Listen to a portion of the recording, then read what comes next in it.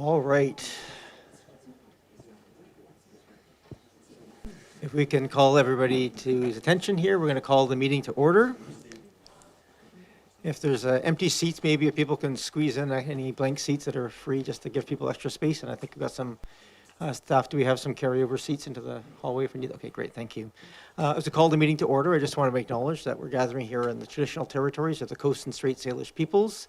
And we're going to be undertaking our business in the areas of the Lekwungen-speaking people known today as the Songhees and the Esquimalt nations. And we just like to think of them as we're undertaking our work, our play, our learning, and that their connections to these lands continue to this day. We have up first on the agenda approval of the agenda, and just seconded, thank you. Just for those following along, there's been a couple of order changes since it was first published. So if you printed out a version over the weekend, the order changed slightly on the piece. So you can see the correct order online or in a copy of the agenda in the lobby. All those in favor of the agenda? Any opposed? None opposed. That carries. We have adoption of minutes. We have 2 minutes here. Regular meetings of 25th. 2 meetings on September 25th. Move approval for first and second or adoption. Any corrections, changes, amendments to those minutes? Seeing none, I'll call the question. All those in favor? Any opposed? None opposed. That carries. We have 2 rise and reports. We have 4.1, appointment of the Deputy Fire Chief and appointment of the Director of Corporate Services. These are bringing into the public realm decisions that were made in camera. Can I have a mover for both of those rise and reports? Moved and seconded. All those in favor? Any opposed? None opposed. Thank you very much. Moving on to Mayor's remarks, and I'll just invite anybody who's online that wishes to address this in the public participation period. This is a period for items not on the agenda tonight, but of just general interest to Oak Bay. You can raise your hand in the app, and I'll call on people in the audience when we get to that. But that is up next, so it's worth raising your hands at this time. Oh, I've got a little worn out throat, so I'm going to try not to speak too much tonight. But there's a lot of stuff happening, and we haven't met for a while, so I'm just going to bring members of council and the public up to speed on a few things. First, I want to just congratulate the Royal Victoria Marathon on a very successful event. This year was unique in that we had the inaugural 5K, which was held at Willows Park, and the kids' run was also held there. And so that's the first time we've held events for that event in Oak Bay. And despite it being the first time, it went off largely without any glitches and lots of smiling faces.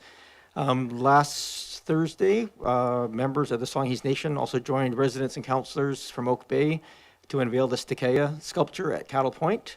I just want to give a special thanks to the Lekwungen traditional dancers and Songhees councillor Maggie Charlie for their introductions and words, to the donors Don and Ruth James, whose generosity made that artwork possible, and to the artist Kent Laforme. Mr. Laforme's provided a beautiful overview of how he was guided and honored by the First Nations in developing that piece of art by their elders and knowledge keepers. And it really, that information will be included at a later time on a plaque on the site, but it really adds to the richness of that artwork.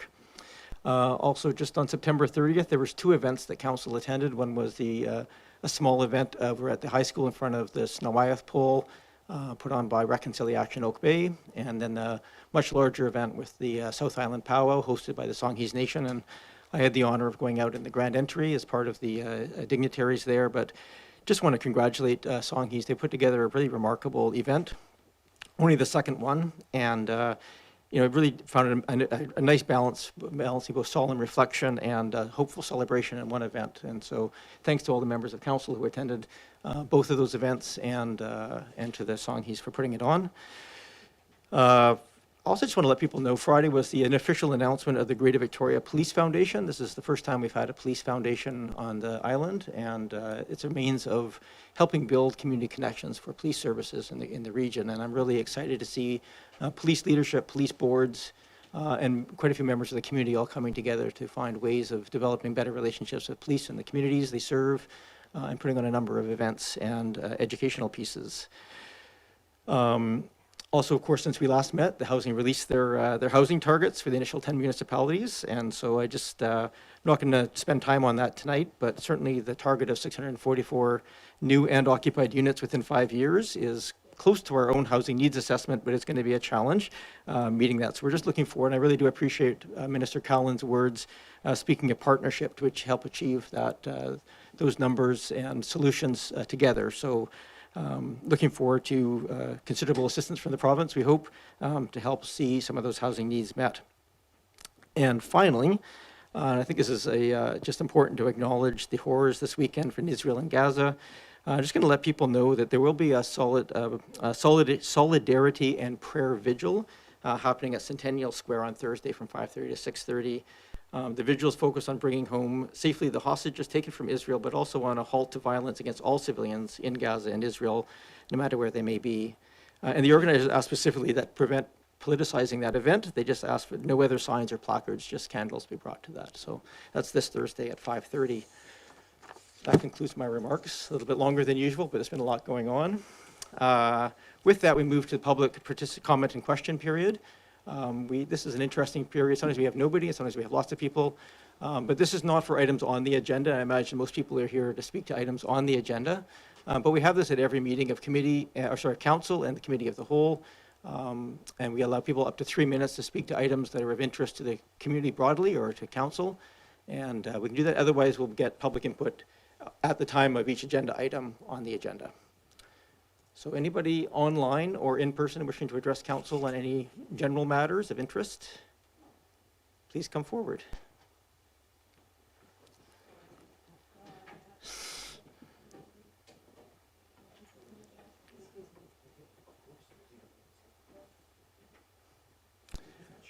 Yeah, can we just get a hand with the? I think I can just direct my point. No, we can't, because no one on the line can hear you then. We'll just, we have a mobile microphone. So just, if I could ask you to state your name, municipality of residence, and then you have 3 minutes just to address. So, Welcome. my name is Tanal Bolt, and I'm a resident of Langford, and here just to bring attention the accessible parking issues of Oak Bay as I come to attend here. This is now my second time. I don't take the accessible parking spot because I know other individuals attending need that one spot that is allotted and not actually accessible to either of the vehicles that her or I drive. And I park on Oak Bay Avenue and I unload into the traffic. And it's not new news that this population is aging and it's not safe. So just to put that on the plate, and I know the accessible parking spaces was put in a survey to the community about where the summertime patios should go, and this should never be a mistake. So anyways, thank you, Council, Mayor. Thank you, Ms. Bolt. Thank you for coming in tonight. And certainly a point of significant interest as we do our village design replanning. Any other items of interest that people wish to speak to council about? Again, items not on the agenda tonight. Please come forward. Yeah, have a seat, yes, and then hit the button in the front of that, and they'll turn the microphone on. If you just state your name and municipality of residence, and then you have 3 minutes. Alec Ellison, and I live in Oak Bay on Island Road, which is what brings me here. I've been reading the initiative to I guess, calm traffic on McNeil, which inevitably means... So just, sir, just that we will be coming to that item on the agenda. It is on the, see, I didn't see the agenda. Yes, it is on the agenda tonight, so you're welcome to speak to that when it comes up. It's probably worth it. Okay, It's better to that's have it at great. that time. Perfect, thank you.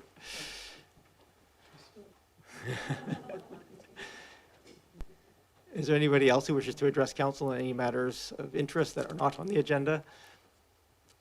Not seeing anybody here or online, I will move on to the next item on the agenda, which is our appeal of a tree removal permit denial. Mr. Coates, are you introducing this, or is it Mr. Hidley? Thank you, Your Worship, members of council. So before you is a consideration under the authority of the district's tree protection bylaw, and that is an appeal of a decision of the manager of park services in relation to the denial of a tree removal permit. So the bylaw provides that a homeowner can appeal to council the refusal to issue a permit for removal of that nature, and that is what is before you. So you're in your packages, you have submissions from both the property owner, Mr. Rainsbury, as well as the manager of park services, and I believe Mr. Rainsbury is present and may wish to address council further. Mr. Hidley, the manager of park services, is here to answer any questions council has on that side of the equation. Thank you very much, Mr. Coates. Welcome, Mr. Hidley. Mr. and Mrs. Rainsbury, are you here in the room? I'm here. Yeah. Do you want to come forward? Then we can, what we'll do is just see if there's any questions of members that member of council have for you. Sure. This is what a funny one. It's essentially an appeal process. So, well, it's subject to public input, but it really is just the applicant is the member of the public here that's speaking to us. So it's a bit of a contained public input portion. Are there questions for Ms. Rainsbury on this application? Or to staff? Yeah, go ahead, Councillor Braithwaite.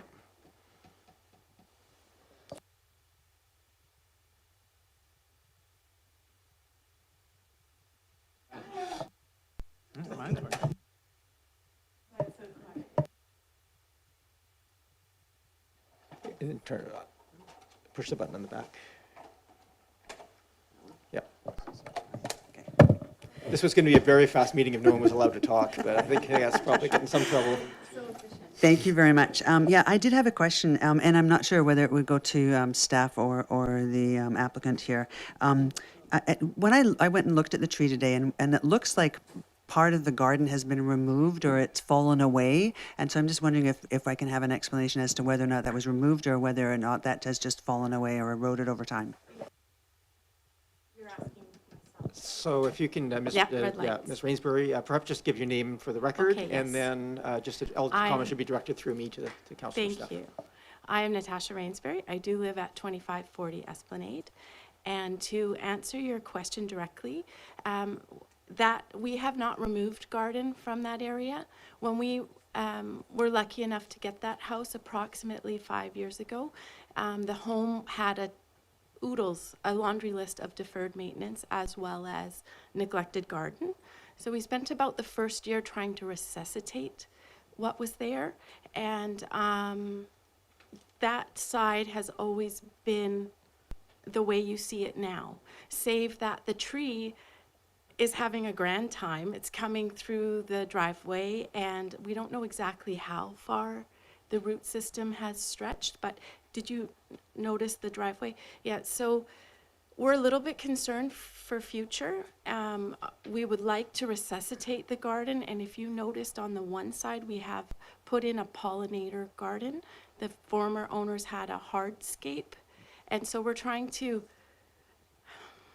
resuscitate it. We'd like to do something comparable on the other side. And with respect to everyone's time, I'd also like to say, if it please council, we would like to not just have a tree removed, but replaced with something more suitable and something that pleased not just ourselves, but the community. Thank you. Yeah, go ahead, Councillor Patterson.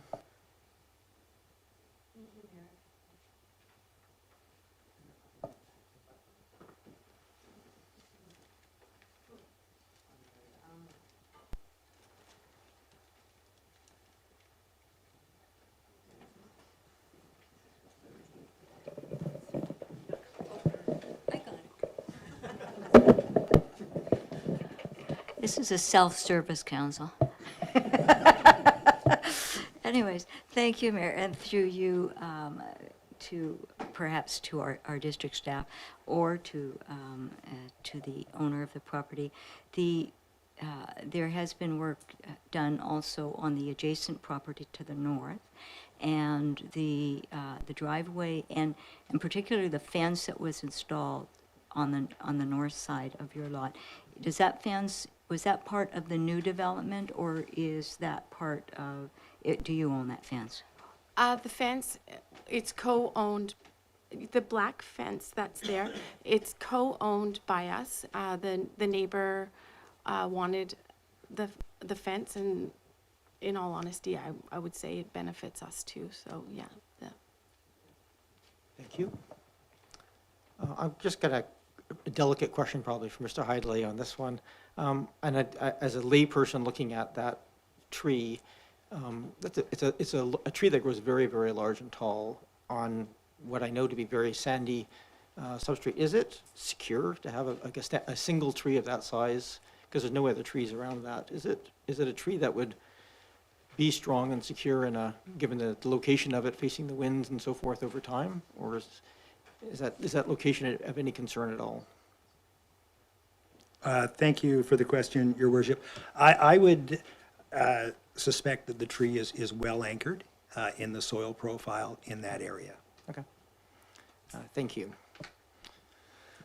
All right, so we have a request here from the applicant.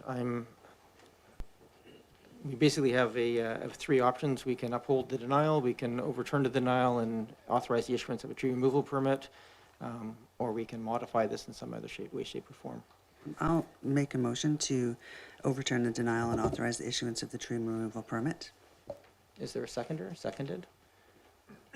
So we have a motion on the floor, so yeah, absolutely, discussion is warranted. Go ahead, Councillor Brisbane. Thank you. And I did go and look at this tree, as I mentioned, and I think that when I see the fall away of the garden and the way the tree is situated and what it is doing to the fence and to the driveway, it makes sense to me, and especially if you're going to replace that tree. It goes against my grain to have a tree removed, honestly it does, but in this particular case, I think that that there is warranted reason to have that removed, and especially I'm happy to hear that you are going to replace it, so that's why I would put that forward, because normally I would support our Parks Department and support the denial, but in this particular case, having looked at it, I do feel that it warrants being removed. Oh, I can't thank you Thank you. enough. No, it doesn't, no more commentary at this point. Maybe just turn off your microphone at this point. Thank you. Councillor, yep, go ahead, Councillor Green, then Councillor Appleton. Thank you very much, Mayor, and thank you very much for being here tonight. I agree with my colleague that normally I'm very concerned about tree loss in Oak Bay, and we do everything we can to preserve and protect trees. I also respect our staff who are very knowledgeable, and they do a great job. But in this case, I think you make a case for the tree removal, and what heartens me, as it does for my colleague, is that you're willing to replace that tree. And that's, with a more appropriate species. And what I would encourage you to work with our staff, if possible, on a tree species that would be more suitable for that location and that would meet the needs of the surrounding areas. So thank you. Councillor Appleton. Thank you, Your Worship. Just firstly, a comment or a question to staff. I'm just seeking to confirm that a replacement tree is mandatory under the tree protection bylaw, is it not? Mr. Hurley. Through the mayor, thank you, Councillor. Yes, that's correct. Thank you, Your Worship. So speaking against the motion on the floor, I'm not in favor of overturning staff's decision on this one. I'm empathetic to the impacts. I really am. I understand that horse chestnuts are a little bit challenging to deal with. My street tree is a horse chestnut, so I know it heaves the ground in front of it, and it does jettison a lot of material. I know that they're a challenging tree in a lot of respects.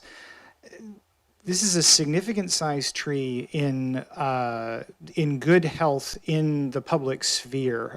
It is a street tree that has a great deal of positive impact on the Esplanade, which not just the sidewalk, but in the entirety of the Esplanade, as you well know, is kind of public space, and people are sort of walking back and forth and using that space on a regular basis. And so I kind of treat that entire corridor along Esplanade as part of the extended beach park area, and significant sized street trees to provide shade in the summer and to attenuate heat and to filter the air and to provide all the benefits that significant street trees have in the urban environment that we value so much. These are things to take fairly seriously, and because this is immediately in the public sphere and kind of benefits everybody using that Esplanade corridor, I think that's a very compelling argument to keep it. So I'm just speaking against the motion on the floor. Thank you, Your Worship. Thank you, Councillor Appleton. And Councillor Smart. Well, thank you.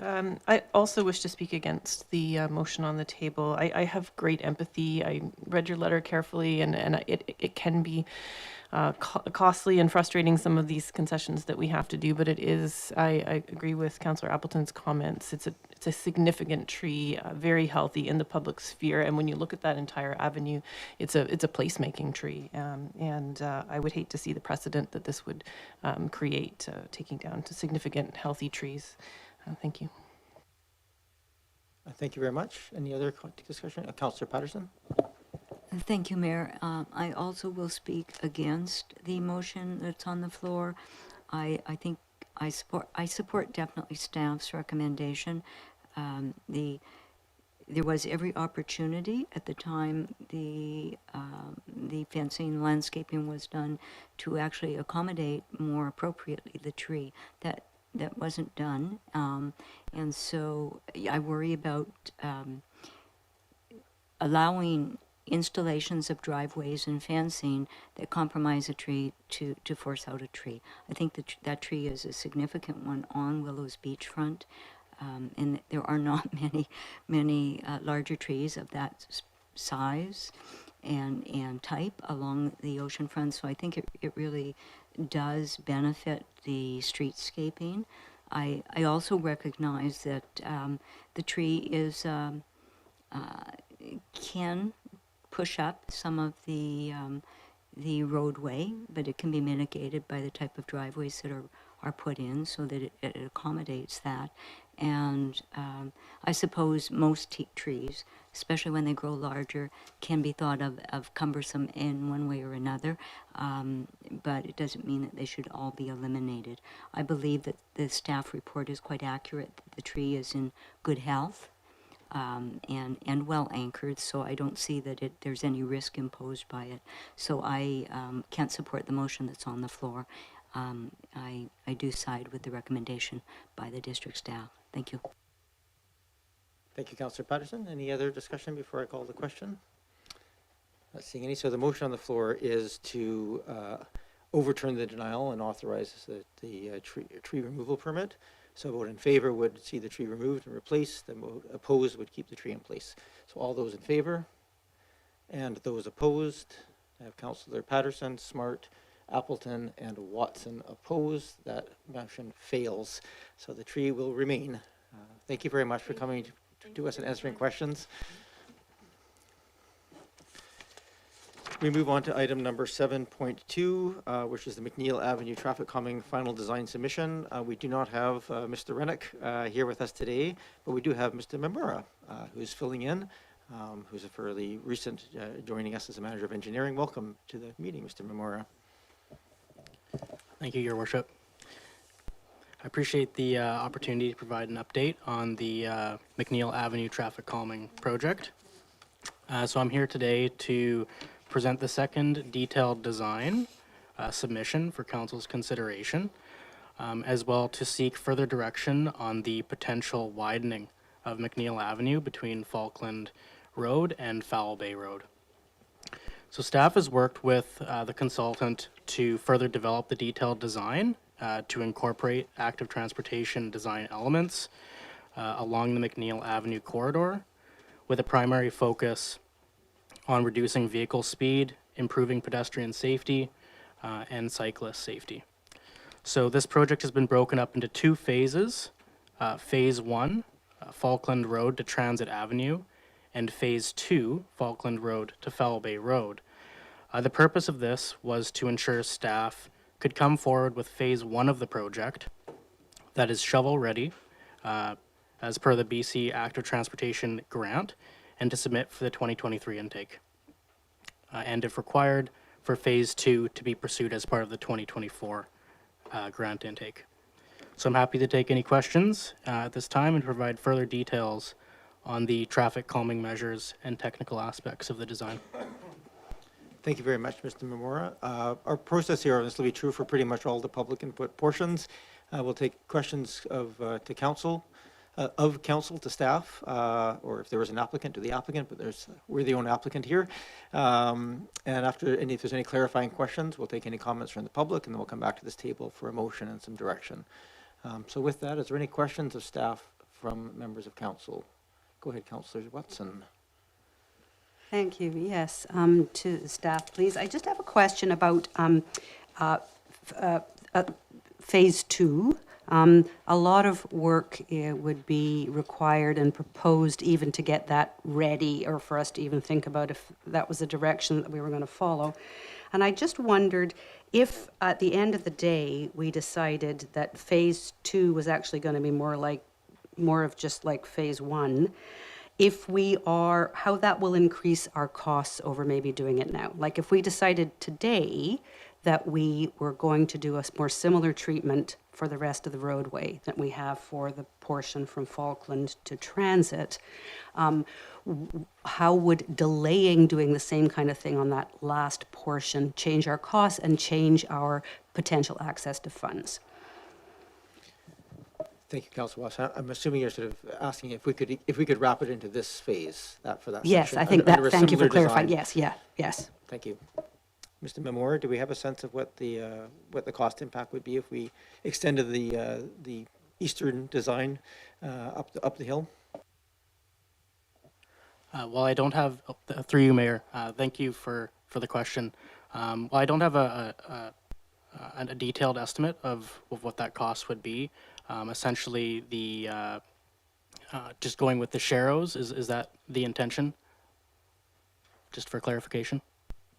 It's more like what we were presented with the first design proposal that was presented to us earlier in the summer. Through you, Mayor. So not a significant increase in cost by delaying that. At this time, there would just be just inflationary costs. Thank you. And just one other follow-up question, and there was a question about this through public correspondence, but I am curious about the raised crosswalk at Falkland in the meantime. It was flagged that I hadn't actually looked that closely, but it looks like there has been, that's been removed from phase 1. And if you could just explain the decision-making around that, please. Mr. Memora? Through you, Mayor. Thank you for the question. Yeah, so I can speak to the deletion of that raised crosswalk there. So we have currently a horizontal deflection with traffic calming curbs for that section and no raised crosswalk. Currently, there isn't any sidewalk to tie into on the north and south side of Falkland Road. So in consultation with our traffic design engineers, the decision was to remove the raised crosswalk at that location and just to shorten the pedestrian crossing distance with the traffic calming curbs, if at all necessary. Thank you. And one finally, just as maybe it's a traffic regulation question, but I wondered for those portions of the road where we're now doing these curb extensions, is it mandatory or necessary to paint them yellow? Is that something that's required under some traffic bylaw or by the province, or could we leave them unpainted and just let them tell the public by their very presence that you weren't supposed to be parking at them or whatever the yellow indicates? Mr. Memora? Through you, Mayor. I believe the BC Active Transportation Guidelines and the TAC manual does state there is some painting of yellow that is required, but I could get back to you on that. Thank you, Councillor Watson. Are there any other questions of staff at this time? Councillor Smart and Appleton. Thank you. Through you, Mayor, to Mr. Memora. One of my questions was with regards to a comment in the report around the verticality of the speed humps being changed to better permit snow removal. And I just wanted to clarify that we still had speed tables and not speed humps in the design. It wasn't clear to me. Mr. Memora? Through you, Mayor. Yes, great question. So that accommodation of the snow removal equipment at the raised crosswalks was just to, we were just wanting to modify those raised crosswalks to make sure that we're not, that the vertical deflection doesn't damage the equipment. But in fact, we still would have raised crosswalks at that location. It should be a table, not a hump. Yeah, that's right. Yeah, a table. That's correct. Go ahead, Councillor Smart. Thank you.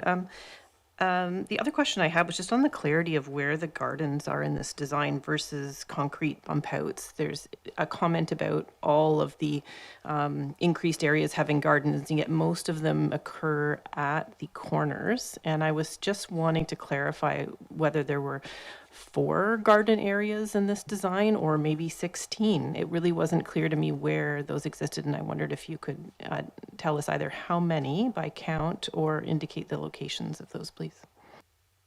Mr. Memora? Through you, Mayor. So the gardens that you're speaking of would be located at the traffic calming curbs. So at each curb extension, that's where the combination of a landscaped area or a blend of concrete or landscaped area would be located. So at each of those locations. Thank you. Any other questions, Councillor Smart? Yes, I just wanted to ask about the differences between the last version and this one. It seemed like there were less bump outs in this new version, mid-block bump outs. And so it seemed like there might be less traffic calming in this version. And I just wondered if you could clarify how many places in which road narrowing occurred in the last version versus this one. Thank you. Mr. Mamura? Through you, Mayor. Thank you for the question. So we do have, we did reduce the amount of mid-block calming that you're seeing there as well, just because of the number of curb extensions used and the raised crosswalks at Monterey and at Victoria Avenue. So the mid-block crossing just closer towards Transit Road, just to east of Oliver, is the only one that we have in question. Thank you. Anything else, Councillor Smart? Just my last question was just with regards to potential signage at the beginning of this traffic calming at Fowl Bay and McNeil, and I'm wondering if that's not indicated because it would be part of phase 2. That was my question. Go ahead, Mr. Mamura. Through you, Mayor. Yeah, great question. Thank you. Yeah, that would be part of phase 2 and also additional consultation with the City of Victoria on that intersection design as well. Thank you for that. I have Councillor Appleton and then Patterson and then Green. Oh, thank you, Your Worship, and through you to staff. Just a number of questions. A couple of points in the report. It refers to encroachment on driveways, and I'm confirming that all of the works that were proposed in phase 2 would be taking place in the municipal right-of-way. So, in fact, these are driveways to private homes, obviously, but the portion that would be modified would be within the district's right-of-way, if I get that correct. Mr. Mamura? Through you, Mayor. Yes, that is correct. It would be within the municipal right-of-way. That's correct. Thank you, Worship. So just to continue further to that point, it kind of refers in a couple of places to, it refers to compensation to landowners. And again, if the works are taking place in the municipal right-of-way, I'm not aware that there's compensatory works that need to take place unless it's to, I guess, to restore a condition, if there's disturbance on the private property, to restore whatever connectivity, I guess, with the private infrastructure. So is that what's being referred to as compensation in this case? Mr. Mamura? Through you, Mayor. Yeah, thank you for the question. Yeah, so I think one of the properties in question had a retaining wall and some rock gardens, and so just with the curved nature of those gardens, potentially it being inside and outside of the road right of way, without doing a detailed design, there could be some compensation there. Anything else, Councillor? Yes, thank you, Your Worship. I'm just curious, this was, as it notes in the report, as of the last time that Council discussed this matter, Council asked for a cost estimate for Phase 2 road widening, and you know, sort of a broad estimate is provided here. What sort of class estimate would this constitute? Is this is not a, it's a Class D estimate, it's a Class C estimate, and what would be required to get us to a greater level of clarity on those numbers? Go ahead. Through you, Mayor. Thank you for the question. So right now, this would be a Class D estimate, specifically because it is about a year out at this time as well. To bring us closer to a Class A or a Class B estimate, we would engage with a consultant to look at some of the civil design works as well, and that would typically bring us within that 5 to 10% range of accuracy with the estimate that you'd be looking for. Thank you, Your Worship. Thank you for that. There's reference made to subterranean infrastructure replacement that might be done as part of that Phase 2 road widening, and it does reference, you know, sort of older infrastructure that should be replaced. But just for clarification, it wouldn't necessarily be a mandatory replacement. The nature of the widening would not, in and of itself, trigger the need to do that work. I mean, it would be potentially a suitable time, but not mandatory, if I understand that. Mr. Mamora? Through you, Mayor. Yes, again, thank you for the question. It would not be a mandatory replacement, however, would be recommended because of the pipes in question are 1920s and 1930s vintage. Just one final question, Yeah, Your go Worship. ahead. Thank you. And thank you for that. I noticed in the financial impact section, it includes pavement life cycle costs and then in order to service that additional pavement and that additional infrastructure over a lifetime. And that's a new component that I haven't yet seen in reports of this nature. Is this going to be the expected standard moving forward, that under the financial impact that we'll sort of get an analysis of what the additional lifetime maintenance cost will be on new novel infrastructure? Mr. Mamora? Through you, Mayor, again, thank you for the question. Yeah, so right now, this is something that we want to bring to the attention just with asset management being on the forefront with replacement costs. So it's something that we would like to start implementing just to identify the life cycle costs that would be required. So I have talked to the Director of Finance, and this is something that just to keep on the radar, so to speak, that when we do those replacements, those are some things to consider as well. Thank you, Thank you. Worship. Go ahead, Councillor Patterson, then I have Councillor Green. Thank you, Mayor. I'd also like to just follow up further to Councillor Appleton's question about the private driveways that cross over into the road. The driveway approaches are the responsibility of the homeowner, in fact, to pay the charges for. And so I was wondering if in the report it said that there may be additional charges that the district would be responsible if these were in any way disturbed. And so what I'm wondering is if the reimbursements that were referred to in the report are in fact because the residents have already paid once for the driveway approach, if the driveway approach is affected by the work that we do, is then it being inferred that the municipality would pay any new charges so that the homeowner didn't in effect pay twice. Mr. Mamora? Through you, Mayor, thank you for the question. That's something that I would have to get back to you on. I don't have an answer for that at this time with regards to the doubling up of charges, so to speak, and those costs involved. So, Go ahead, Councillor Patterson. Yes, thank you, Mayor. The plans that I got, the photo imaging of the new planters that are installed, and you might be able to see them better on larger drawings. My drawings aren't as large, but you can see that there's an evident curb, raised curb, the roadway to the planters, but the part adjoining pedestrian walkways looks from the images, at least on my screen, like it just could drop off into the planter bed. And I'm wondering for safety of pedestrians maneuvering the sidewalks, is there actually a curbing on the sidewalk side of it also that would indicate that there's a drop-off? I'm thinking particularly of people that might be using devices for mobility assistance and whatnot. You wouldn't want them going off over into the planter bed. Mr. Mamora? through you, Mayor, thank you for the question. Yes, it's something that we could look at with regards to accessibility, specifically around those raised crosswalks and those curb extensions, just to have a little bit of a lip there to prevent any tripping hazard.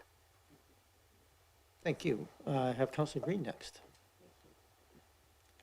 Thank you, Mayor, and through you, thank you very much for the report. We did have some correspondence that raised three issues, one of which you've addressed, and that is the raised sidewalk issue at Falkland, which still seems to be a real concern of people living along McNeil.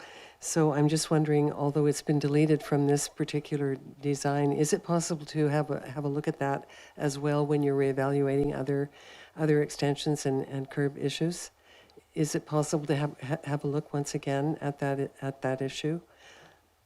Mr. Mamora, I'm assuming we could direct it here as phase one, or we could be looked at as part of phase two.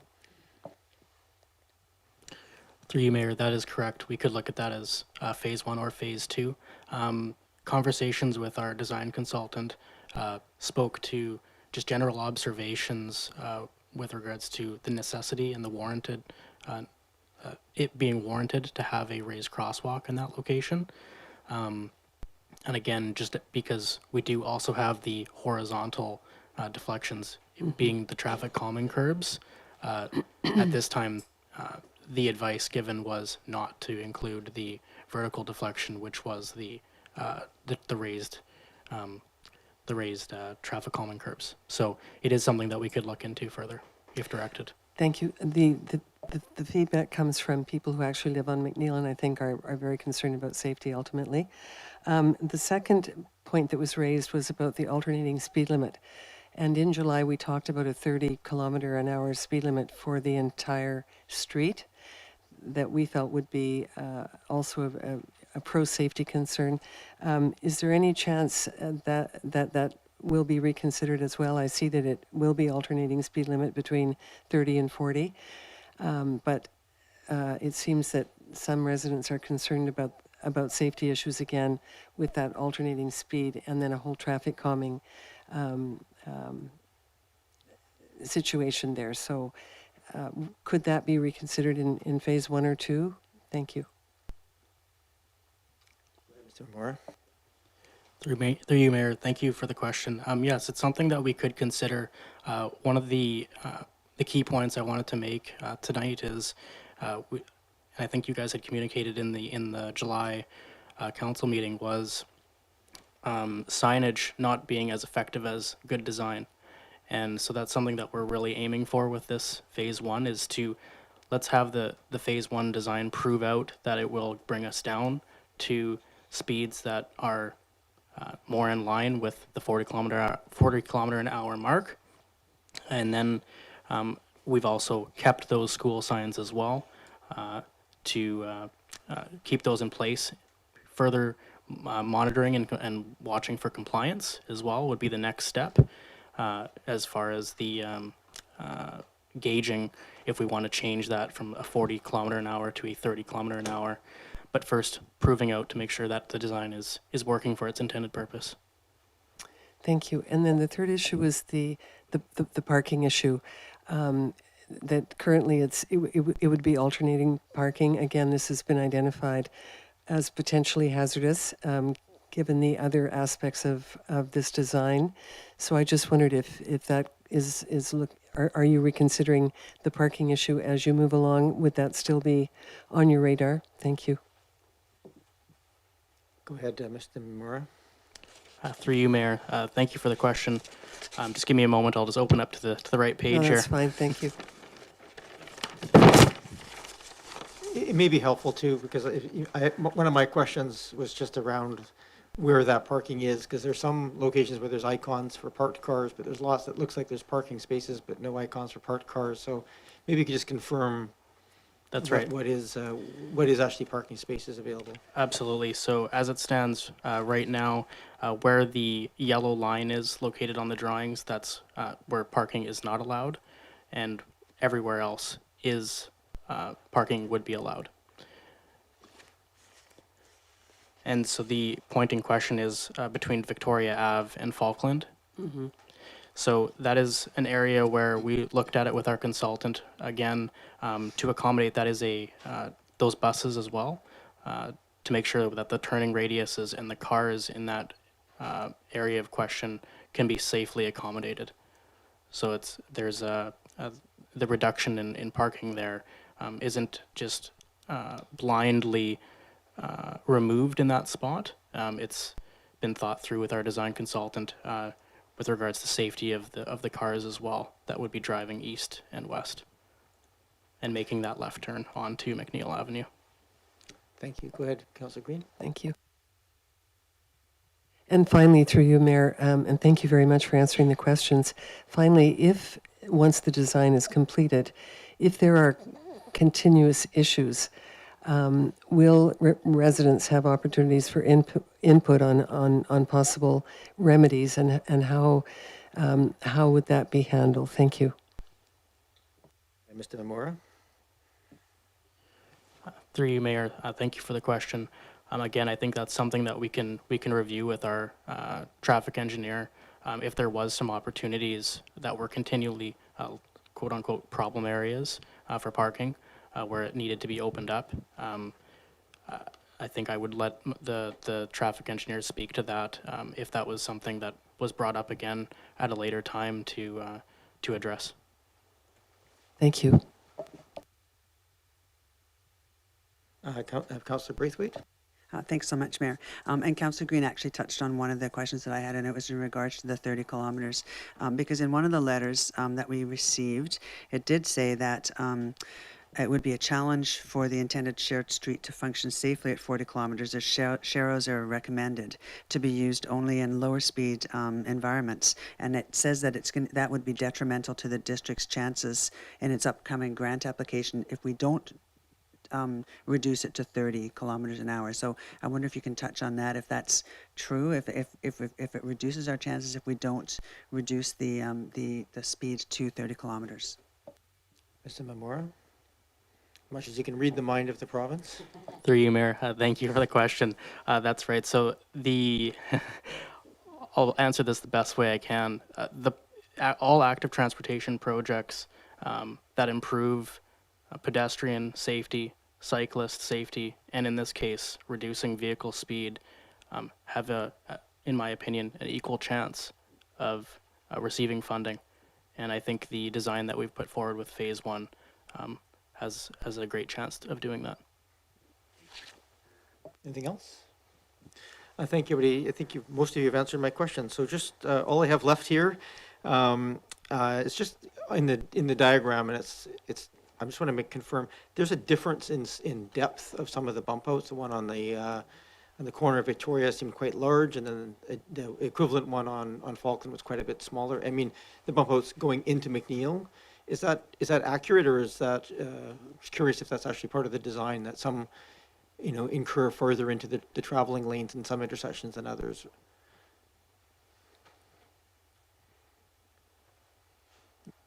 Through me to you, Mr. Mamora. Yeah, thank you. Through you, Mayor.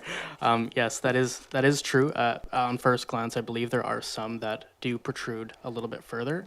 That is because also where the sidewalks are located in the back of curbs to tie into the radius, where the radius ties in on the north and the east side.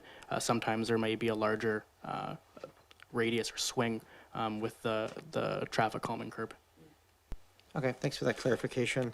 And the only other question I had for Phase 1 was just the design of those there's sort of two different curb types shown there. One is a very vertical curb, and one of them is more of an angled curb on those bump outs. And I'm curious, has staff decided which is which? I know I have a strong preference for something that's a little bit of a softer edge on those pieces, but I don't know if there's best practices or established guidelines yet at this point. Mr. Mamora? Through you, Mayor. Again, thank you for the question. The curb radius reductions that were selected were entirely selected on the basis of reducing vehicle speed.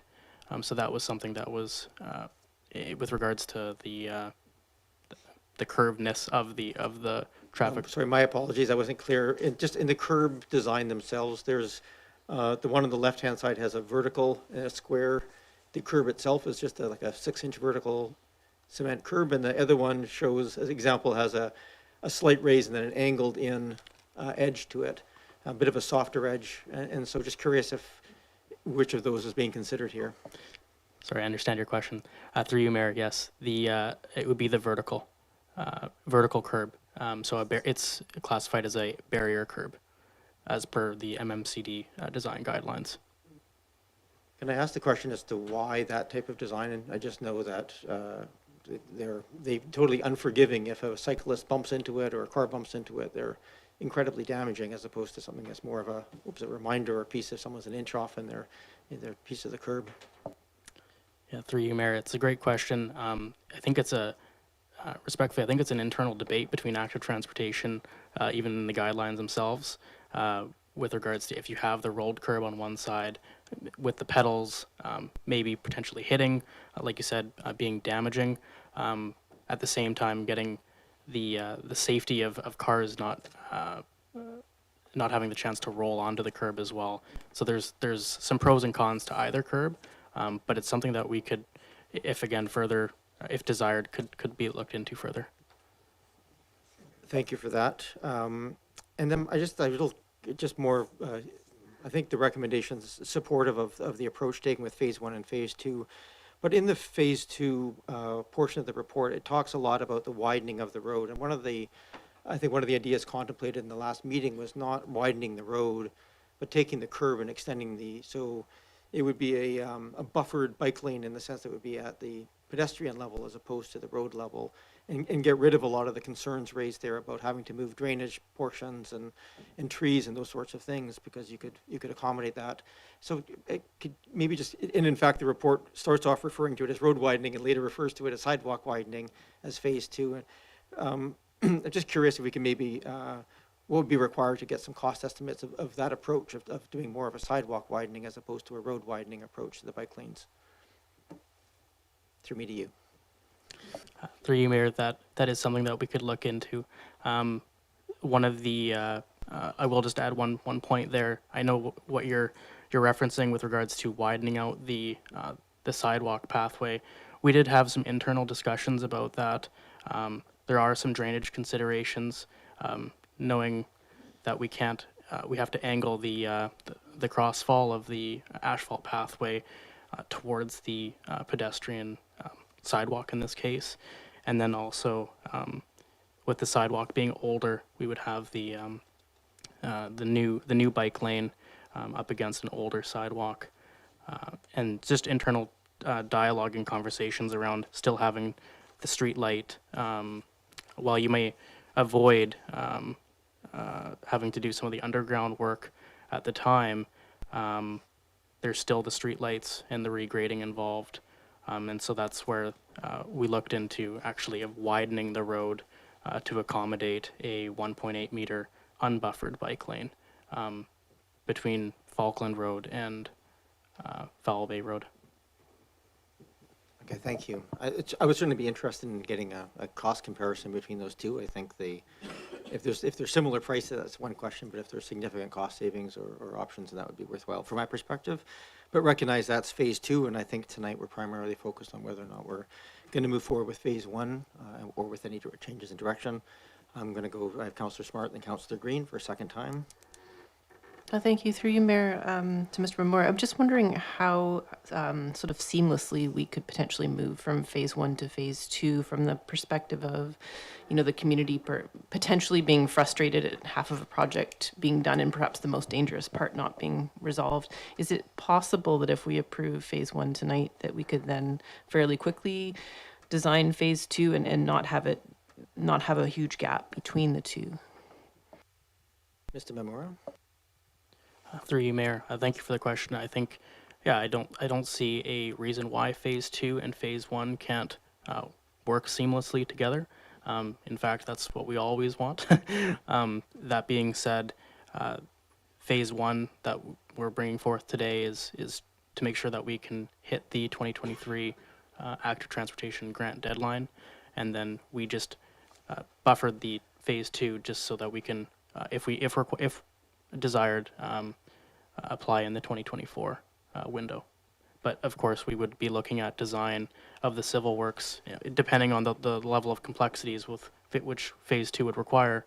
The civil works would need to be designed as well, and it would, of course, be able to tie into phase 1. Thank you. I'm just going to go to the public, so for any public comment soon, but go to Councillor Green first. Thank you, Mayor. Thank you, Mayor. And through you, one last question to Mr. Moore. Thank you for answering all of these questions. You talk a lot about internal discussion. One of the letters that we received expressed concern that neighbors on McNeil and on side streets that will be impacted by these design changes have not always felt included in dialogue or external discussion. Are there plans to consult and have some sort of dialogue with neighbors and users in the immediate area, including side streets? Thank you. Mr. Memore, I'm not sure how familiar you are with the process undertaken so far, but perhaps you could touch on that and what's coming forward. Through you, Mayor, again, thank you for the question. I do, I have, the best I can, understood the public engagement involved, specifically with looking at, concept A and concept B and options in the past. But moving forward, of course, we always want to make sure that we're including the public in this, and even with regards to safety and changes along that road. I think it's something that we would, with our communications team, I can probably speak to the fact that we want to make sure pedestrians are safe, we want to make sure cyclists are safe, and we want to make sure that drivers understand the changes associated with that road. So whether that's on the side street or on McNeil itself, we want to make sure that that's communicated. Thank you. Thank you, Councillor Green. With that, I'm going to just invite any members of the public who wish to address us on the McNeil corridor. I think, were you here? Yes. There may be others as well. So same process I asked before. If you could just state your name, municipality of residence for the record, and then you have up to 3 minutes. Thank you. I'll say Alec Allison. I'm on Island Road, one of those, side streets that we're going to be consulted after phase 1, I guess, is done, when it's already too late to do anything about the problem we have experienced since the repaving, 2 years ago, which took one of the most picturesque streets in all of Victoria, never mind Oak Bay, and turned it into a broad freeway joining McNeil to Central. And it seems beyond coincidence that shortly after that, it's decided that you're going to shut McNeil off at the next street, Transit, shut it all down to discourage the traffic there, which I understand. I empathize with those people. However, it means a dramatic increase in traffic down Island Road, the new broad highway, which had been just a bumpy road that nobody really wanted to travel on, especially our kids, bicycles and things like this. But we have had a dramatic increase ever since the cursed lockdown, when all the Amazon, all the delivery trucks now, which visit us every day. And to me, that was the time to have consultations. And I would ask any of the councillors who've been pushing towards this wonderful reimagining of the collector road, McNeil, which was designed as a collector road, and people bought that knowing, well, there's going to be traffic. And those of us who paid a higher price to live on that picturesque little street were never expecting to have it repaved in such a manner, and certainly not to have an increase in the traffic, which right now, as I understand it, well, the last stats that I saw were about 4,600 vehicles a day going through McNeil, and 425 down Island Road. However, shut that off or make it more difficult. And of course, Island Road is the street of last resort to get from McNeil over to Central, which doesn't have all those wonderful measurements of curb heights, curb angles, all the wonderful research that you've been doing into this, but not a single person on Island Road was ever even talked to. And in fact, my question would be, of all those people, of all you councillors who are behind this whole wonderful project, how many of you spent, say, 2, maybe 3 hours just sitting on someone's front lawn or walking down the street, as I do every morning, and usually in the afternoon, pushing my 1-year-old every morning? How many of you researched to that extent to see what is the traffic on this road, which has no curbs because it has no sidewalks?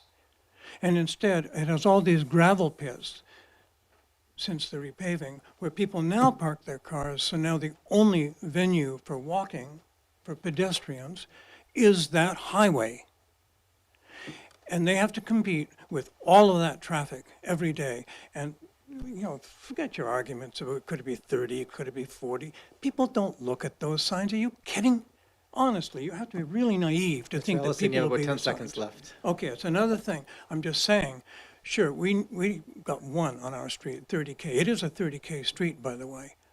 But I see cars regularly going by at 40, 50, and even 60, maybe even higher, zooming down. Nobody has come to visit any of us to talk about what we should do. Speed bumps? No thanks. Thank you, Find Mr. Ellison. a solution to this, but come and talk to us.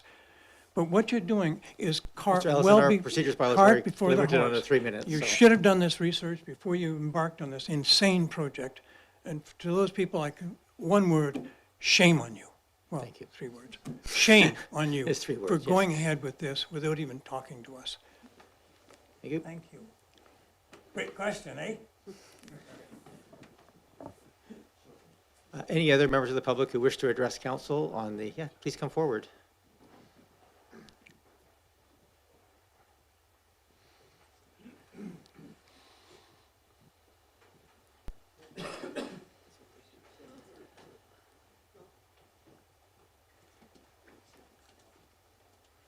Same process, just your name, municipality of residence, and you have up to 3 minutes. Okay, I'm Sandra Gilbert. I live on Falkland, and it's partially this question. So I live halfway down the block between McNeil and Pentland, and I've never had any consultation. I'm not, it's not like a highway, but we do walk regularly, and we are out in front of our house regularly. And a lot of people walk along our street, and a lot of people walking along our street cross the roadway because we're going to the village, we go to the bank, we go to the grocery store, we go to Monterey Center, to the library. But, so we would really like to have a crosswalk, because just these bump outs mean that we stand out further in the street. We still have to wait for the traffic. And the traffic, people, especially if you don't have sidewalk to sidewalk, you're not being watched at all. And the law isn't that you have to stop because it's from sidewalk to sidewalk. So I don't really have a question, I have a statement that we would really like to have a crosswalk at that spot. Thank you. Thank you very much. Is there any other members of the public who wish to talk to us about the McNeil corridor? Please come forward. Same process. Oh.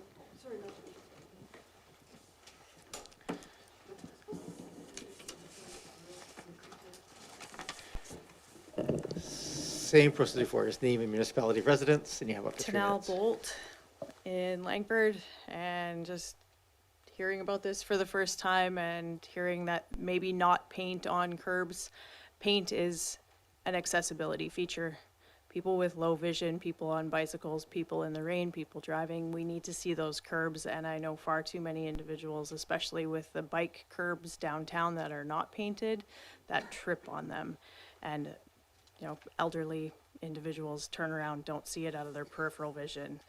And yeah, paint is an accessibility thing. Very much, Ms. Bolt.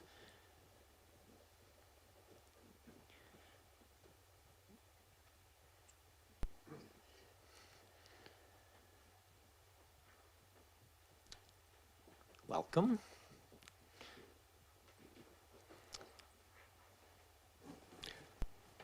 I'm Ron Carter on Falkland Road. I'm 2 houses in from McNeil, so part of the neighborhood that's being quite discerning about these designs that are occurring, and I've been one of the writers for that. It seems to me, and it's been mentioned before, perhaps an invite to council and engineering and other departments that should be playing a role in this this whole design component would be helpful, just to really point out the issues that we continually raise and continually get ignored with each design that comes out. Last council meeting with the 50% design. There was quite a bit of discussion on the green infrastructure. It was on the bump outs, the speed limit. All these things were taken back by engineering to their, I guess, when they talk about the traffic engineer, that's the consultant.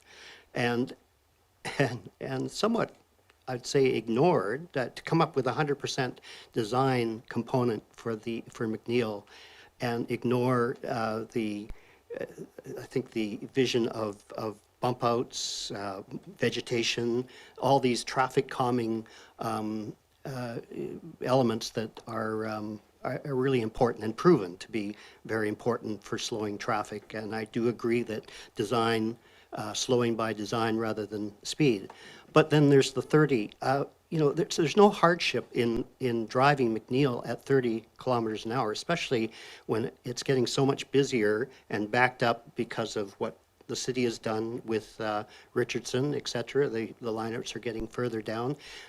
There's 2 schools that kids are coming from outside the area that are being encouraged to ride their bike. There's something about cars and slopes. This is true on Victoria, it's true on the Falkland to Foul Bay section of McNeil, where if you're going up to Foul Bay, cars accelerate. As if, they have to, there's some physical effort that has to be made, pushing the gas pedal. And then coming down from Foul Bay, the coasting is completely in excess of the speed limit, which is 40 at this point in time. I agree it won't solve all the problems, and I do agree with a lot of the elements that have been designed into this final design. The bump outs at Falkland and McNeil are a great step in the right direction, but I'm very disappointed about the crosswalk elimination. I don't understand the design engineer with that particular decision that was made in absence of all that was discussed last time in council. But something that slows the traffic down from turning onto Falkland. It was mentioned about the freeways that were created. Ours was created back a long time ago. Am I out of time? Okay. You're out of time, Mr. Okay. So those are my main points, and really disappointed in the bump outs and this talk about little vegetation plantings when I thought it was envisioned that there'd be an entire canopy over McNeil. Look at Windsor as an example of what could be created on McNeil. Thank you. Thank you very much, Mr. Carter. Is there anybody else from the members of the public who wish to address us on the McNeil corridor? I'm looking online as well. I don't see any hands. Oh, sorry. Please come forward. Same process. If you can state your name and municipality of residence, you have up to 3 minutes. I'm Andrew Alley. I live in Oak Bay. I really just have one. There's, I guess the first thing I want to say is that I'm in awe of how you keep all the details straight on this, and it's fascinating to watch it evolve. There's so many details to keep track of. What I do wonder is, I hear lots of people saying that design is the most important aspect of this for calming, and that's the goal vehicle calming. I assume that means slowing down speeds. So it's already 40 now, so it kind of begs the question to me what the goal is of the calming if the speed limit stays, at 40 in some parts and 30 at other parts. All the literature that I've read, which is somewhat limited, is that 30 is kind of the gold standard for shared bike and car roadways. I guess I have one question. Somebody referred, I think, to the active transportation guidelines, and I wonder what they say the best standard is, taking into consideration the point that was in, I believe, one of the letters that you mentioned, that they wondered if having not a goal to without having a goal to reduce the speed, whether that might interfere with the request for funding. So that, just one kind of high-level, simple point. Thanks. Thank you very much. Any other comments or questions from members of the public? Please come forward. Thanks. My name is Shirley George, and I live in Oak Bay. I just want to support the lady behind me that said that we should have a crosswalk at Falkland. I have a dog, and I often walk that area, and I'm always astonished at people in cars that do not slow down. And they may be taking their kids to school, they always seem to be in a hurry. But down at Delish, where there is a crosswalk, they do slow down. But at Falkland, as this gentleman said, they're coming down the hill and they're at speed, or they're going up the hill and they're at speed. And I'm not sure that the butt-outs that we're talking about putting on the road will be that effective. Crosswalks are effective. People will slow down at a crosswalk. And I cannot count the number of times that I've had to resist walking because drivers simply will not slow down. Like it's their right. They just keep on going. And I support a crosswalk at Falkland because the other one close to that is way up by Delish, and it would be very nice to have a crosswalk on Falkland. Thank you. Thank you for that. Any other members of the public here wishing to come forward? Please do.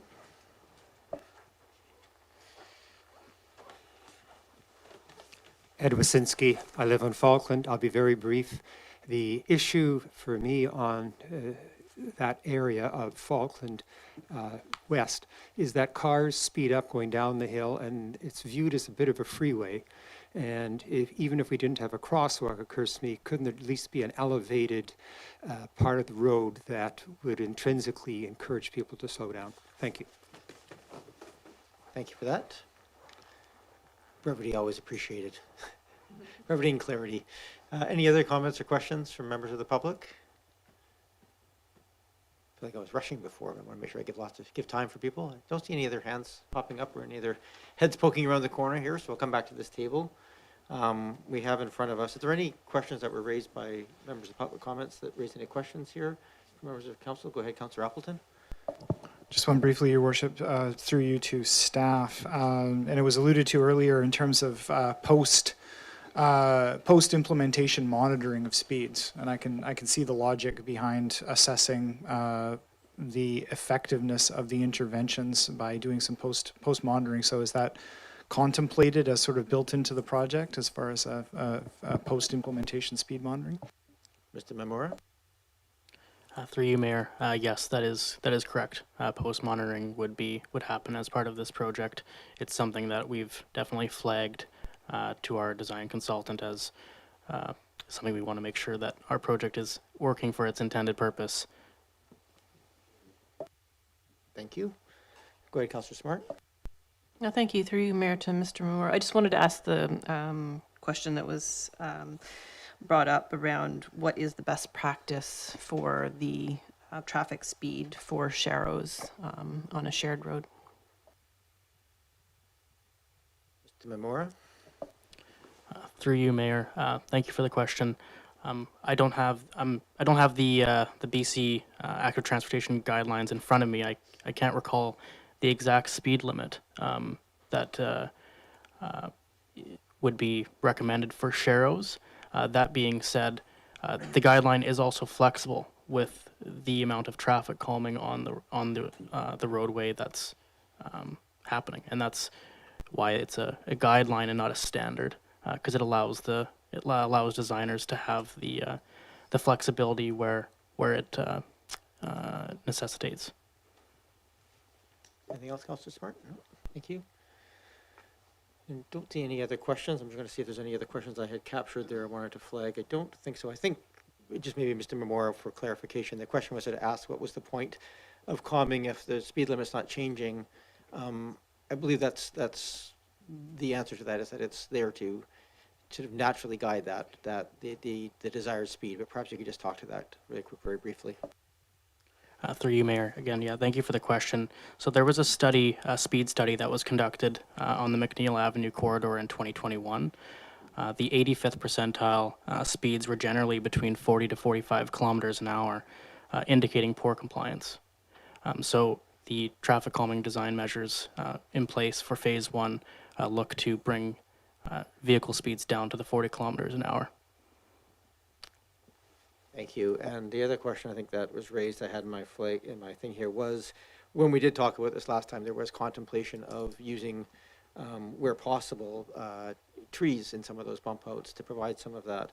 Appreciate you need, some of those can't have trees because they need sight lines, but are there places within that could contain trees? And if so, would that change the cost contemplation here if we needed to create the substructure to support them?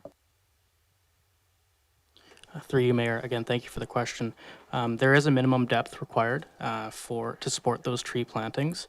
I think there would be further consultation with park staff to determine what type of plantings, as those finer details would roll out with regards to the dimensions of the curb bump outs that are in question. But yes, low shrubs, tall canopy trees, making sure that we're maintaining sight lines for drivers, pedestrians and cyclists so that they're not obstructed is of primary importance. And speaking with the design consultant about that this morning, I did press them on that question specifically and would not increase the cost by any order of magnitude. Thank you. Certainly would be desirable where possible to have some canopy trees there. As someone who cycles along there quite often, it gets hot sometimes and it's nice to have the shade. Councillor Braithwaite? Thanks, Mayor. I think that a couple of people did talk about the public consultation, and I was wondering if perhaps you could touch on what we have done so far in regards to allowing public to weigh in on the plan so far. Mr. Coates? Thank you, Your Worship, members of council. So in the summer of 2022, staff carried out an informal consultation process with residents in the vicinity of the McNeil Avenue area between Foul Bay and Victoria Avenue. Out of that, a project page was hosted on the Connect Oak Bay and public engagement site, and letters were mailed to addresses that are all within 50 meters of McNeil. So there's a total of 104 letters that were out there, and that project page just invited public commentary and input into the process. So it was a small scale consultation that was undertaken, and it really lives in the inform realm more, but it certainly did seek out and provide those folks that were given notice specifically an opportunity to provide some feedback.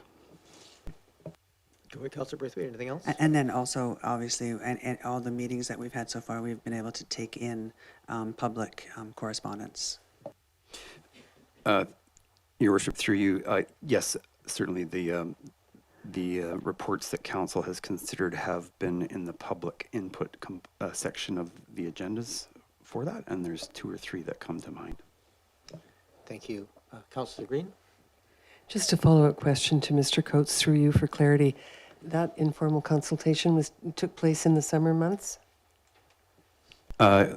Your Worship, through you, yes, it began in the summer of 2022, and I don't have the information in front of me when it concluded, but and that could be generally a loose term. I'm not sure if it started in June or if it started in August. Thank you. Thank you. Councillor Appleton? Thank you, Worship. Just, and through you to staff, and this may be a challenging question to answer in this context, but, I think we've heard a lot of commentary, and I strongly concur that the Falkland raised intersection, raised crosswalk that was included in previous designs is a necessary component. So if that's reintegrated back into the design, I'm going to assume that obviously, there is a cost change to what's laid out at, currently $116,000 for the district's share, but I'm going to assume that reintegrating that in there is not going to change this to an order of magnitude that it would affect our ability to draw on the capital works reserve to pay for it. And I know Mr. Payne's not here, but I'm going to assume that this is something that could be reintegrated without causing a significant, having to be revised or relooked at by the financial department. Mr. Memora? Through you, Mayor, again, thank you for the question. Yes, that is something that we could add without significantly, again, changing the order of magnitude, and would be able to fit within the 2024 capital fund. Thank you. We're, according to my schedule, trying to keep us on track for this evening, about 5 minutes over this session. I'm going to make a suggestion that I think probably best to move the recommendation here, see if it has support, and if there's changes that people wish to make, we can do that by amendment. Is there someone? Go, Councillor Appleton. Thank you, Worship. Just a question on that. Do we need to, if we are seeking to amend, can we amend the recommendations moved as a group, or would you prefer to sever them? Because I would seek to reintegrate the raised crosswalk component, which I think relates to this first clause here. So it's up to you. Yeah. So my recommendation is that we receive the report, then we take a motion for phase 1, and then we take any amendments to that, and then we can move the rest of the balance of it once you've had that piece. And it's just, I just wanted to ask a question in regards to what Councillor Appleton was talking about the raised crosswalk. Would it be a raised crosswalk, or would a painted crosswalk be acceptable as well, or would it have to be raised? Why don't we get to that question if a motion is made, which I assume it will be, to amend the motion, the design. So with that, can I get a motion to receive the report? Moved and seconded. Any discussion? All those in favor? Any opposed? Unopposed? Someone wishes to make recommendation 1? So this is that phase 1 of the McNeil Avenue Traffic Calming Project be approved for priority application for the BC Active Transportation Infrastructure Grant Program. That's essentially phase 1 as designed here. Moved and seconded. Thank you. So then I heard sort of a few pieces here. I don't think we need a motion to incorporate trees into that design, if I heard correctly. So Mr. Memore shaking his head no. So those are not required to have an amendment for that. So the only 2 things that I caught that may still require, there may be others. I think first and foremost would be the request that a crosswalk be included at Falkland. Yeah, motion to amend, Your Worship. Go ahead. So I would move that the recommendation number 1, if we're referring to this as recommendation number 1, be amended to include a raised crosswalk design at Falkland Road as per the layout in previous design iterations. So in keeping with the other raised crosswalks in this design. I think we'll leave it as the wording is on the screen there right now. It's probably sufficient that the recommendation be amended to include a raised crosswalk design at Falkland Road. Very good, Your Worship. Just before, and we're going to move her in a seconder, but just to Mr. Memore, I just want to make sure that you raised the point that because there's not a sidewalk there, is it possible to do a raised crosswalk there, or is it this time without changes? Is that I just want to make sure that we're not asking for something that is going to cause issues from a design perspective. Mr. Memora? Through you, Mayor.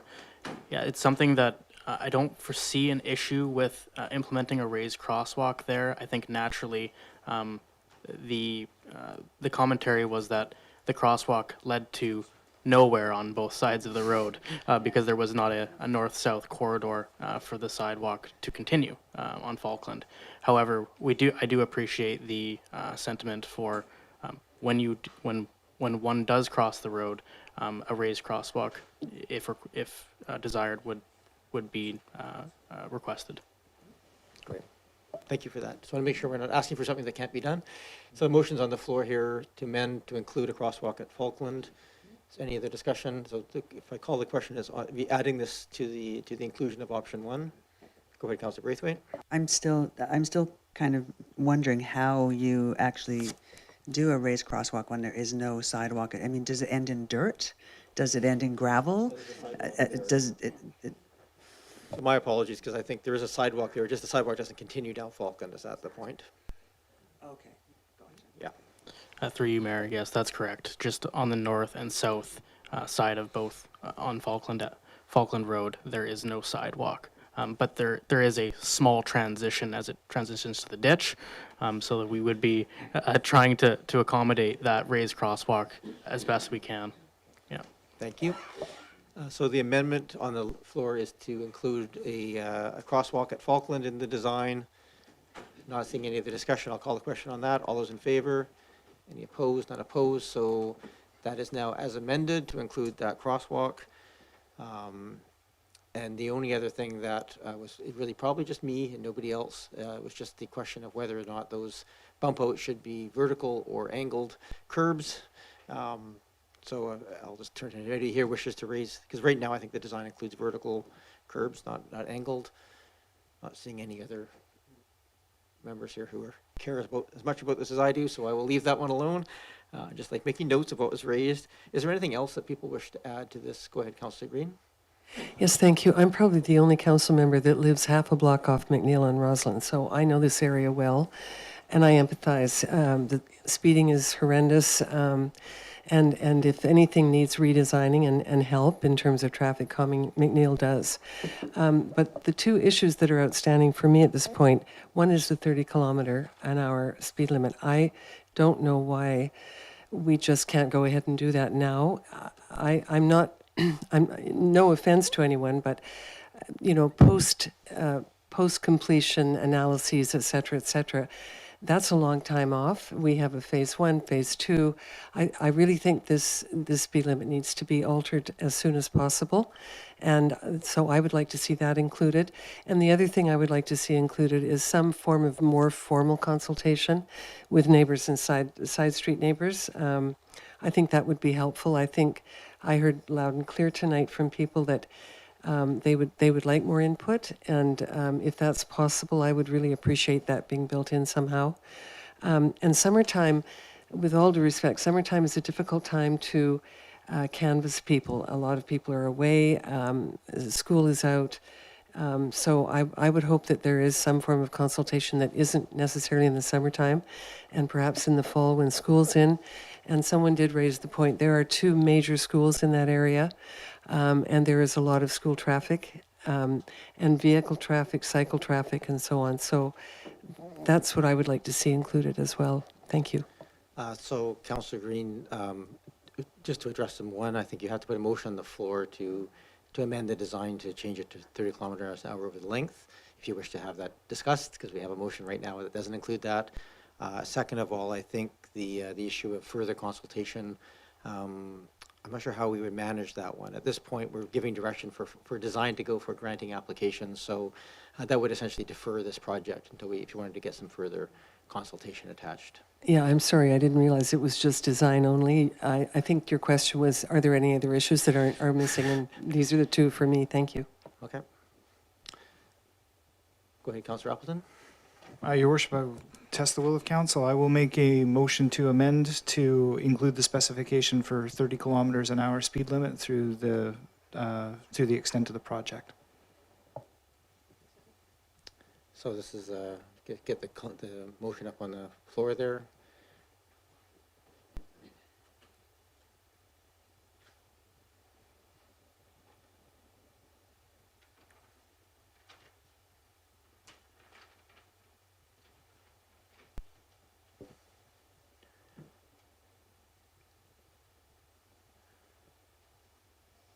Okay, so moved and seconded. Councillor Appleton, you have the floor if you wish. Thank you, Your Worship. And I've spoken to this in previous iterations of this design, and I do understand there is logic behind testing the implementation of streetscape improvements. I totally get it. I totally get that signage and a specification for a speed limit does not in and of itself create the outcome that you seek to achieve. I totally get that part.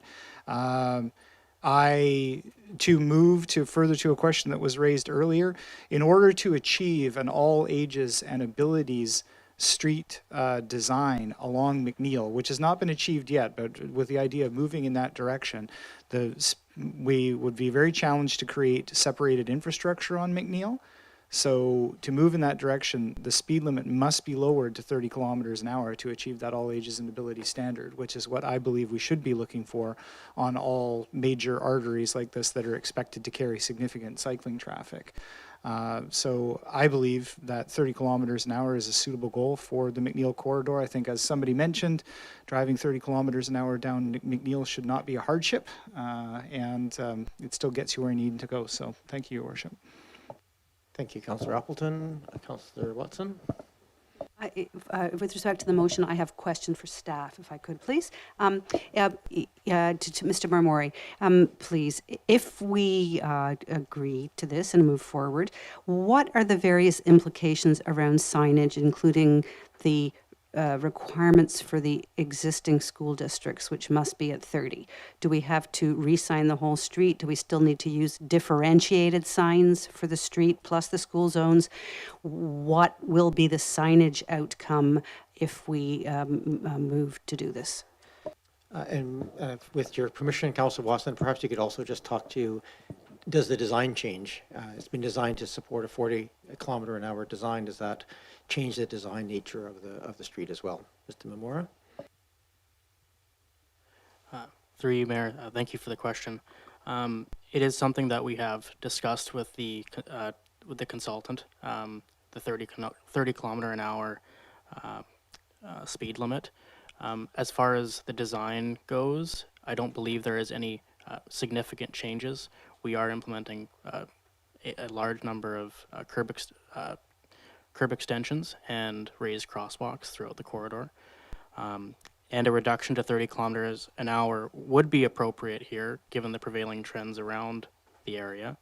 I think the intention was to just to prove out the design, do the post monitoring, but if there is an ask to change that to a 30 kilometers an hour, that would just be simply a continuation of the surrounding areas. But the intention of the design is to slow vehicle speed, and ultimately we don't have those in place right now, and that's why we're getting the complaints we are. But if I might, I specifically would like you to address the issue of what signs are then required on the street, because we have two different things. We have a general traffic speed and we also have school zones. Mr. Memora? Through you, Mayor, thank you for the question. I don't have an answer for the signage at this point in time, in terms of what that looks like.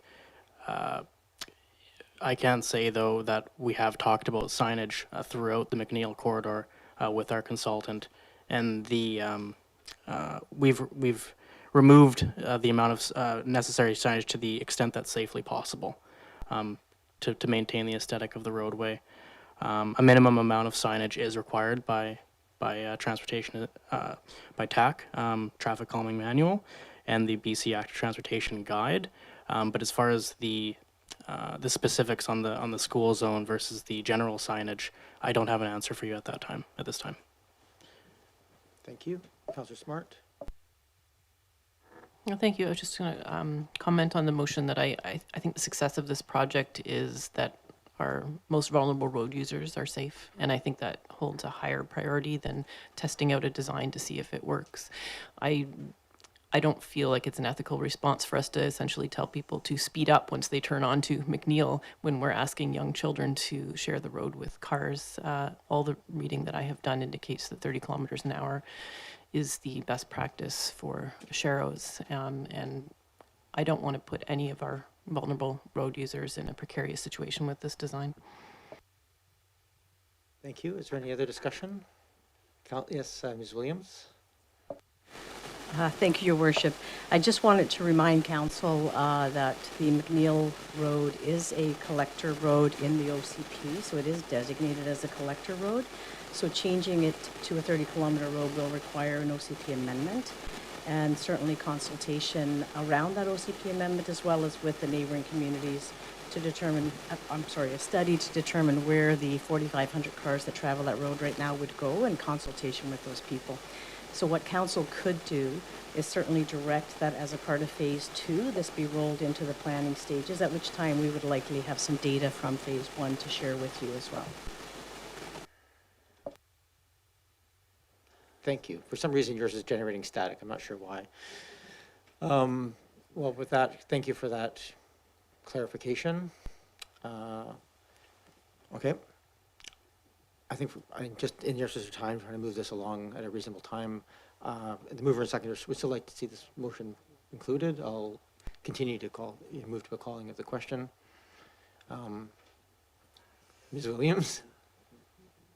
My apologies, Your Worship. The piece I did forget to share with you is that the consultation has to be complete in order to apply for the grant application. So it would preclude us from applying for this year's grant application. I do vaguely remember this conversation some many moons ago now. Well,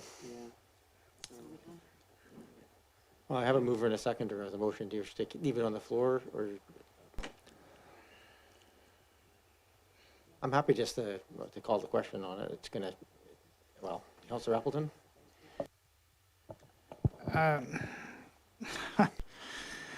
Your Worship, after we did discuss this at a previous council meeting, I don't know, my review of the streets and traffic, I was not of the understanding that the simple designation as a collector road in the OCP prescribed a certain speed limit. But I guess that's my question to staff. Is that the way that the OCP language reads? I may have misunderstood that. Thank you for that question. Mr. Memora?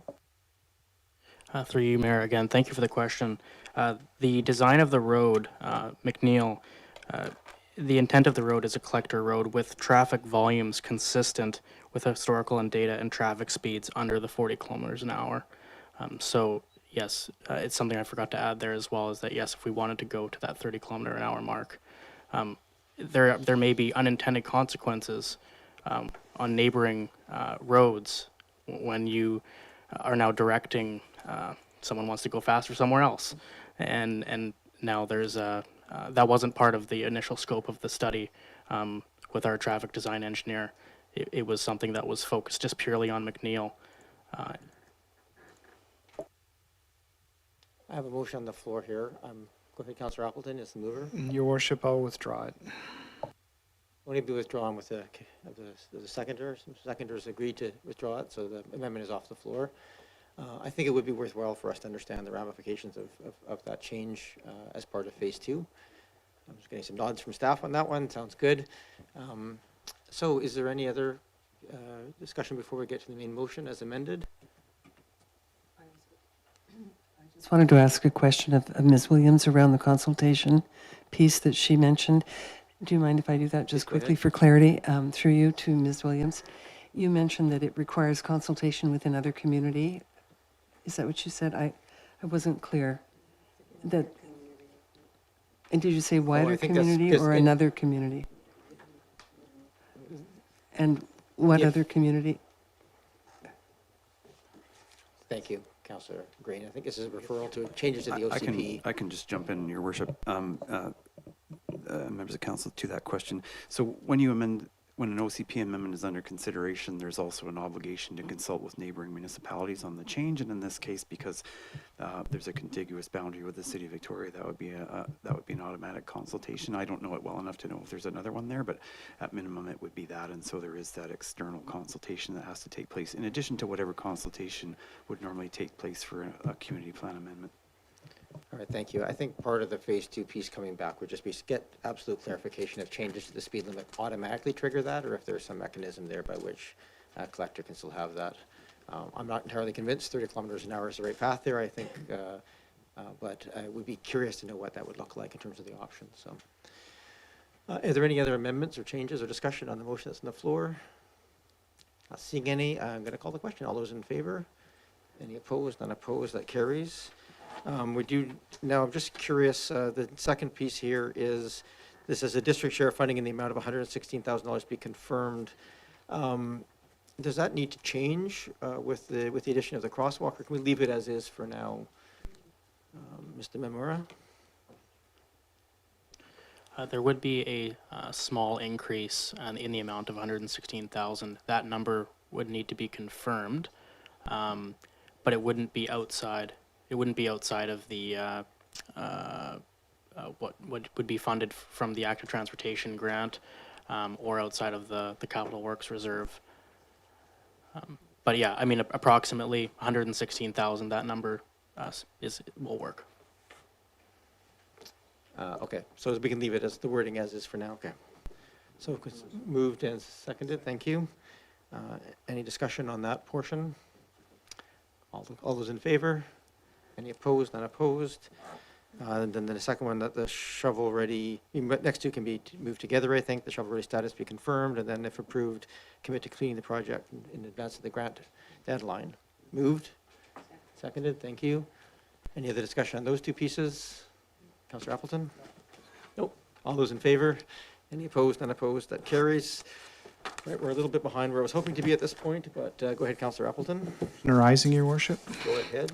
I would move that staff be directed to prepare a revised cost estimate for Phase 2 works, to produce a Class B estimate for consideration in the 2024 budget.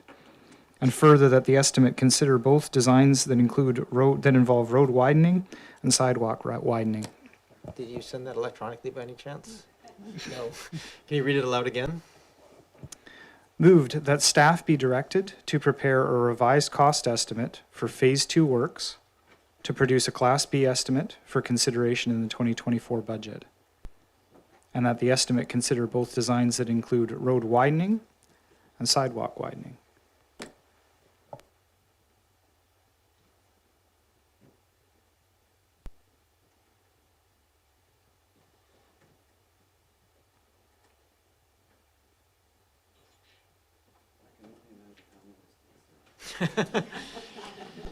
So I'm going to just, so that staff prepare. I apologize, Your Worship, No, it's for okay. putting If the Mr. staff Coates prepare on. a revised cost estimate for Class B, a revised Class B cost estimate for Phase 2 works.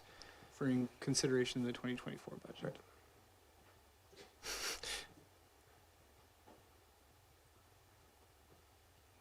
This is my effort to ensure that Mr. Coates works hard until the very last possible meeting, Your Worship.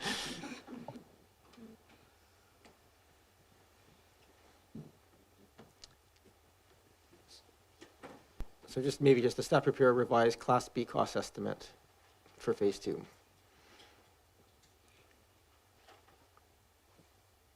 For clarity, Your Worship, the last portion of that motion is to speak to the earlier consideration of designs that might include widening of the sidewalk for a separated grade lane and a at grade with roadway, road widening style approach. Yeah. Is that clear for staff? Okay.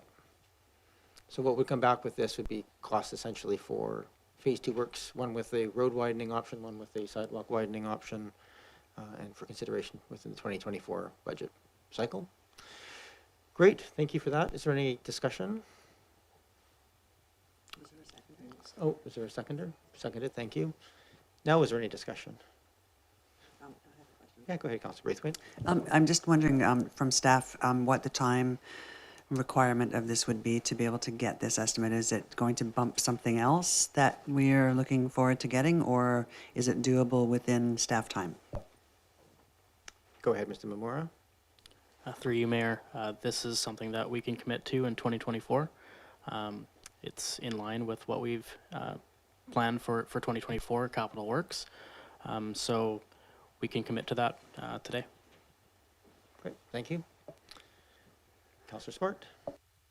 Thank you. Through you, Mayor, to Mr. Memorial. I imagine you'd have to complete an amount of design to get to this stage, and I just want to highlight the need, if we are looking at bringing everybody to the north side of the road, that people will also be turning left there, and I'm just anticipating the design will include a large bike box at the intersection so that people can actually get over and turn left safely at the intersection. I don't know that needs to be in the amendment, but I just didn't want it to get lost in the design.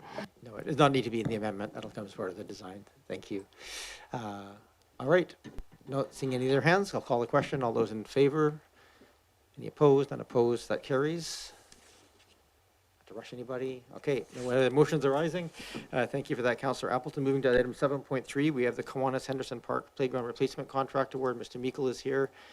This one is probably a little bit shorter and less complicated than the last one, I hope. You can just provide a quick overview for us, Mr. Meikle. Thank you, Your Worship, and through you to Council. Yes, hopefully a little less complicated. As Council's aware, public's aware, we're undertaking a multi-year program to replace all the playgrounds in the district. The Kiwanis Henderson Park Playground was identified as the first playground we took a look at. One of the factors certainly on the radar is to expedite or to replace multiple playgrounds in a single calendar year. And one of the stumbling blocks we ran into is traditionally in the past we've done in-house installation of those playgrounds. Given staff capacity issues and the playground infrastructure themselves is becoming much more complicated. For the replacement of the playground, and with installation it lands in the place where we need council approval for the contract award. That is where we're at tonight. Ready for any questions. Thank you. Thank you very much. Are there any questions? And this is also open for public input, so if anybody wishes to address council, you can stick your hand up in a second here, but go ahead, Councillor Braithwaite, and then Councillor Appleton. Thanks very much. This is very exciting. I'm very pleased to see this come forward. The material that I'm looking at that's on the ground, is that a solid material, like a cork material, or is it the stuff like what we use on the trail that goes around Henderson Trail, the wood chips? Mr. Meikle? Thank you, Your Worship, through to Councillor Braithwaite. It's a bit of a combination of both poured-in-place rubber in some spots on the playground, and then what's called an engineered wood fiber. It compacts rather nicely, and it's actually meant to be more accessible than the traditional wood chips in the past. So our understanding, and this is our first playground that we will be trying this engineered wood fiber, it is supposed to be more accessible than what we've had in the past. So thank you. And so accessible like for wheelchairs, et cetera, et cetera. Thank you so much. Correct. Councillor Appleton, Smart, then Watson. Thank you, Your Worship, and through you to staff. Mr. Meikle, it seems like the budget in the financial plan around about 202,000. So it seems to me that without the installation piece that came up later, that the actual hardware seems to have come in almost exactly at that number. Is that correct? And if so, I'm pleased to hear that, because it seems like every piece of infrastructure that we purchased lately has gone up by 30% or more. So is that can we expect the same the next time we go to purchase something like this? Mr. Meikle? Thank you, Your Worship, and through to Councillor Apperton. That's our hope, certainly, but as you're aware, prices are changing quickly. We've been informed a great deal of learning in this is the first playground we're undertaking replacement, so a great deal of learning for us in this process. And we're informed that it should remain relatively stable moving forward. So yes, we were fortunate to be in the same realm as our budget, and then just added the installation costs on top of that. Thank you. Councillor Smart? Thank you. Through you, Mayor.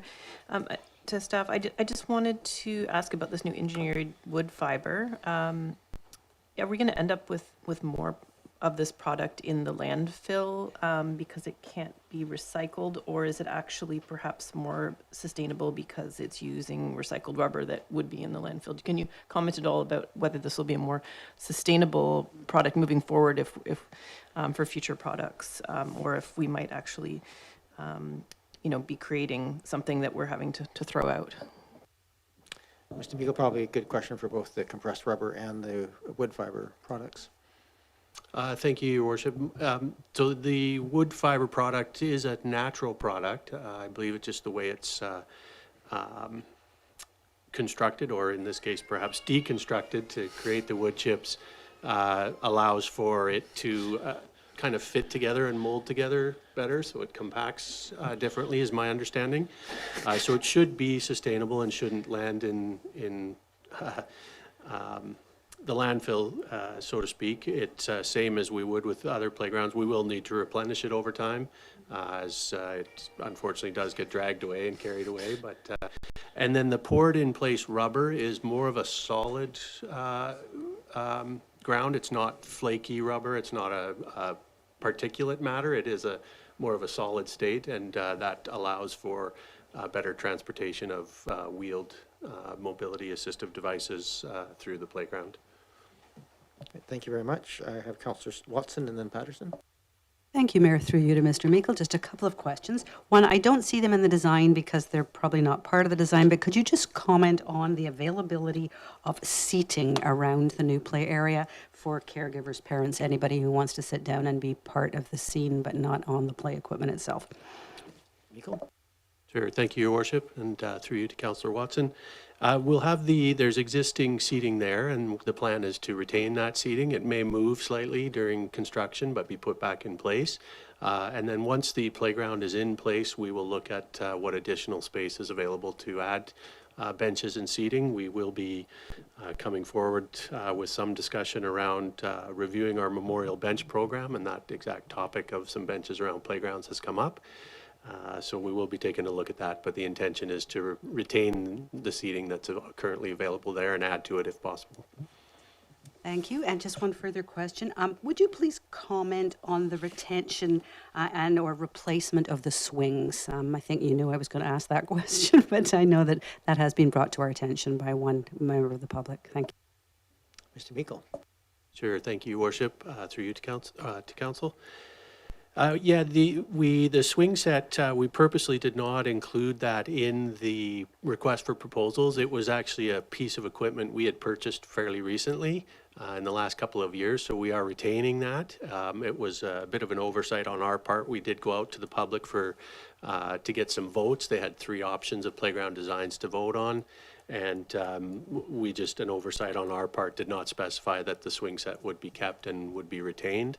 And I'm sure for others' interest, we're also looking to retain the horses at that playground, and we're just in some consultation with our insurance provider over those because they are rather old pieces of equipment, but certainly we know the popularity of those. So, but the swing set will be retained and will be reinstalled once the rest of the playground's in. Thank you very much. That's everything from me. I love the fact that we can call them horsies and everybody knows what we're talking about. Go ahead, Councillor Patterson. Thank you, Mayor. And through you to Mr. Meikle, thank you for bringing this whole project together, Mr. Meikle. I'm sure it's going to be greatly welcomed by the community, long past due for most of the playground equipment. I'm just wondering about the anticipated life expectancy, both for the ground surfacing and for the playground equipment. Mr. Meikle? Thank you, Your Worship. All the playground equipment that was submitted, all the proposals had pretty much a minimum 25-year warranty on the major components. So we'd be looking at 25 years for the structural components of that. Now, there's certainly some more what we would call wearable or usable parts to that, which can be most easily replaced. The seating on swings, for example, or some of those kinds of things can be easily replaced. I'm a little less certain. I would have to come back to you with the timelines on the surfacing. We generally operate it with playground surfacing, that's something we need to monitor and replenish and address as required. So, Thank you. I had myself, but my question was already answered on the horses. So, Councillor Braithwaite, I'll go to members of the public. Anybody who wishes to talk to us about the playground, please come forward now. Thanks. I just wanted to clarify with Mr. Meikle talking about the seating. There's actually, I think, a standing structure there for shade as well in that playground too, correct? And that's staying? Mr. Meikle? yes, thank you, Your Worship. Yes, that is staying, and we also, a little bit uncertain, once the playground's in, we'll also be looking at some other tree planting in that area too. So. Right, thank you very much. Are there any members of the public who wish to talk to us about the playground? Not seeing anybody, I'll come back to this table. I've had all the questions asked, I think, so perhaps I'll turn. Receipt. Second. Moved and seconded. All those in favor? Any opposed? Unopposed? And move the recommendation. Moved and seconded. That would be to approve the replacement of this playground as laid out. Any other discussion? All those in favor? Any opposed? Unopposed? Keep those horsies. That'd be awesome. Thank you. Item number 8. This is not for public input. There's one item. I'm not sure who's I'm turning to on this one. This is essentially a survey given by the CRD to members of council, and we're going to provide a piece back. Is that okay, Mr. Memora? Through you, Mayor, yeah, thank you for allowing me to provide a quick update on the response to CRD Board Transportation Governance, the engagement workbook. So the CRD's board engagement on transportation included a request for each member municipality to complete a transportation governance workbook. The questionnaire within this workbook is the district's opportunity to provide those insights into the CRD's aspirations for transportation governance. And so the intention here is that the District of Oak Bay to forward off the responses that have been amalgamated as part of this this workbook response. That's just for information back to the CRD. Thank you, Mr. Memore. I'm going to preface. Are you done? Sorry. I'm going to preface this a little bit of a. This is an awkward survey, I think, for all of us who compiled it. The questions are a bit vague, and I think probably the answers, the variety of answers, is probably reflective of that. I did appreciate where there wasn't consensus that the numbers were laid out there, so that the Transportation Committee can at least use that to gauge some sense of where those things fell. So the question, I think we can either move this forward as is, or if there's things that people wish to change, we can do this. We can take that on. Sorry, I saw Councillor Green first, and Councillor Smart. Thank you. And I don't have any wish to change the results, but I think it's unfortunate that we didn't have a chance as a group to talk about it first and at least have a heads up from the CRD earlier, perhaps. And I know that we had sort of a low response rate, and I think it's just unfortunate. I think these were really important topics, and we did not have a chance to discuss as a group. So it was difficult to complete in isolation of one another. So that's my only point. Thanks. Thank you, Councillor Green. Councillor Smart, and then Appleton. Yeah, thank you. And I echo, I think we all would have loved to have had a presentation where we could have asked questions as well. And I am optimistic that that will be coming, but perhaps in our response, we might want to request that at an early opportunity. I would be interested to make a couple potential alterations to this, and do have a potential amendment if that would be desired, just around actually including the concepts that were mentioned in question 2D, because even though there wasn't a consensus for that question, I don't think it's harmful to share more ideas. And also that the comments at the end of the survey would probably be best noted that they are individual comments and not comments of consensus for everybody's comfort around the table. Yeah, I think it's important that we note that last piece for sure. Did you wish to, at this point, there's no motions on the floor, so we can get to that at that time if you wish. You can make motions now. I might just go to the speaking list, which is just one more. Councillor Appleton. Thank you, Your Worship, and I echo what's already been stated. It's very difficult to respond to any of this or deal with this in a real directed way because there's no real contextual pieces provided. So this may be a question for you, Your Worship, as our CRD representative. I mean, what is CRD's intent as far as follow up with? Will council be receiving a presentation? Is there more to be discussed? I've explored what CRD has available on their website in terms of the intentions paper and things like that around that, but it's not extremely detailed. So I'm just wondering, what are the CRD's next steps as far as engagement with individual municipalities on this?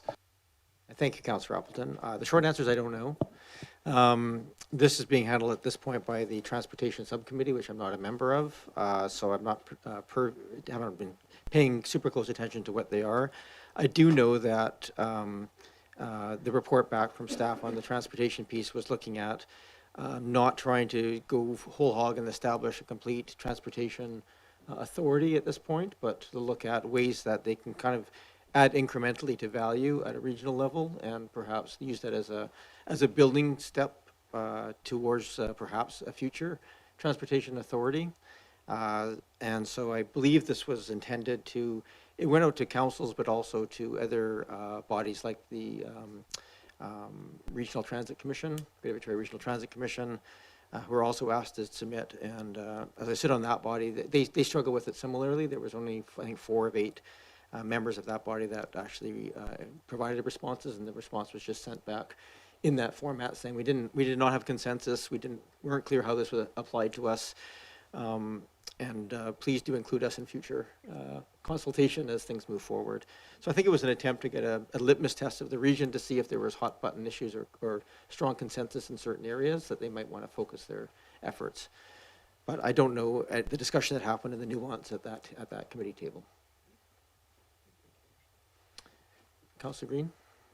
Just a quick question. Would it be worth communicating the results from our input with our public on the website or something like that? Just, I don't think anyone has any idea what this workbook looks like or what it's about. Would it be possible to share our responses at some point through the website or through a communication with our community? Thank you. We probably could do that. Do we want to? I don't know. It's on the public record here. I think if you felt like anything like I did filling this in, I wasn't sure what to answer because I wasn't entirely clear what they were asking on some of these questions. And I think one of the issues is I think we may have benefited from having a group conversation. At the same time, our interpretation as a group of what they were asking might be different than what they were thinking when they were asking the questions. So it's very hard to know when you're filling in these kind of forms. So my recommendation would be to move it forward as is kind of with that, and I'm very happy to share at the table that this was a problem for the body. But I think Councillor Smart, you were contemplating, maybe we'll just go through this in a procedural way. We can just receive this, so for what's on the record, moved and seconded. All those in favor, any opposed, unopposed. And the recommendation here is to forward this, but councillors, maybe you want to put that on the floor, and if there's any amendments, perhaps? Yeah, I'd like to add an amendment, and that the concept. We can't have an amendment unless we have a motion on the floor, so why don't we get yes, the I recommendation? can put the recommendation on the floor. Moved, is there a seconder? Moved and seconded, thank you. You shall have the floor, so if you want to make an amendment. I'd like to make an amendment that the concepts under question 2D be included, and that the comments at the end of the survey be noted that they are individual comments. So just for my clarification, you're talking about there's a blank box for examples where and they're asking for examples where we agree as a body. So you're talking about, so we would fill that in with something underneath the new governance structure to strike a balance between regional and local priorities. Is that, I'm trying to make sure I understand, because there's currently no comments under examples in that section. Yeah. Yeah, so on page 2 of 10 of the report, it lists 4 different items that various members of council were excited about should this happen, including village center to village center bus service, free passes to youth under 18, advocating for low carbon transportation and light rail transit. I don't see a lot of harm in sharing those ideas, even though there wasn't a consensus to be excited.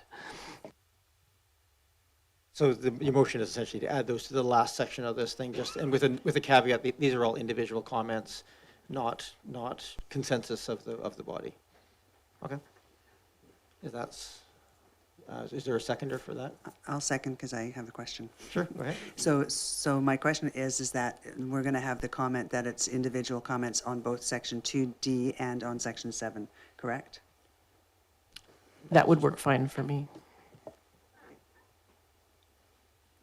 Mr. Coates, is there any issue with that? No. Is there any discussion on the amendment? Just going to make sure I read it there, including concepts.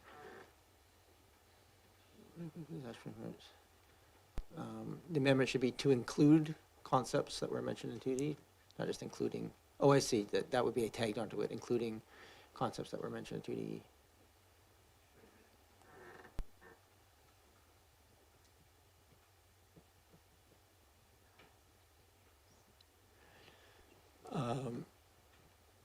I'm just going to see it as an amendment. I want to make sure that the wording is appropriate. Amendment. I would just say, include concepts that were mentioned in 2D, not to be included.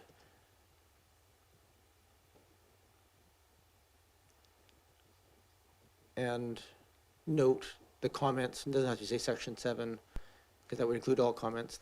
The comments are individual council member comments. Or is it section 7 in 2D, yeah, perfect. That's clearer, I think, in terms of its intent. Good. So that's the motion to amend to include that clarification. Thank you. Moved and seconded. Is there any other discussion on the amendment? Not seeing any. All those in favor? Any opposed? None opposed. So we now have the main motion as amended. Any other discussion? Councillor Appleton?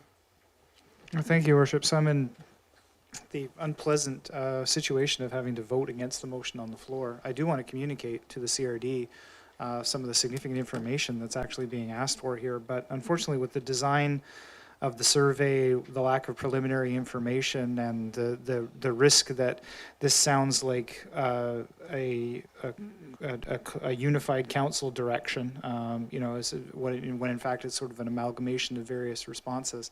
And I find the nature of the questions leading towards a conclusion. So unfortunately, just due to the design and the fact that I don't feel like I as an individual councillor, can represent kind of my opinion on this subject, I'm not going to support this being sent to the CRD in its current form. Thank you. I appreciate that, Councillor Appleton. It's always good if you're voting against something to state the rationale why. Go ahead, Councillor Patterson.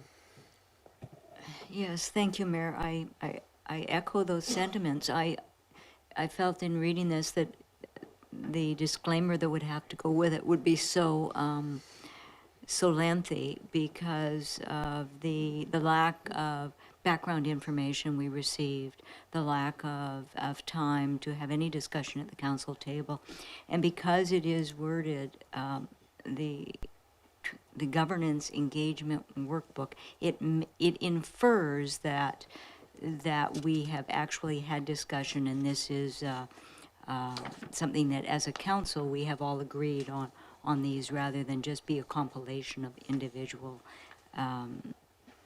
submissions. And so I can't support sending this back as being representative of our council, because I don't really feel that it is.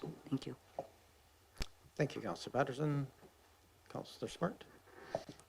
Yeah, I share the feelings that this is a flawed process, but communication for regional transportation has been almost non-existent, and I feel like the most important thing we can do right now is just show our enthusiasm for having the conversation and not be as so critical of the process as to not participate. I think that we need to move forward with these regional conversations, and I feel like our response as it's drafted now shows our lack of unity pretty clearly, and I think that is in itself is information. Thank you. Councillor Watson. Before I get Thank you. I also just want to actually thank staff for coming up with a process that would try and bring ideas together for a reply. I know that wasn't easy. But I share Councillor Apperton's views that it is really not appropriate to send this back as a message from our council to the CRD. I think the process is so flawed that we should not participate, but we could signal our desires to engage in the right process, because we do want to be there, but not using this tool. So I will not be supporting what we have in front of us. Thank you. Thank you, Councillor Watson.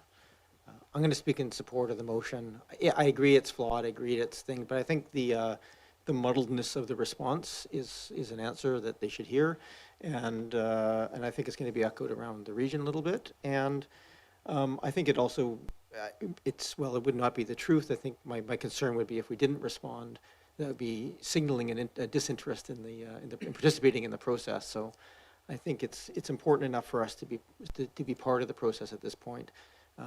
That even a flawed process is still part of it, and I think it'll be fairly obvious that there's a lot more work that needs to happen before they can develop a priority piece in the transportation area. So with that, I will call the question. So this is the motion as amended. All those in favor? And those opposed? I have Councillor Appleton, Watson, and Patterson opposed. And I will share that information as well to the CRD Transportation Group. I think that split signifies a lot. Moving to item number 9.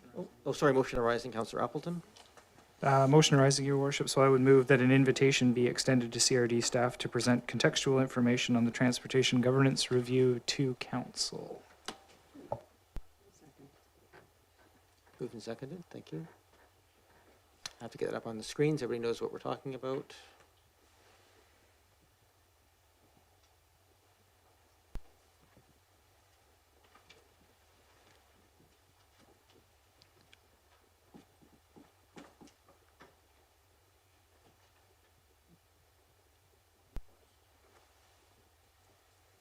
Just going to pop it up on screen. Maybe you can just read it aloud one more time, Councillor Appleton.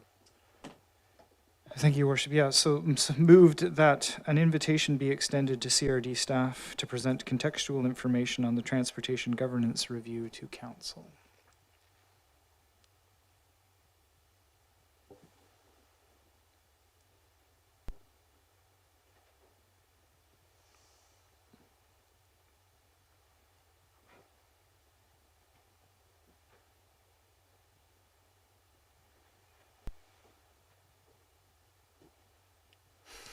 Okay, moved and seconded. Any discussion on that? Don't see any. I'll call the question. All those in favor? Any opposed? Unopposed? Thank you. Any other motions arising?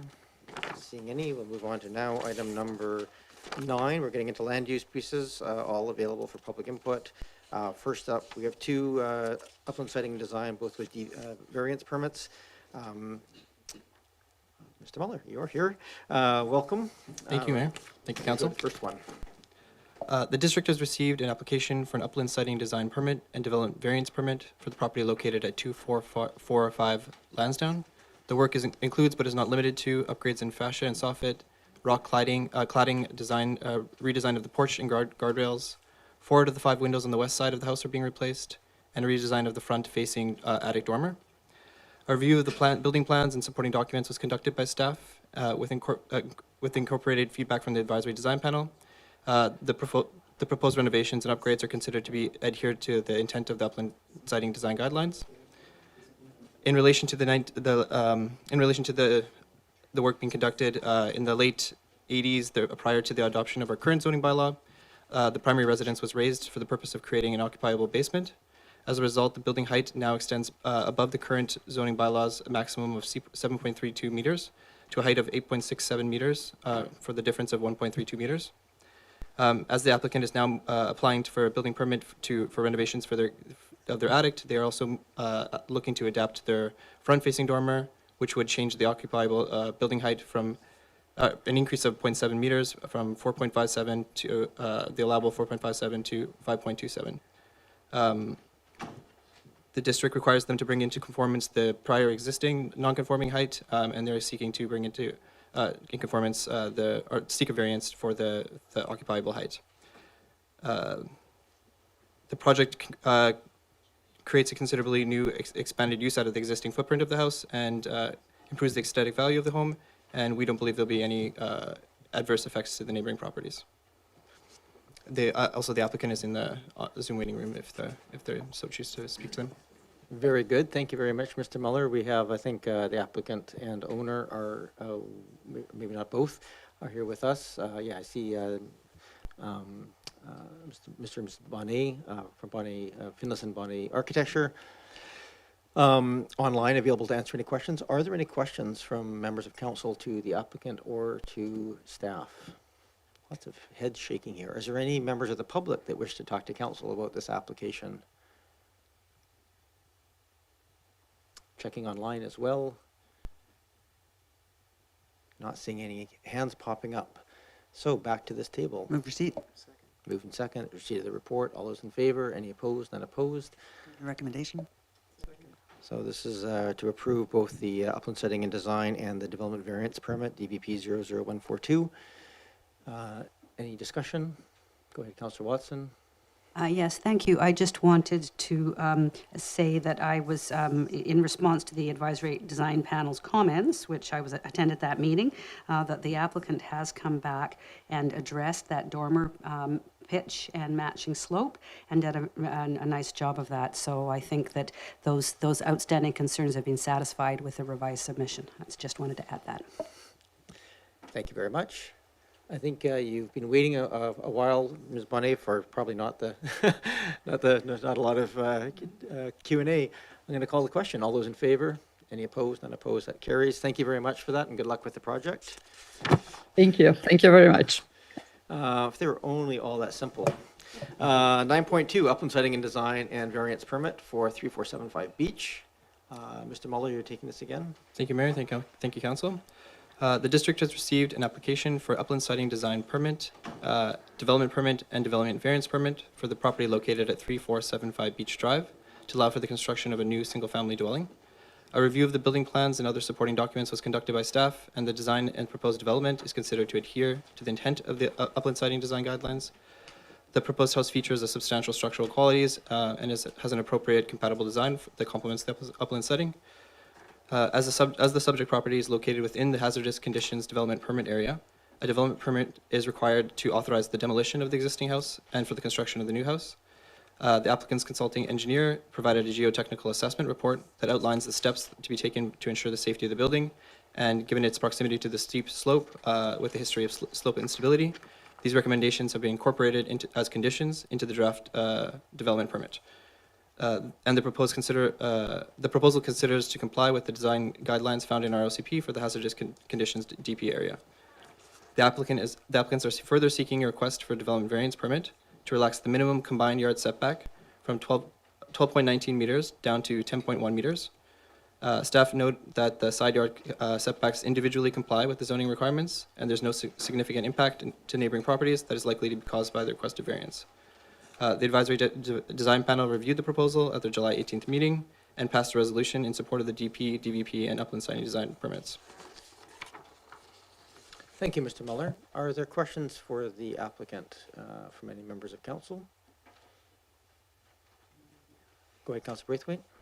Thanks, Mayor. Yeah, my question is in regards to the Atlas cedar in the driveway.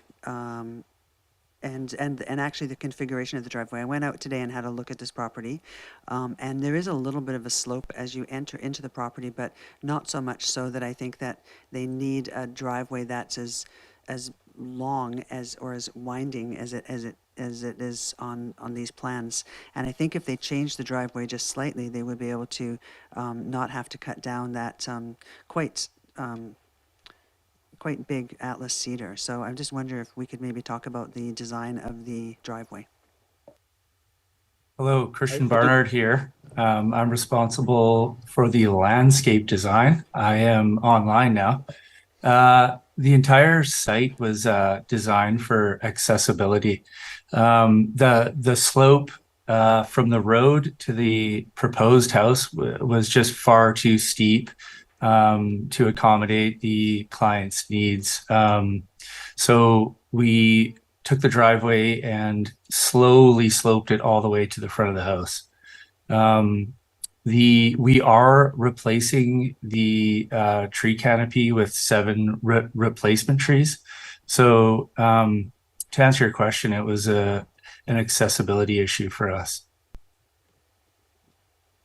Councillor Braithwaite, anything else?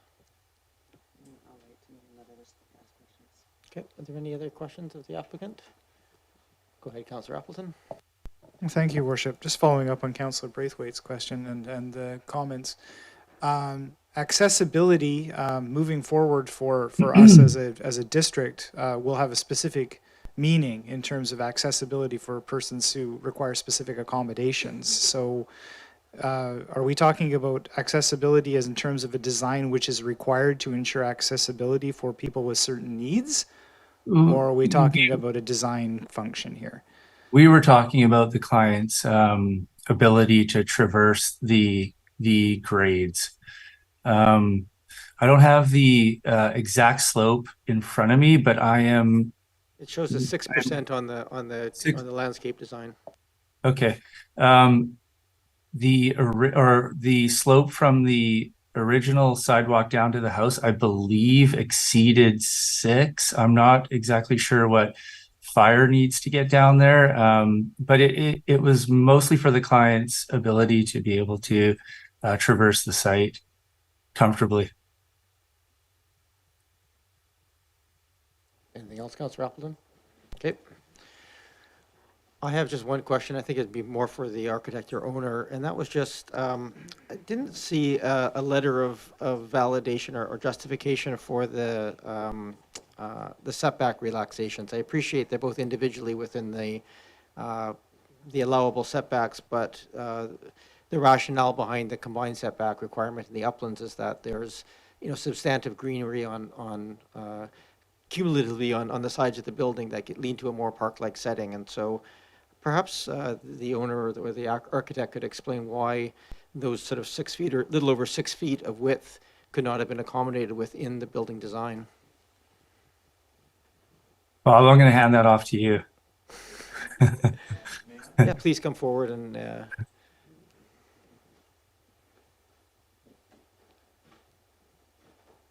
welcome.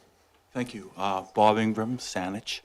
I am the general contractor for the build. The architectural firm is from Vancouver. I do have a note from them related to the variance. May I read that?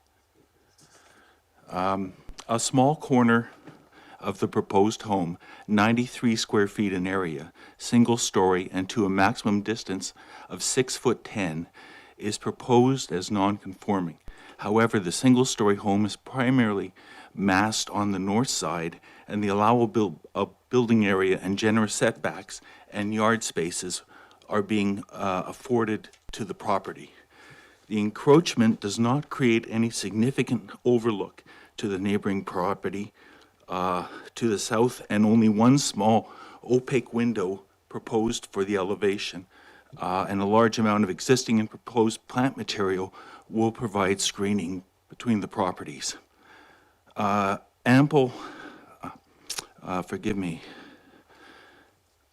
hardship of this variance is due to the non-parallel side lot lines creating a wedge in the corner of the building which encroaches the total side lot line setback. The street-facing facade is proposed congruent to the existing structure as recommended in the Uplands Guidelines, and the access to the parking required to achieve safe maneuvering through the slope site establishes the house location. Thank you for that. Thank you. You might as well stay there in case there's any other questions. Thank you. Thank you, Mr. Ingram. Are there any other questions for the applicant? I don't see any, so we'll reach out to the public. Is there any members of the public who wish to talk to us about 3475 Beach Drive? Welcome back. If you can maybe move your microphone over to the...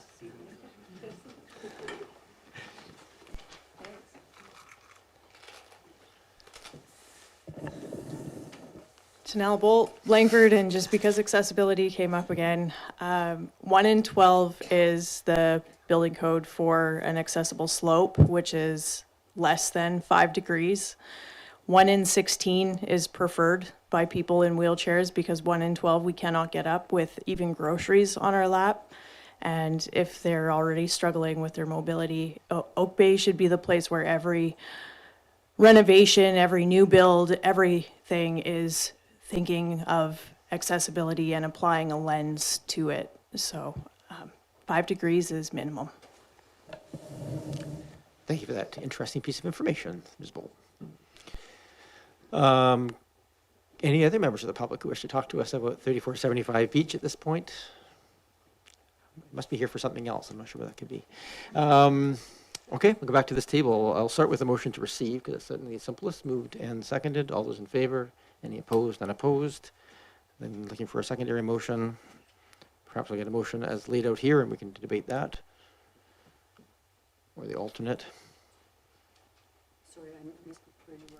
I'm just looking for a motion related to 3475 Beach. We have a upland siting and design and development variance permit being requested. Go ahead, Councillor Watson. I will move the staff recommendation to approve and issue the development permit and development variance permit. Thank you. Is there a seconder? Moved and seconded. Discussion. Councillor Braithwaite.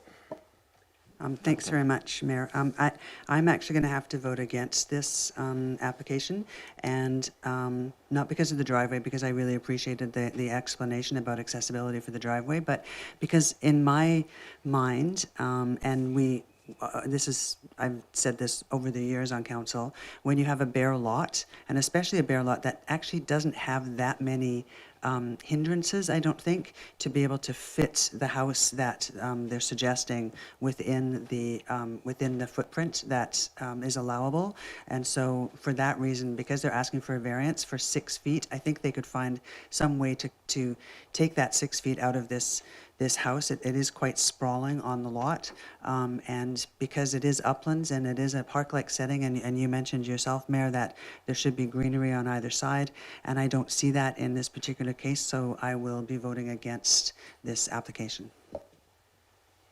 Thank you for that, Councillor Appleton.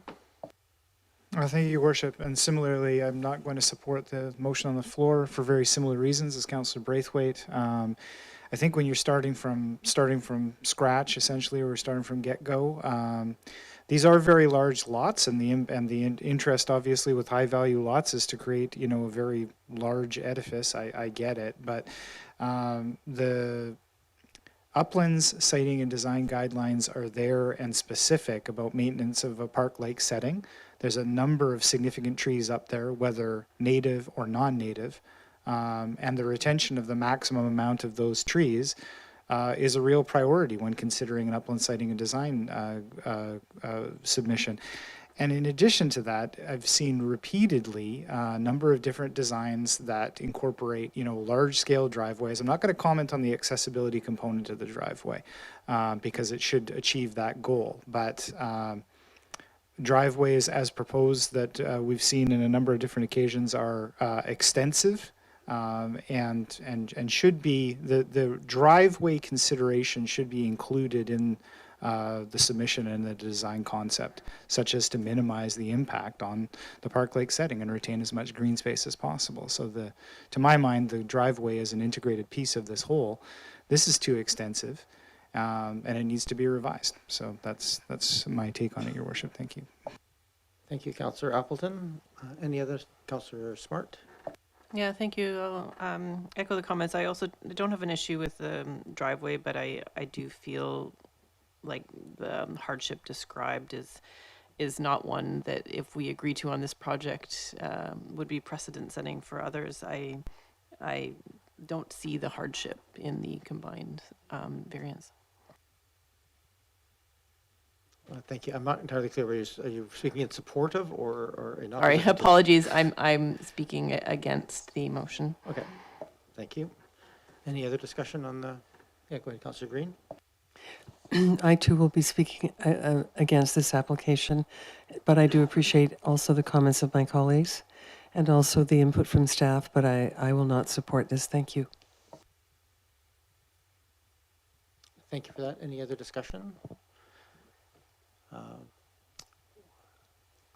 We don't normally have an additional comments from the public at this point wants to come back once there's a motion on the floor for this. So if this motion fails, then I think what I'm hearing from the table is that we would seek to have this come back with that 6 foot reduction in this side yard piece. If you'd like us to speak to the owner.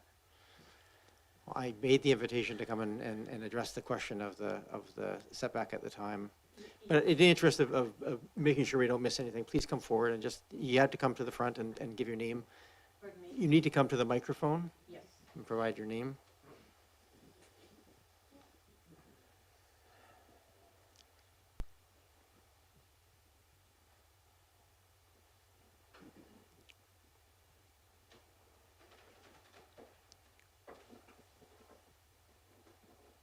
If you just give your name, municipality of residence, and Yes. perhaps address the question of Good evening. why the 6 feet.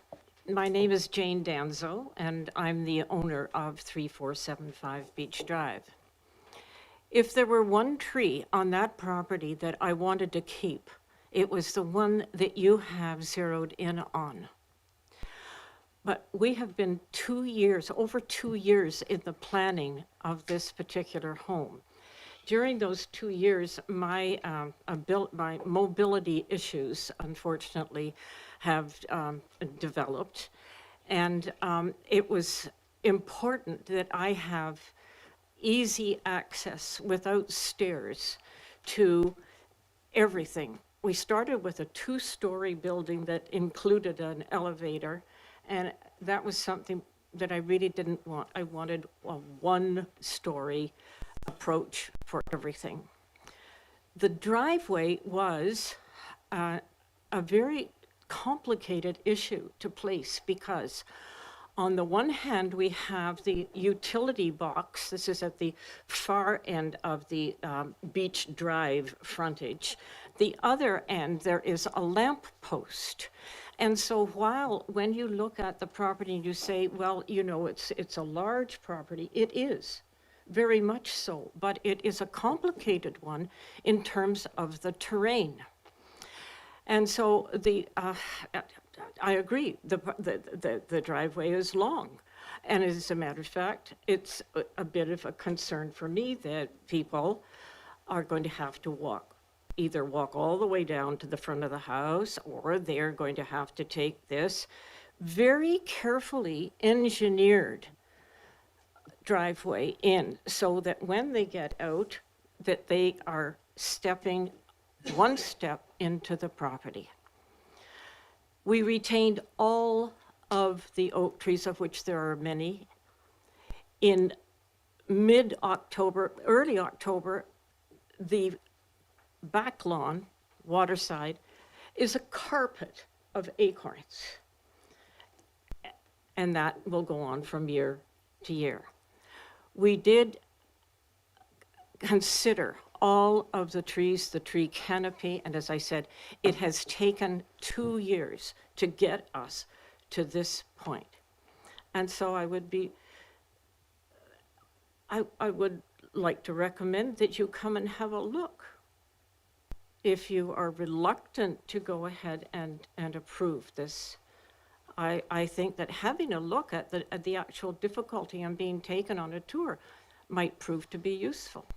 Ms. Danzo, I'm just going to ask the question because the builder read aloud a statement by the architect explaining the rationale for the side yard setback. What I heard from the table here from those that expressed concerns about the application was granting an application relaxing side yard setbacks on a brand new build that could be re-architected to design it 6 feet narrower. So perhaps you could just talk a little bit about the rationale for the necessity for that width.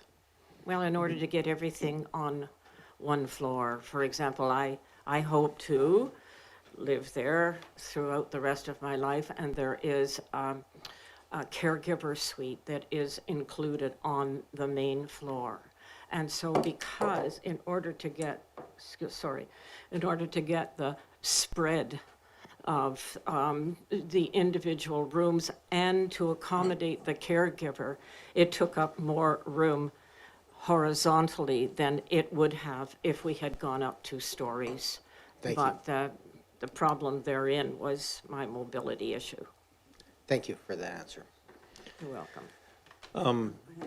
Yeah, go ahead, Councillor Braithwaite. If this fails, then what is the process and how long would it be before the applicant could come back with a redesign?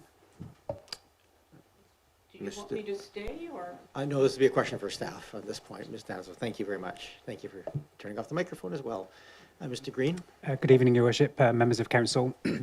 Should Council deny the application tonight, then the applicant's architect would need to resubmit or could resubmit a design or try to submit a design which meets the zoning bylaw. And if they did that, then we would bring those plans straight back to next council meeting. I don't think that those plans, if they are relatively minor in nature, would need to go back to the design panel, given that the design panel have reviewed the application. They were comfortable with both the upland siting design application in relation to the design guidelines. They were comfortable with the development permit and also comfortable with the DVP. But I think in this regard, we wouldn't need to necessarily bring that application back through the ADP prior to council. So it would be essentially, once we had revised designs, we would bring those revised designs back to council with a revised staff report that talks about those design changes to meet the zoning bylaw requirements. Thank you, Mr. Green.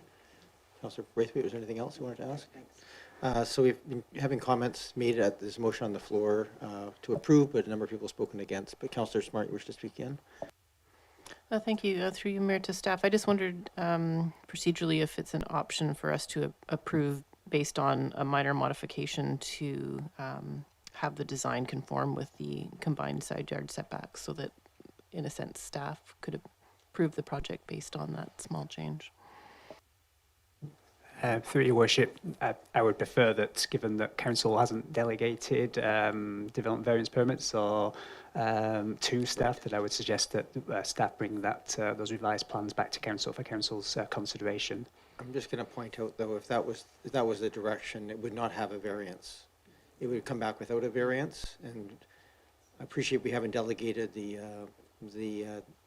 upland setting and design, but could we, I'm just thinking here rationally, could we approve it, under the same basic design minus the variance, essentially? Would that something that we could? If we can't, that's fine. I'm just, I think it's a legitimate question to allow for. Well, I guess it would still be at the discretion of the director to ensure that those, it depends on what they came back with, I guess, because there's a number of ways that design could change to ensure conformity with the zoning bylaw. It might not be necessarily a minor change. It might be a fundamental redesign, and therefore I wouldn't want for council to authorise that full redesign to staff when council has been delegated that authority. If those changes are relatively minor in nature, that the director feels comfortable that is a minor change, then perhaps that may be acceptable. But I guess in the first instance, I would prefer that we bring that revised design back to council for council's consideration at the next available meeting following the submission of that revised design package. Okay, thank you for that clarification. I think that's fair. Councillor Watson? I would just like to comment again in my motion to actually support and approve this right now, just a kind of motivational speech. I attended, of course, the advisory design panel and heard the committee review this. The owner was there, as were the other professionals, and there was a careful examination of what the end result was, and the asks, a long discussion around the driveway slope and the need for it to be the way it is. And I think that what we've heard is that there has been a careful consideration and planning process. And if we send this back, we're adding time and cost to something that may actually need to be rethought quite significantly from what we have in front of us. There was a feeling, and I share it, that this is actually a very elegant proposal, and it is meeting a very specific need and addressing it in a careful way, having thought through all the things that have been raised by council tonight. So I'm going to be voting in support of the motion that I made, and thank you. Thank you, Councillor Watson. I'm just going to go to first-time speakers. Is anybody else who wishes to speak? Councillor Patterson, did you wish to add? Yes, Mayor, thank you. I also am speaking in favor of this. The design panel did review it quite carefully. I also have looked at the property, and I think it does fall in the category of one of these unusual sloping lots in Oak Bay.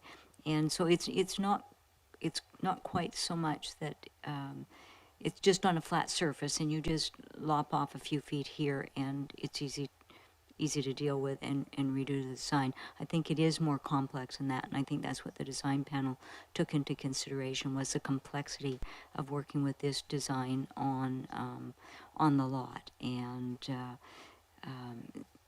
certainly I will defer to their expertise on this when they reviewed it. And I think that for the purposes intended and the suitability of the product to the applicant, in this case, I will support the application.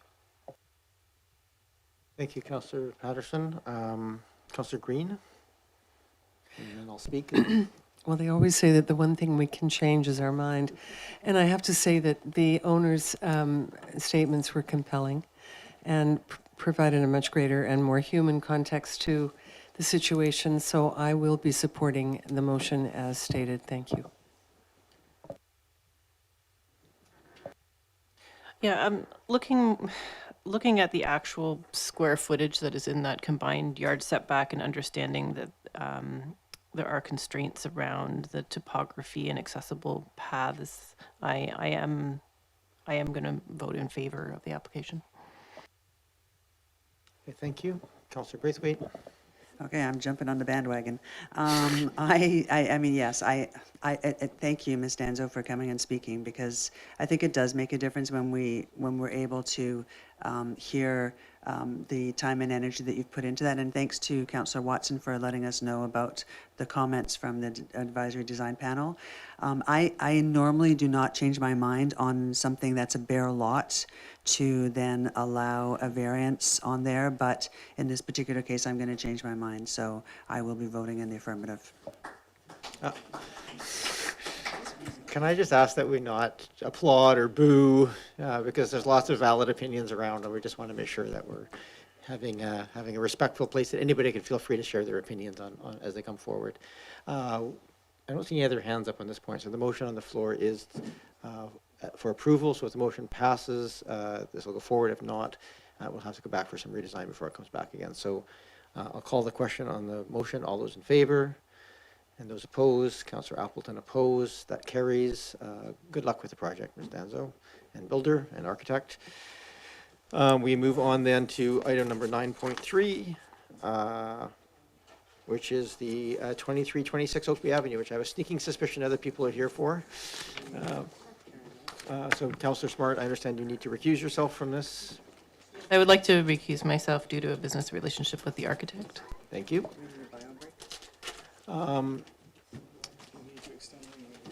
Yeah, we probably will.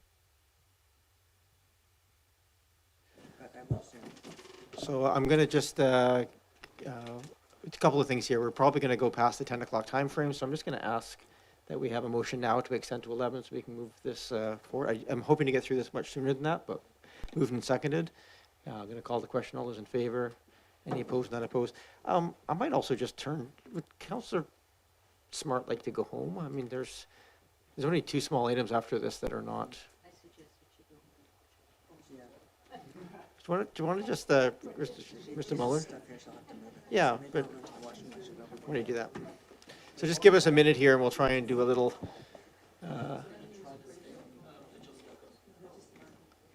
Okay.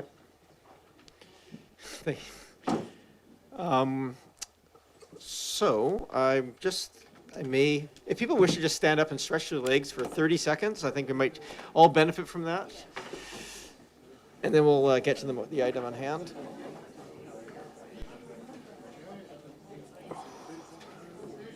God, my legs.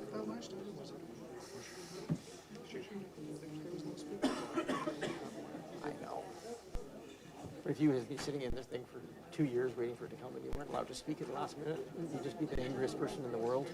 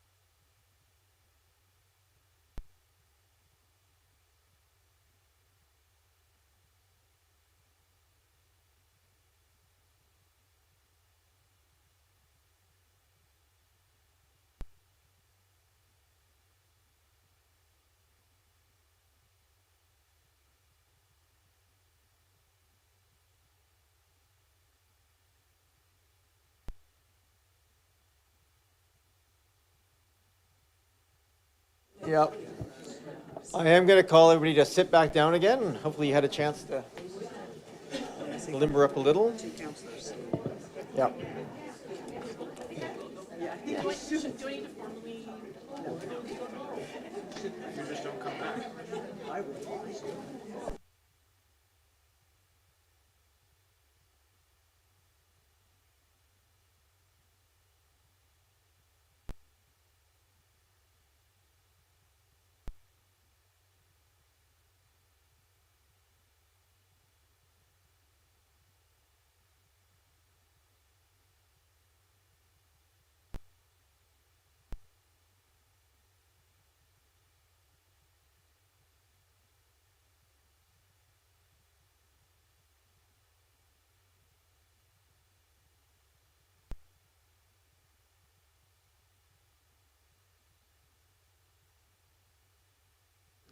All right, I'm going to just ask everybody to come in and sit down, and we'll restart this again.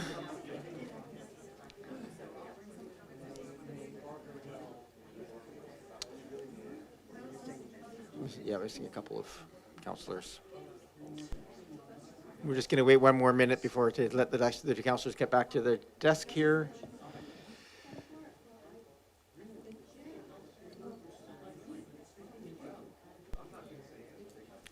So I'm going to, we're just going to wait for the next two councillors to come back before we kick this off officially. But since everybody's in the room, I might as well just say a few words to kind of kick us off. Obviously, the next item has a fair bit of public interest.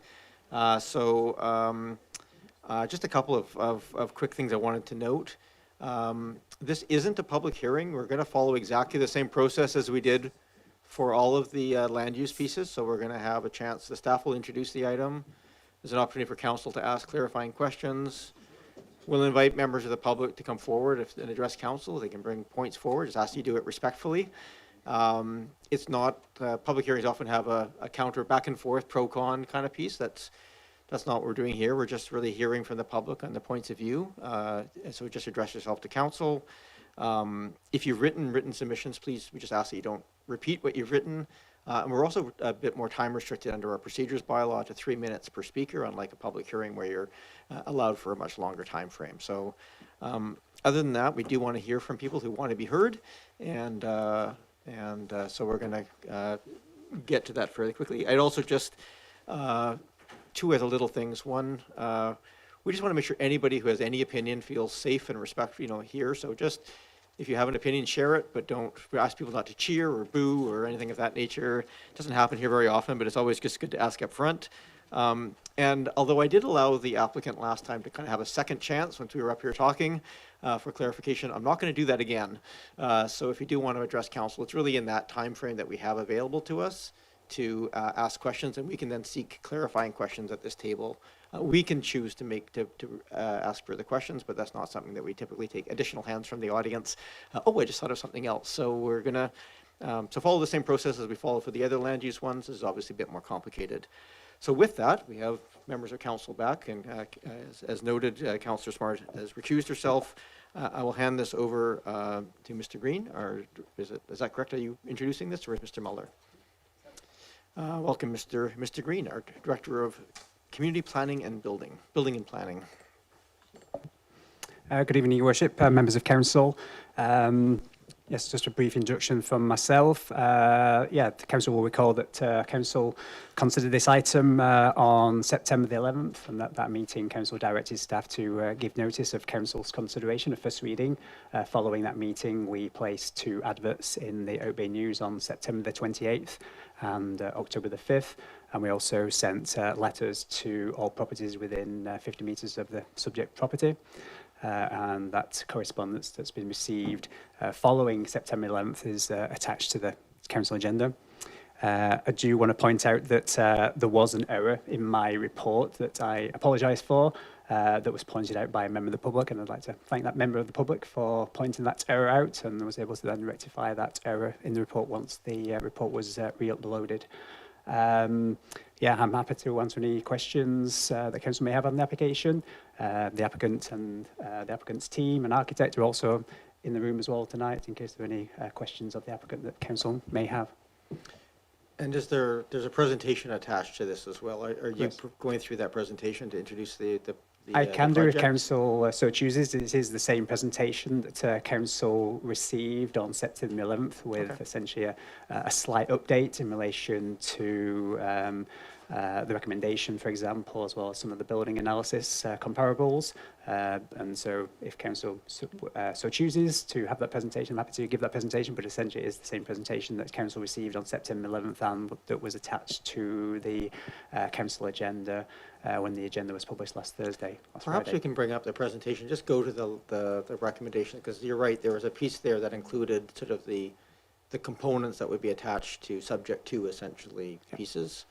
So perhaps we can bring that up, so we all know what we're talking about in this process.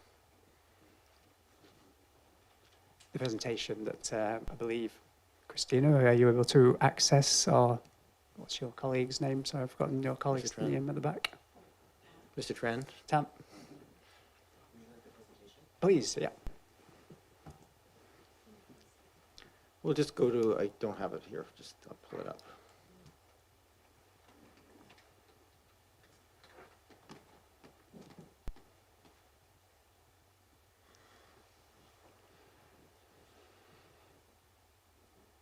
So just the last page.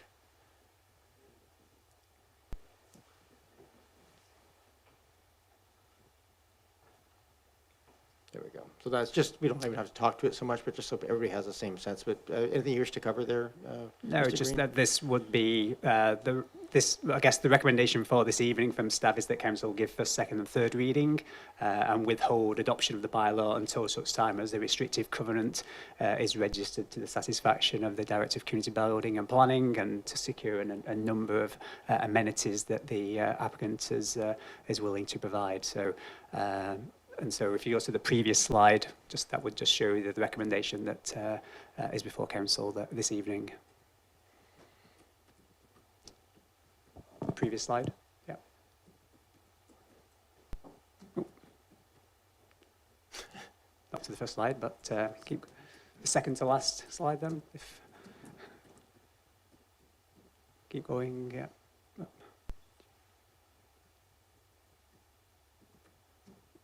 There we go. Okay, thank you. Thank you. Okay, so over to members of council. Questions at this time of the applicant or staff? Go ahead, Councillor Braithwaite. Thanks very much. My question actually has got to do with the community amenity contribution package. I believe it's a couple of slides before this one. This one has been changed from what it was last time. Last time I think it said $56,000 cash. That now it says $60,000 cash based on $4,000 per unit. But now it says, do you think we can go to the community amenity contribution package slide? Sorry. Next slide. Just next slide. No, the last slide. The last slide, please.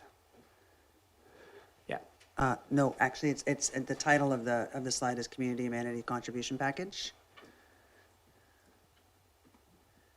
I think we may want to just rely off of the recommendations piece, because this report sorry. is the original presentation with some changes. No, it's fixed in the one I have in, this one. Okay.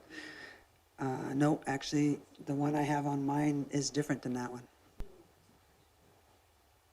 Yeah, The just one go that's to in- the the one last that's slide in- sets out the actual package of amenity package. So if you just go to the final slide, that is the best slide to rely on. That's Okay. the recommendation in terms of the package of amenities that essentially that the applicant is willing to provide, and what staff are recommending we secure through a restrictive covenant.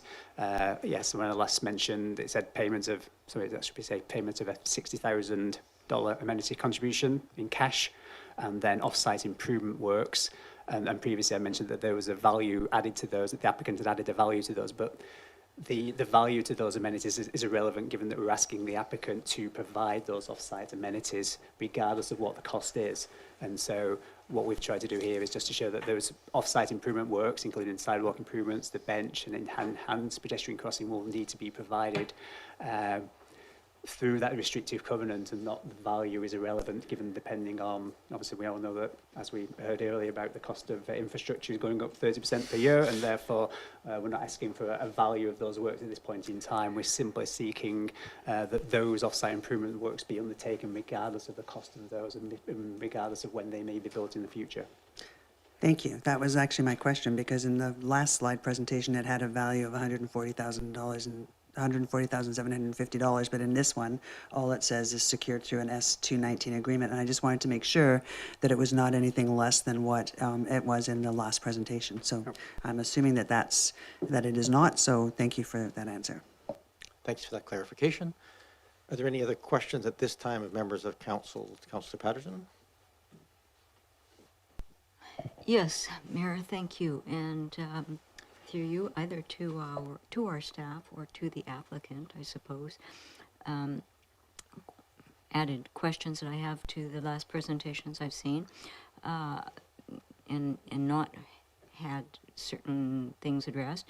Just wondering if we could have a statement on the CSA standards for feather-friendly buildings, i.e., has it been was there a design concept for making a bird-friendly building in the design?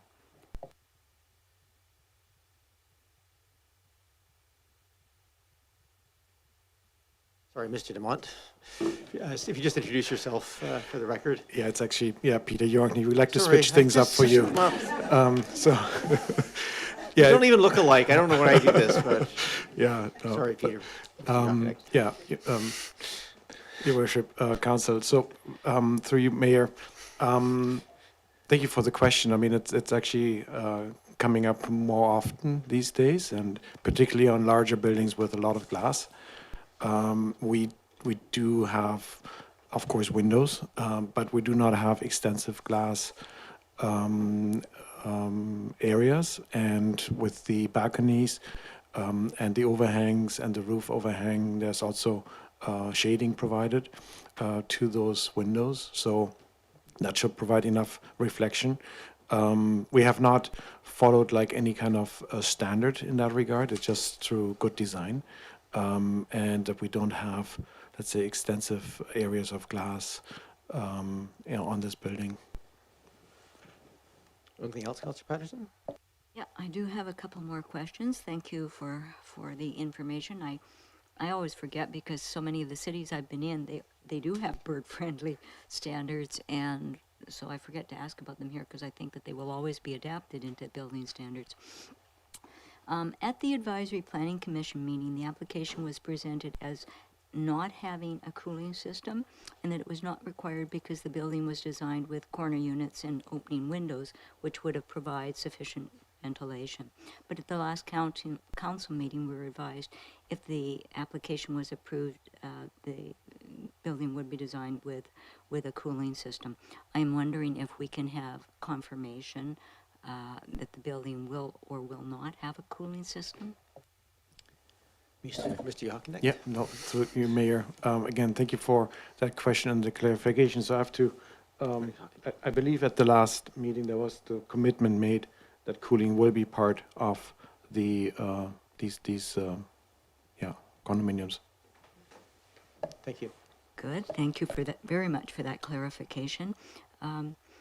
And one other question I have is about the building itself. Is the plan showed 4 units designed as penthouses. I'm not sure if the number is 4 or if it will be 5. And I am wondering, because of course the building is not exactly a high-rise building as you've stated. So I'm just wondering what elements define penthouses and what impact it has on pricing of the units. It's through you, Mayor. I mean, penthouse would typically be considered the units at the top the top floor. So we would have 4 units being considered penthouses. On the pricing point, that's really something more for the developer to comment on. But again, just based on all the other projects that we're working on, the higher units are usually higher priced because they're nicer views and just a little bit more the elevation that's apparently more attractive. But to what extent and how much more those would cost, I cannot speak to that. Probably more the fact you don't have little feet puttering above your head. Fair enough. Thank you. I think this next one may be for staff. Again, one thing that I notice here and so more in BC and certainly here in Oak Bay is that the electrical transformers for the buildings are often located very close adjacent to the public sidewalks. And so in this case, although there's nothing shown on the drawings, I'm just wondering if the transformer for this building is again going to be placed adjacent to the public sidewalk. Mr. Hockenbeck, do you know? Yeah, through you, Mayor. So I can say that we went through the exercise with our electrical consultant on an early stage to determine that this building can be serviced with a pole-mounted transformer. So we do not have a pad-mounted transformer because that would have meant quite a challenge. Thank you. That's all my questions. Thank you very much. I have next Councillor Green. Thank you. And through you to staff. Mr. Green, can you please clarify the statement, secure adaptable units, for me? I'd appreciate that. Thank you. This is part of the covenant to secure those adaptable units. Go ahead, Mr. Green. Yeah, so that's essentially a BC building code to ensure that 5 of those units could be adapted in the future to be fully accessible. And so that's by ensuring that in terms of the design, and perhaps Peter may be able to explain this better than I am, but essentially that those 5 units could be adaptable in the future to fully accessible standards. And so that could include ensuring like the stud work in the walls is appropriate to put handrails and things like that in the future. So they won't be adaptable from day one, it's just that it allows them to be adapted in the future. Follow-up question through you. So that means that the owners would have to incur the costs of making adaptations to the units themselves. Go to the applicant here as well, Or Ms. Copeland. Ms. Copeland through. I can tell you about that. Sorry, could you just state your name and for the record? Kim Coltman, and I live in Oak Bay. I am the applicant. The code allows for them to be adaptable, but to become fully accessible, everybody has different accessibility needs. So for us to try and guess what that might be would just be counterproductive. Some people need lower counters. I myself need something higher. So when somebody buys a place, they would adapt it to exactly what they need. So we have it on the ready, and it makes it much easier and less costly for them.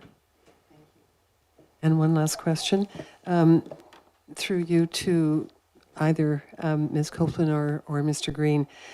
We are in a housing crisis. We're all aware of that. I'm just wondering, is there any covenant considered around short-term rentals for this building? Because I know that they are rentable, and my concern now is short-term rentals and the impact that's having on the housing availability in most of our region. Thank you. Mr. Green? Through your worship, in terms of to answer that question, then we would, there is no covenant requirements at this point in time. We've not recommended a covenant to address that issue at this point in time. However, the council has that discretion, given this is a rezone application, to add that to the covenant. However, our zoning bylaw prohibits short-term rentals of less than 30 days, and so we always have that ability to enforce the bylaw. And so just because something is in a covenant, it still means that that covenant has to be enforced through an injunction or other methods. And so, yeah, that's how I would answer that question. I believe that there is further legislation coming in the fall to address short-term vacation rentals. Is my understanding, but yeah, council does have that discretion. If the council wanted to add that in the covenant, the council has that discretion to do so. But I guess we also have our existing zoning bylaw that we can enforce if units are being rented out for short-term vacation rentals. Thank you, Mr. Green. Councillor Green? Thank you. This is actually the easiest one, green to green. This is actually no relation. Not related. We're not related. Any other questions before I go to members of the public? I'll go ahead for the second time. Councillor Braithwaite. Thanks very much. Yeah, I know that late this afternoon we received an email in regards to blasting and some responses to blasting, and that unfortunately was not being able to be included in the package, I don't think in the agenda package. So I'm wondering if we could get some comment, because that blasting was such a big area of concern for neighbors, etc. If we could get some comment on the letters that were sent in to us earlier today, please. Thank you. Does the applicant know that? Perhaps you could repeat the question that was raised in the email. And just for the public understand. The applicant sent us the email. Oh, sorry. Through the mayor. I haven't seen it, so. Yeah, through the mayor, I can answer that. Yes, and I did send that. Okay. And again, apologies, I assumed that might be part of the agenda package, but it was not, so I wanted to fire it off. But yes, we went out to a few experts. A geotechnical engineer from RISEC provided us a full letter as to, quite in detail, how they do the blasting, and mostly to provide assurances that they use best practices in everything that they do.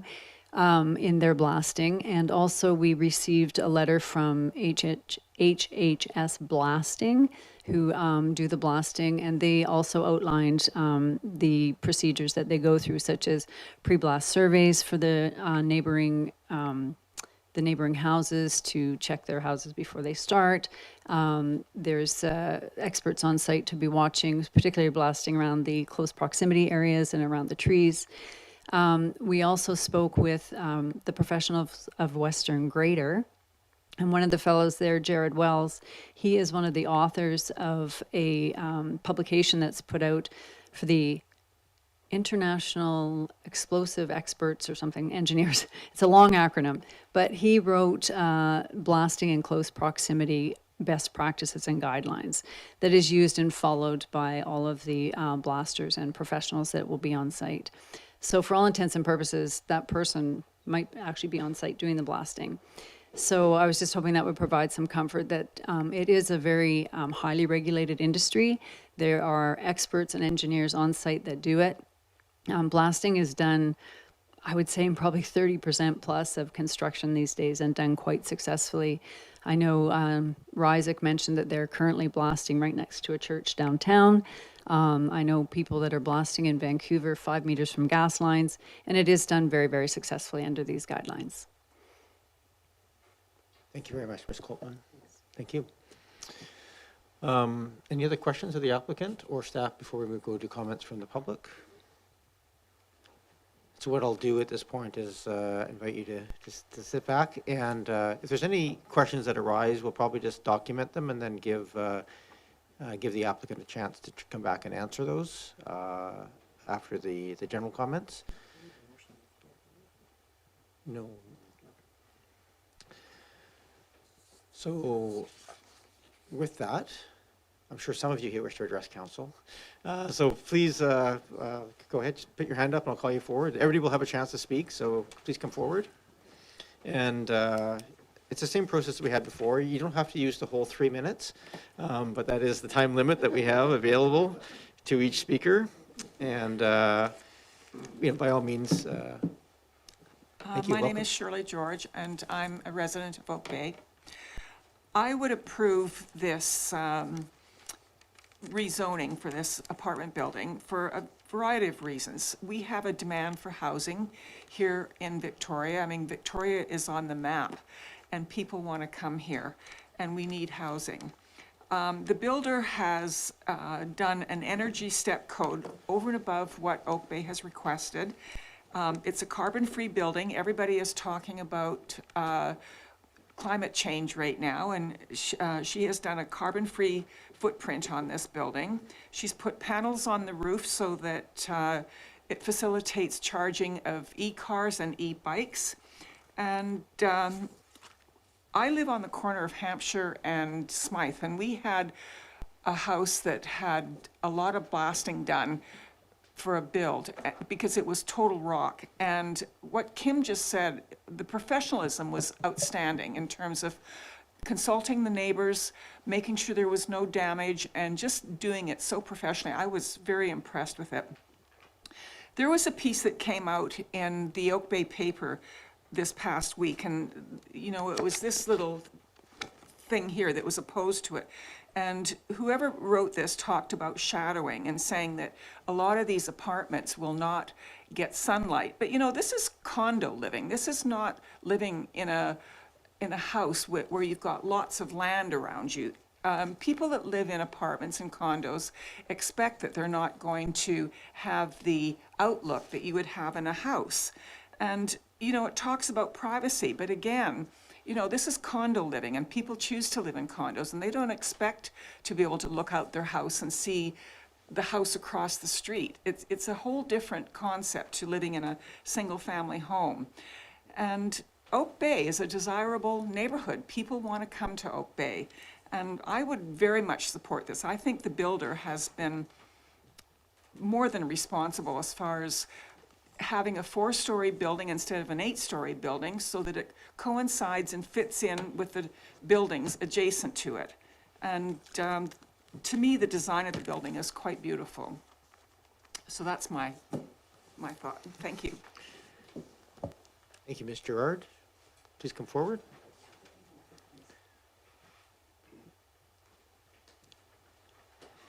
Same process, name and municipality, and off you go. Thank you, Your Worship. My name is Joe Klender. I live in Saanich, about 3.5 blocks northwest of the Oak Bay municipal border. And I'm here to present a petition in favor of the Quest development at 2326 Oak Bay Avenue. You've seen the petition, so I'm not going to read it. It was delivered to you at 10 o'clock this morning. But I will highlight that there are 65 signatures, and they are all residents or taxpayers of Oak Bay with the exception of one. I also signed a petition. However, I signed it as sacristan for St. Patrick's Roman Catholic Church, which is at 2060 Hultane Road. So because I'm confessing, you can give me penance here. You can count or discount my signature as you wish. The other detail here is that 10 of the 65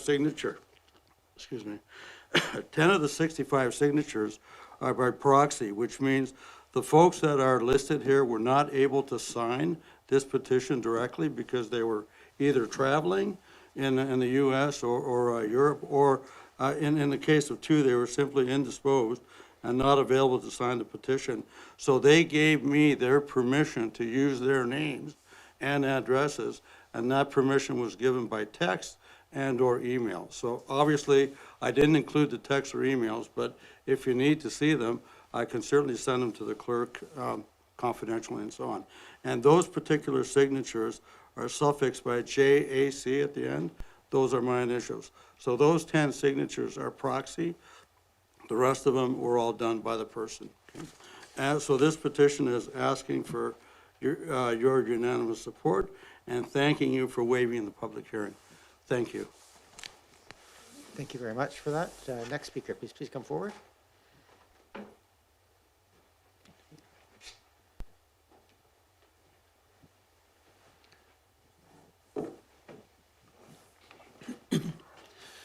My name is Edward Liam. I live in Oak Bay. I've been a homeowner in Oak Bay for more than 30 years.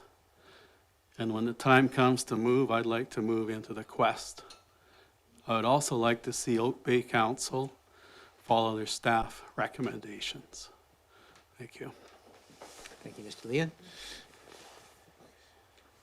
Please come forward.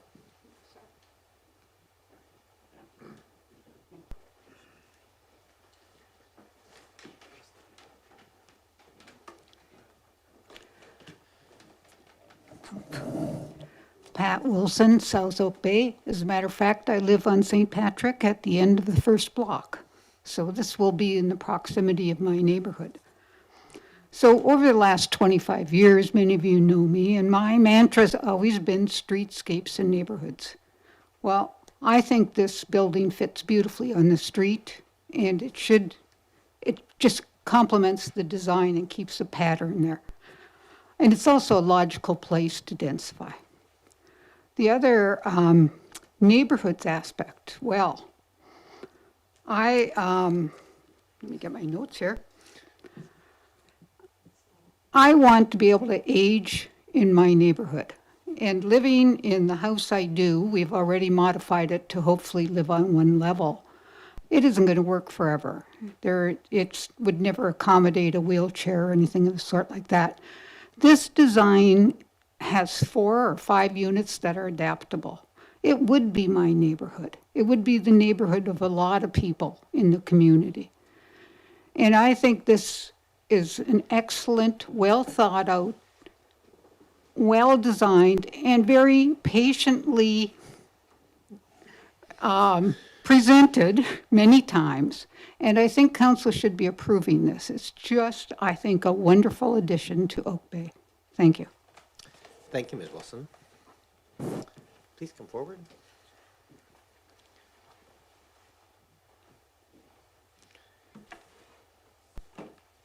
Hi, I'm Kathy Robinson. I've lived in Oak Bay for 40 years. My main concern with the Quest and the development is the affordability issue. I think that the units would probably be quite high, and the BC government has said to the municipalities to increase density to address the affordability issue. I don't believe this is doing it because the missing middle isn't being addressed. So that's one of my major concerns. And that's the point of having density, is to provide affordable housing. And I really feel for people that can't afford a house or an apartment or even rent one.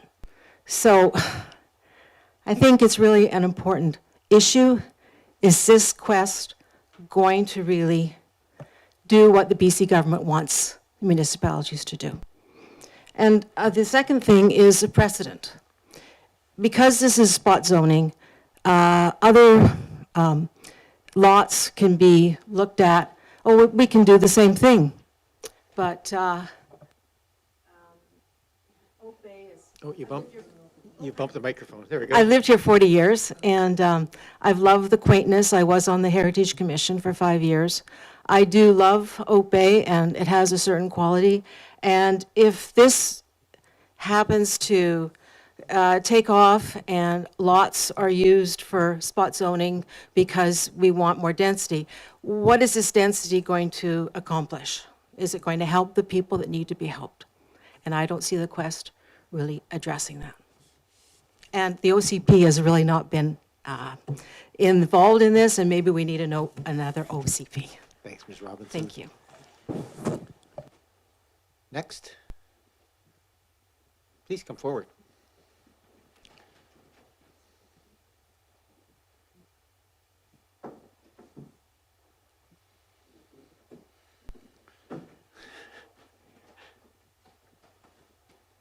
Hi, my name is Peter Grills, and I am an Oak Bay resident, and in fact, our property and home of 30 years is right adjacent to the lot in question. I have some prepared remarks that I'm going to touch on and extract from. Yet again, the proposal is before Oak Bay Municipal Council. The main point I really want to drive home tonight is that I'm extremely concerned about the consequence of the rock blasting that will be required to accommodate the underground parking proposed for this building. As you know, the bedrock blasting for the parking element is likely 12 feet deep and virtually lot line to lot line. Rock blasting is known to pose risk to health and homes. Granite, of course, is one of the hardest natural stones, and when blasted, its gases and dust and particulates are carried by wind to coat window screens and outdoor furniture and foliage that are hazardous when inhaled. Explosive noise damages hearing, impacts mental health, and produces stress which impacts blood pressure. BC requires workers to wear protective equipment and clear the area to a distance of 50 meters when blasting. In this urban setting, 50 meters envelops many homes, many families, and many streets. We are exposed and we need your protection. Our homes in the Strata laneway directly behind the Quest are on concrete slabs, which will be no match for the seismic force of the blasting necessary. As an example, our home and garage structure is immediately adjacent to the property in question, which means it'll be a matter of feet at maximum from the actual blasted rock. Our neighbor's kitchen window is 5 feet from the lot line, and we're all exposed and really need your protection. The multi-unit buildings immediately on both sides of the Quest have surface parking, as does the recently built Clive. This is evidence that blasting of this magnitude is not necessary to achieve Oak Bay's densification target. Adjoining properties will have mature, iconic trees. I'll skip that part now because it's been covered. It is my understanding that while blasting regulations are often considered the domain of provinces, BC's urban blasting regulations are scant. To fill the gap between provincial regulation and what residents need, many municipalities are creating their own blasting policies. I also understand that Oak Bay's blasting policy is at some stage of review or renewal. Mr. Grills, I'm just going to ask you to wrap it up. Okay. I respectfully request that Oak Bay does not allow any more urban blasting within the community until a resident-centric review is complete. This is a matter of consequence to all Oak Bay residents.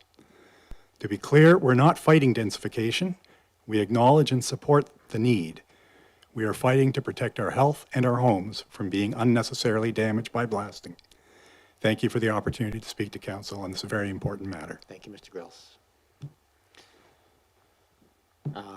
Go to the next speaker. Please come forward.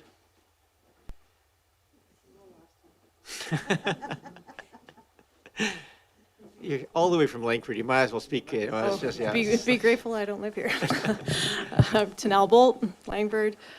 I am a renter, and I would only ever dream of being able to afford one of the monster houses that are in Oak Bay. The individuals that are currently residing in many of these homes, I could probably go and roll through the community and find 15 individuals that are needing better access in their homes. And regardless of it only being 5 adaptable units, I don't live in an adapted unit. I live in a regular condo, and based on building code, which I know the developer is code plus on this because she herself has mobility challenges, every single one of these units is accessible by a chair like mine or Kim's.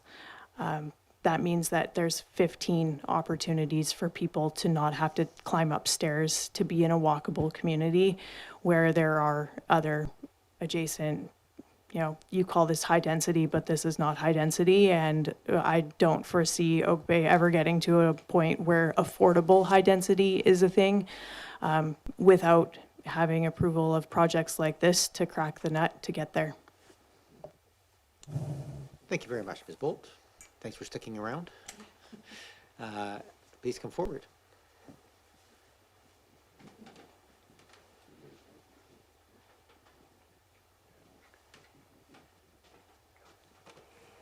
Good evening. My name is Patrick Skillings. I've lived in Oak Bay for 30 years. I live in a condominium at 2119 Oak Bay Avenue. We have underground parking there. There are many buildings around us. It was built 40 years ago. The blasting occurred. We lived through it. I'm very sorry that people who live nearby will be affected for a period of time. But it is important that we increase the supply of homes in the village for prosperity, for people who work here and live here. And I think this would be an addition that would assist Oak Bay in its ongoing ability to pay our bills. Thank you. Thank you, Mr. Skilling. Next, yeah, please. We have one person coming forward, and then, no, go ahead. Come ahead. Well, my name is Doug Manders, and I think you all have heard from me at one time or other on this topic. And I had some notes here, but I think I don't want to bore you with it because I know that if you've read my emails, as you know as much as I do about it. This project, it's all well to talk about extra housing, but that extra housing is coming. The provincial government's mandating 600 units. This particular piece of land is a tiny little lot, and we wanted to put a very big building. And the reason the building's so big is it's luxury units, which the province and the OCP really say we don't really need. The Clive, for example, is 17 units, and it's a 16,000 square foot building. The Quest is 15 units, and it's 19,500 square foot building. That 19,500 square foot building needs underground parking. The Clive has it above. This building, by every measure, is way overbuilt for this, oversized for this lot. Every objective measure says so. Especially your FARs, your height, it's all there. And because it's so big, it doesn't comply with a single of the building bylaws. You'd think one of them would be in there, every single one, and most of them are varied by a huge amount. For example, the setbacks are half of what the building code says. Well, when you have a high building and short setbacks, you have a lot of problem with the neighbors. And this has neighbors on 3 sides. And I'm the house where the blast will be 5 feet away. I don't know how great that'll be, but the long term is the building itself, because it's 47 feet high and it's about, say, 18 or 19 feet from my house. I'll have no sunshine for 100% of the time in the winter for significant periods of time. And and then in the Oak Bay OCP, it says that the building should be, infill buildings should be designed to minimize the impact on neighbors. Well, this building maximizes that impact. Every single box is ticked of negative impacts. And that's your blasting, your shadowing, your loss of privacy. It's all ticked off. Parking's going to be a big issue. It's an issue on New York Place now, on-street parking. Every issue is ticked. And so I say to myself, you know, our residents used to be protected by building bylaws, and I noticed that if you're in a private residence, on this building over here, one of the fellows was talking about a dormer, maybe a foot change or something, and one of the comments was, there's no negative impact on the neighbor. Well, Mr. Manders, I have to ask you to wrap up because we do have a 3-minute maximum on a person. you know, after 9 years, it's not really fair for 3 minutes. It's But just give everybody a chance to speak, and it is within our procedures bylaws, so I'm going to have to ask you to wrap it up. all right. I'll just wrap it up by saying that I've spoken to the planner and Selena about this, and they don't seem to be agreeing with me. But the residents really need input into the development process. We weren't allowed to speak at design committees. We weren't allowed to speak at any of the advisory committees. We weren't allowed to speak in the early council meetings, and we're given 3 minutes at the end, whereas the developer can speak forever, and the planner doesn't even recognize that the residents exist. And I think there's something that really should be. Thank you. I really guess you have to respect everybody else. We do have your correspondence as well. I know, that's what I say. I've got it all in there. Thank you. Next, please. Someone's stepping up behind you, and then I'll go to the speaker there.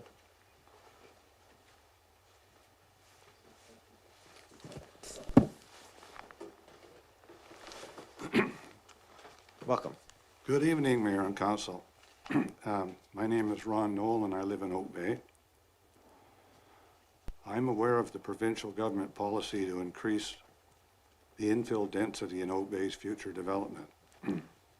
I'm in favor of multi-unit development as long as they, like our M4 from the OCP.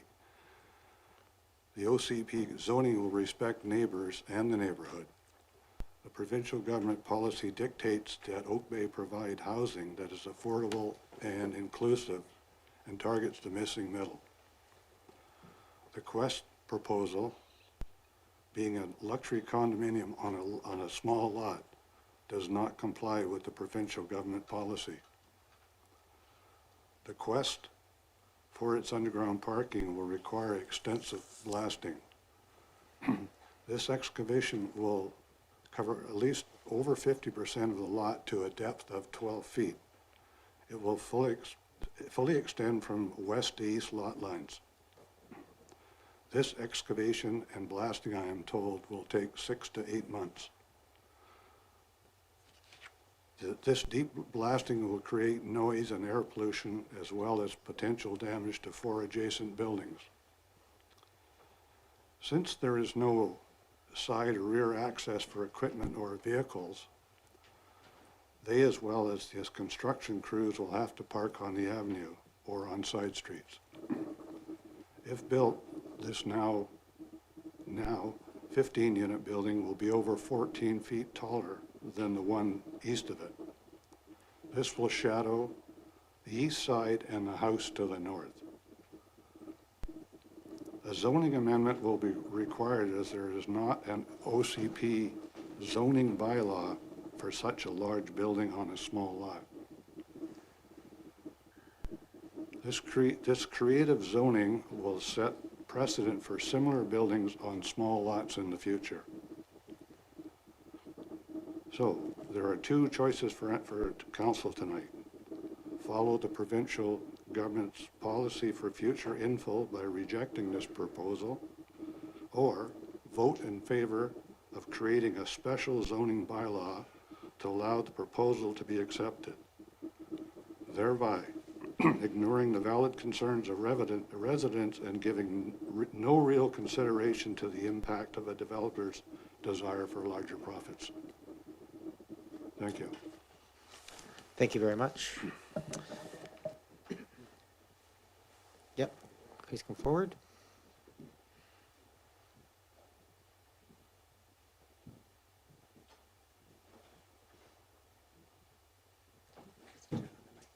Just turn on the mic first and then you can speak. Just push the button in the middle. Nope. Right There here. you are. Oh, okay. Good evening, Mayor and Council members. I'm Primrose Carson, a longtime resident of Oak Bay, and I'm here before you this evening to express my strong support for the Quest development. When my husband and I discussed the possibility of downsizing, the Quest development aligns perfectly with our vision, a beautiful building within walking distance of the village. Some of the concerns that I've heard, I just will quickly address them. The first one is reflecting on our community's history. The loss of Oak Bay Lodge stands as a stark reminder of missed opportunities for thoughtful development. It was a valuable community asset lost amidst controversy over nominal height variance. Today, a decade later, we're left with nothing but a barren lot populated with antennas. We simply can't afford to repeat these kind of mistakes. It's important to acknowledge that the location and lot size of this development is not ideal for addressing the missing middle affordable housing issue. However, this should not be the reason for denying the approval. Each project should be assessed on its own merits and potential contributions to our community. Turning to the concerns about underground parking, I firmly believe it's the wise and sustainable choice that maximizes land use.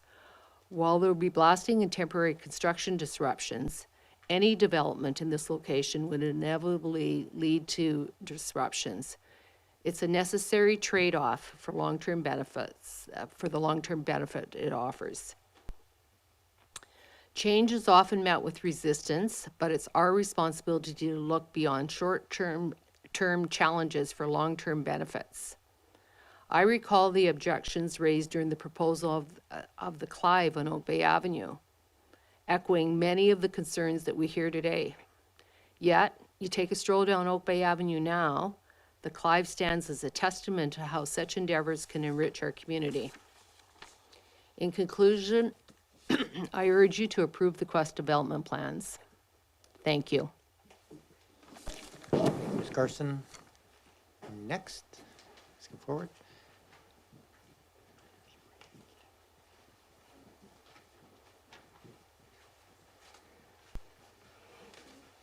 This thing on? It is. There we go. Lewis Hinton, resident of Oak Bay. I'd like to begin by thanking the council and community for this opportunity to speak. And I'd also like to thank the Oak Bay Planning Department for their in-depth zoning amendment and development permit. Now let's begin. Firstly, 2326 Oak Bay Ave is not recognized as a heritage property through the Community Heritage Registrar. It is also not located in the Prospected Heritage Conservation Area. While we all value Oak Bay's unique heritage, properties and lots that do not fit this category must be developed appropriately to future societal needs. Specifically, sustainability, resilience, and increased demand for housing as population demographics change. This proposed development covers all of these areas. The 4-story apartment buildings on either side of 2326 Oak Bay Avenue are both zoned RM-3, or in other words, 3-story multiple dwelling use. But these buildings were built prior to the current zoning bylaw and are legally non-conforming. 2326 Oak Bay Ave follows all of those guidelines. 33% green space, it's sustainable and fits with the green Oak Bay feel. Not to mention, it will be maintaining our beautiful native Gary oak trees that are on the property. As mentioned in the permit, this unit encourages sustainable growth within the urban core, strategically adding density near an existing village center, avoiding increased density in other areas such as McNeil or Central Avenue. The building will also be making use of existing infrastructure, supporting diverse transportation options and building to reduce greenhouse emissions.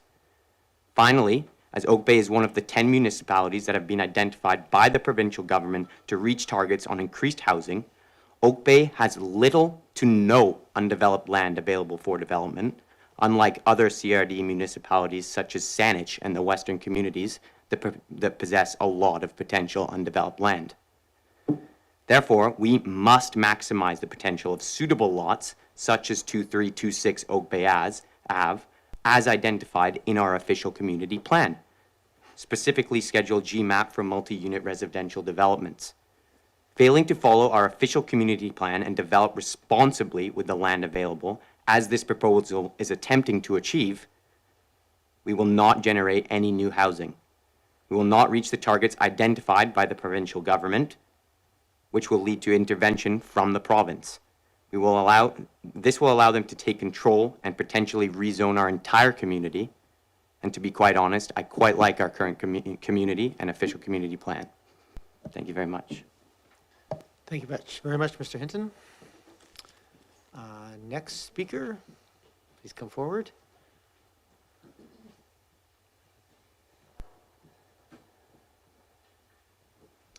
Welcome. Just name and municipality, and you have your 3 minutes. I'm Joan Manders, and I live in Oak Bay. Welcome. Good evening, Mr. Mayor and Council and district staff. Thank you for listening to me. I live at 1524 York Place, which shares the property line with 2326 Oak Bay Avenue, Mr. Large's property. I'm in the north. I'm to the north, rather.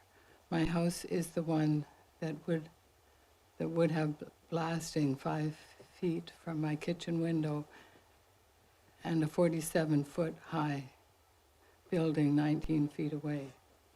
I wonder if you noticed that just last week the prestigious travel magazine Condé Nast voted Victoria top for the Reader's Choice Award.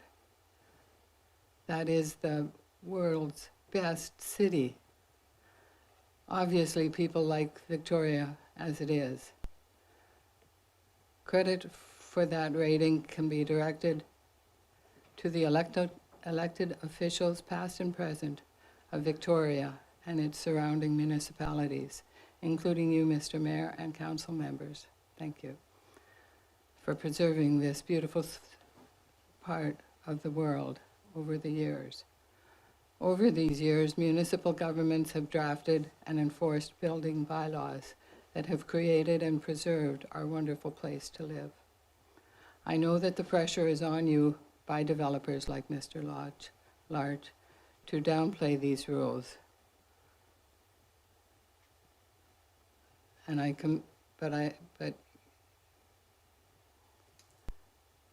to downplay these rules, it's a constant, but I commend your strength.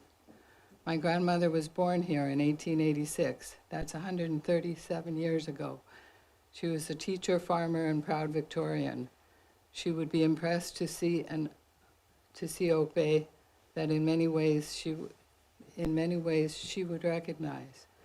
I hope that our great-great-grandchildren will be happy with how we have left it.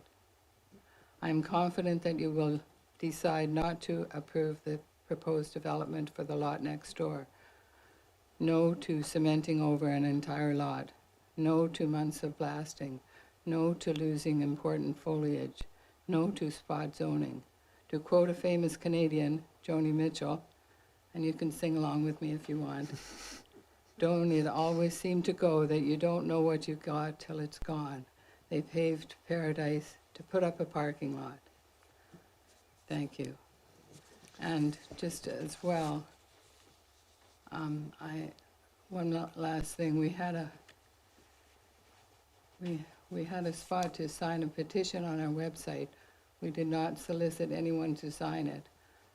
I know that it's too late to file it with you, but I thought that you should know that 187 people took the time to find our website and sign it. Thank you, Ms. Manners. I And think I we have actually the do have pages that petition arrived in our inbox. So Okay. I do believe we do have that petition as well. Great. Thank you. Well, thank you. Yeah, thank you. My grandfather was born in 1893, so pretty close to around the same Oh, time. maybe So they there you played go. together. Next speaker. Oh, there we go. I thought we probably aren't completely done yet.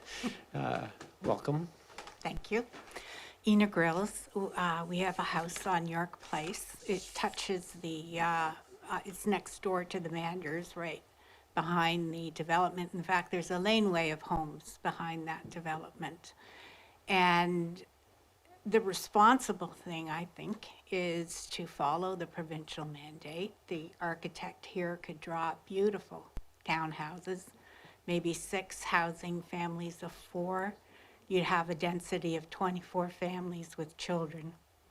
And that's what the province is aiming for, and no blasting. Blasting is dangerous.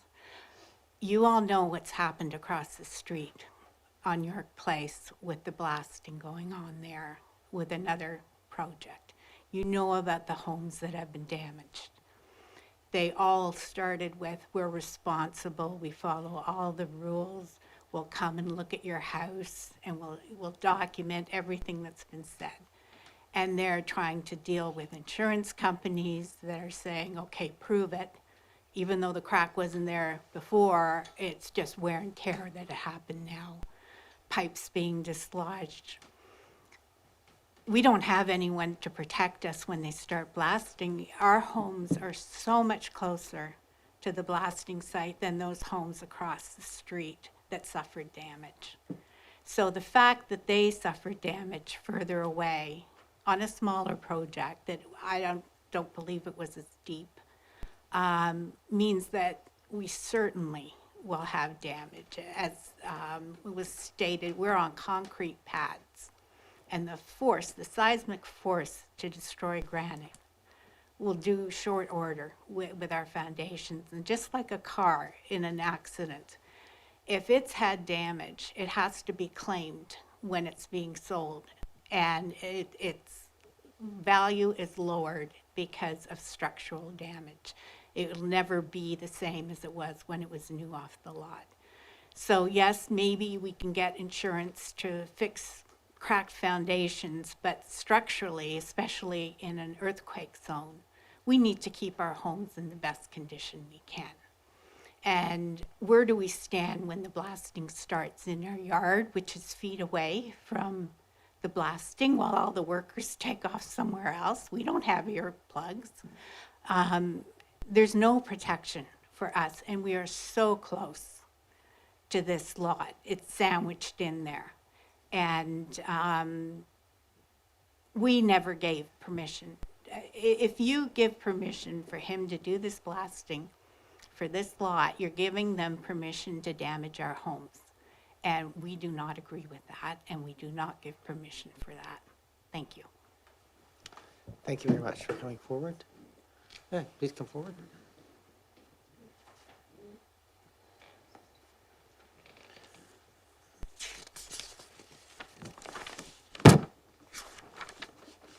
Good evening. My name is John Crickman. I'm an Oak Bay resident. In fact, I live on Newport Avenue, which is the same Oak Bay Avenue after it makes the hook, as I assume you all know. I've heard 2 objections to this project tonight. One basically about blasting and the other one about affordability. Well, if blasting is going to be a problem, we're all in deep chemistry, because as you well know, the only way you're going to put new sewer lines through the uplands is by blasting. And we're going to pay for that. If there's liability, then the bottom line, yeah, there's insurance, but insurance companies always get their money back by raising their rates, and we're the rate payers of the insurance companies. We had two houses put in on Margate, which was like less than 500 feet away from our house, which is a 1950s house. And we certainly heard it, and it certainly did raise dust, but it didn't crack anybody's foundation, to my knowledge, in the neighborhood, or I certainly would have heard about it at the, at our neighborhood. And the other thing is this issue about affordability. We bought our current house in Oak Bay. We moved here in '97, and then I went back to work for the U.S. federal government, but we bought our current house on the avenue in 2014. When we bought that house, it's on a city building lot, which is 50 by 100 feet. The value of the dirt, which my wife doesn't like to use that expression, but she's not here, was $130 a square foot. It's now $270 a square foot. There's no way on God's green earth you're going to build affordable housing with those kind of land costs. And I assume everybody else here could tell you similar stories about their appreciation. The pressure on you is not being put on you by Mr. Large, it's putting on you by the eloquent young Mr. Hinton, not individually, but his cohort, which includes my 4 grandsons. The youth that grew up in this municipality and this city in Victoria and want to live here. That's why the province has got this quota that you got to build. I mean, Oak Bay last year had 27 building applications in 22. Well, there was 3 new houses built in my neighborhood, and they were all based on tear downs. So there was no new housing stock built. It was just a bigger and better house on the existing lot. But the provincial requirement is now 125 a year, which is 5 times what we did last year. There's no way you're going to be able to do that without building the only thing that's really wrong with this project is there's not enough of them. You need 5 of them to be built in the down core area to get, I mean, this is all within walking distance or wheelchair distance to the center of the town. I mean, yeah, Salish can have multifamily housing out there, but all those people to get to a store have got to get in their car and drive to it. Or at least take a bus. In any case, it's going to add greenhouse gases. Ask you to wrap up. Walking doesn't do that. If people can walk or get in their wheelchair and go from there to downtown, it's a win-win. I heard what these people say, and I understand blasting is dangerous, but it's the greater good for the greater number of people. Thank you for your comments. I just need to wrap it up after 3 minutes. Thank you very much. It's nothing personal. I'm just trying to make sure everybody has the same fair amount of time. Next speaker. Please come forward. Don't be shy. Shyness just adds time to the clock. We don't want that, so. Hi. So my name's Glenn Manders. I live in Oak Bay on Musgrave. And I just have a couple of points. One thing, as I've been observing tonight, I'm here to speak against the development. I've been seeing some people coming up to support the development, but and some who may even want to live there one day. But what I haven't heard is a compelling reason for why it has to be so big with so many units and with such an expanse on what is currently a single-family lot. And I think that would be helpful information for all of us, even maybe there could be lots of common ground since a number of people, myself including, speaking against this, do favor development on that lot, just something a little bit more modest.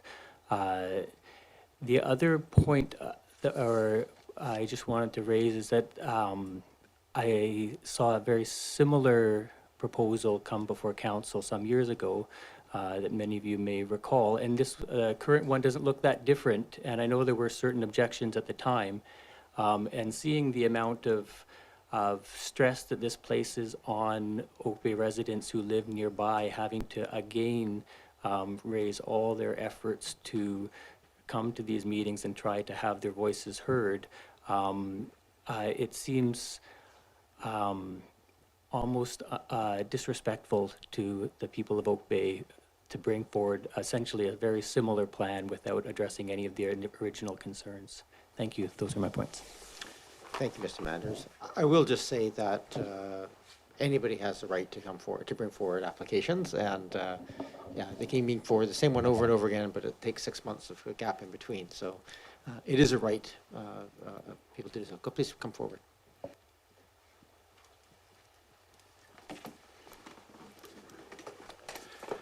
Hello and good evening. My name is Martin Cowden. It's a pleasure to be here in front of you, and thank you for the opportunity to speak. I speak as an individual, and I live in Salish, not Oak Bay. I wished I lived in Oak Bay, and I hope to come back to Oak Bay. I grew up in Oak Bay, went to school in Oak Bay, graduated in Oak Bay, went to university in Oak Bay, and lived and worked for the last 40 years in Oak Bay. My mother was born in Oak Bay. My grandfather lived his entire life in Oak Bay. He's probably a friend with your grandfather because he's born just about the same time.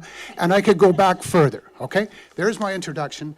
On July 31st, Council approved staff application to go forward with the Housing Accelerator Plan or Fund recipient. That fund or that plan was about building new accommodations. This project addresses that. If 15 units are built, do 10 more like it, and you're halfway to your goal. There needs to be more housing. People talk about affordable housing. They need to look somewhere else for affordable housing because someone's already identified the cost per square foot of land in Oak Bay, and there is very little undeveloped land in Oak Bay. So thinking about this, I thought, if this project on Oak Bay Avenue is not the perfect place, where is the perfect place? It would be in an open field with no development, flat land, no one to disturb, lots of sunlight, trees on the sidelines. Unless you're going to take a golf course out, you're not going to find that in Oak Bay. Or Kings Park, Oak Bay's part of that. But there isn't an ideal place with all the perfect amenities to build. This has been before Oak Bay for at least 9 or 10 years. It's time. The developers have come back to council over and over again. They've tried to make the improvements. I don't think council ever said, or our staff, don't ever even come back to us with a proposal because we're not going to let you. They keep coming back again and again. I think that council should approve this. I think that what we have in Oak Bay is a need for additional housing. It's good for the village. It's good for our community. I would like to come back and live in this community. And this will give accessibility, easy walking to the village.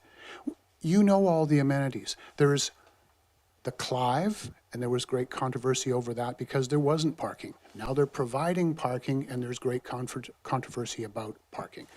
I implore you to approve this project. Thank you for your time. Thank you, Mr. Cowden. Thanks for noticing my subtle hint of turning on my light. Is there anybody else who wishes to come and address council at this time?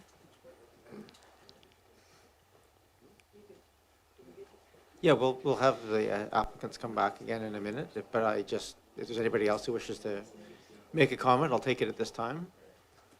I mean, you have a couple of questions I think that'd be good to have the applicants ask.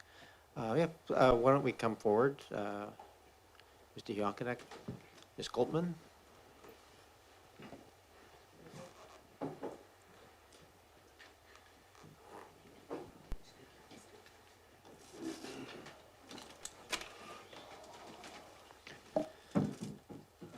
You probably have your own list of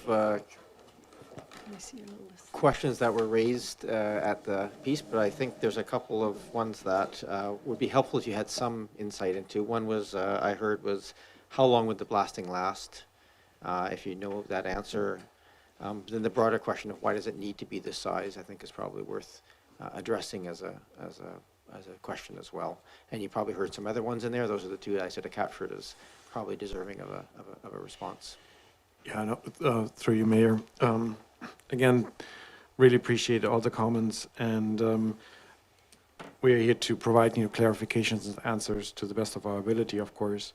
So I just took a few notes, and Kim will add to those as needed, of course. But just on the topic of affordability, I think that always comes up in all communities, and just recognizing that Oak Bay is a community of quite high affluence, and the real estate prices are probably the highest in the region. Just the factor that we work with, That in itself is, of course, not affordable. We in our office have a lot of various housing projects. Some of them are dedicated affordable housing projects, and they are funded through BC Housing or CMHC. But these are taxpayers' dollars provided in order to achieve that kind of housing. Those are non-profit organizations usually that provide and build those projects and then operate them. As a developer, that's a whole different spectrum of housing that's provided to the district and to the region. Obviously, as we all know, developers, it is a business. They have to carry a lot of risk. They have to make money, otherwise there's no funding. And so that's just on the topic of affordability, that this is not dedicated affordable housing, yet it is providing housing options that are not open to a lot of people that cannot afford a single-family home in our community, for example, or even like a townhouse. So, yeah, of course. Yeah, just to expand on that a little bit, all the things that Peter said, but also the size of the building has a lot to do with the affordability. In order to get into that affordable component, you usually have units of about 30 or 40 before you can start to provide those and have the funding. And I think we talk about housing on a spectrum.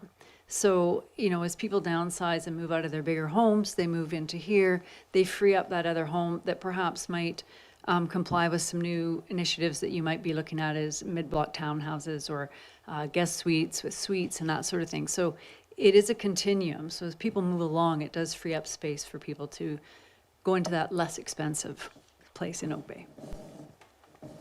Yeah. Thank you. Before you continue, I just want to just maybe perhaps get a motion to extend the meeting to 11:30, just so we have some space here to have a conversation.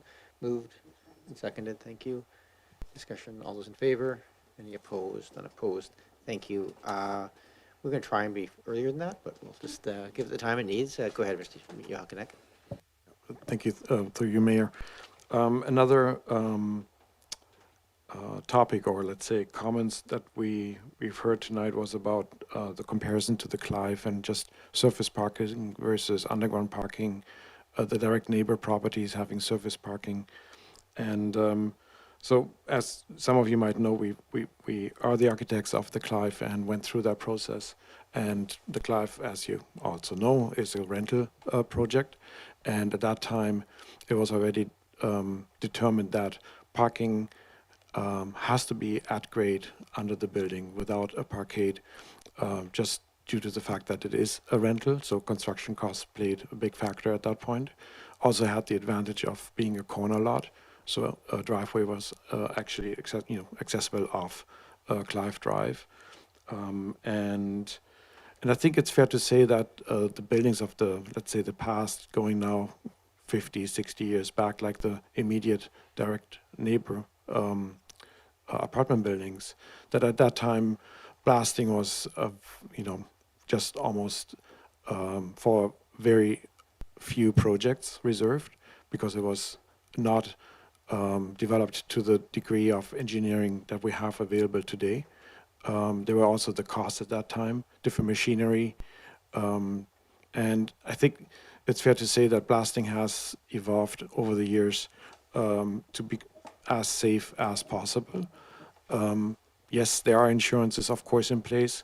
Otherwise, these blasting contractors simply couldn't be in the business as they've been, like for a long time, because they do their jobs to those high standards. That doesn't mean that sometimes things cannot go wrong, meaning that there is some damage and where insurances have to play in.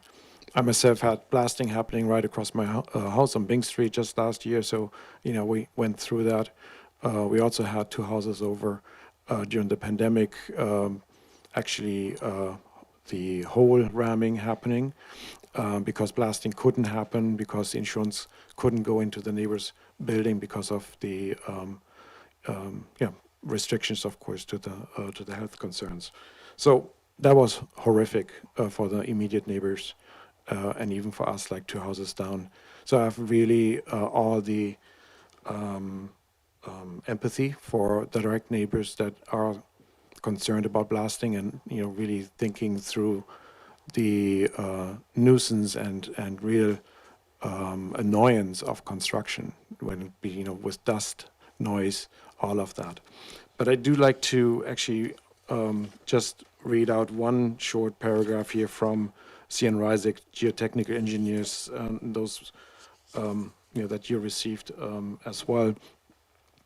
And it says here, it should be noted that the threshold for human perception of blasting vibrations is quite low, and minor vibrations in the order of 1 millimeter per second are perceptible.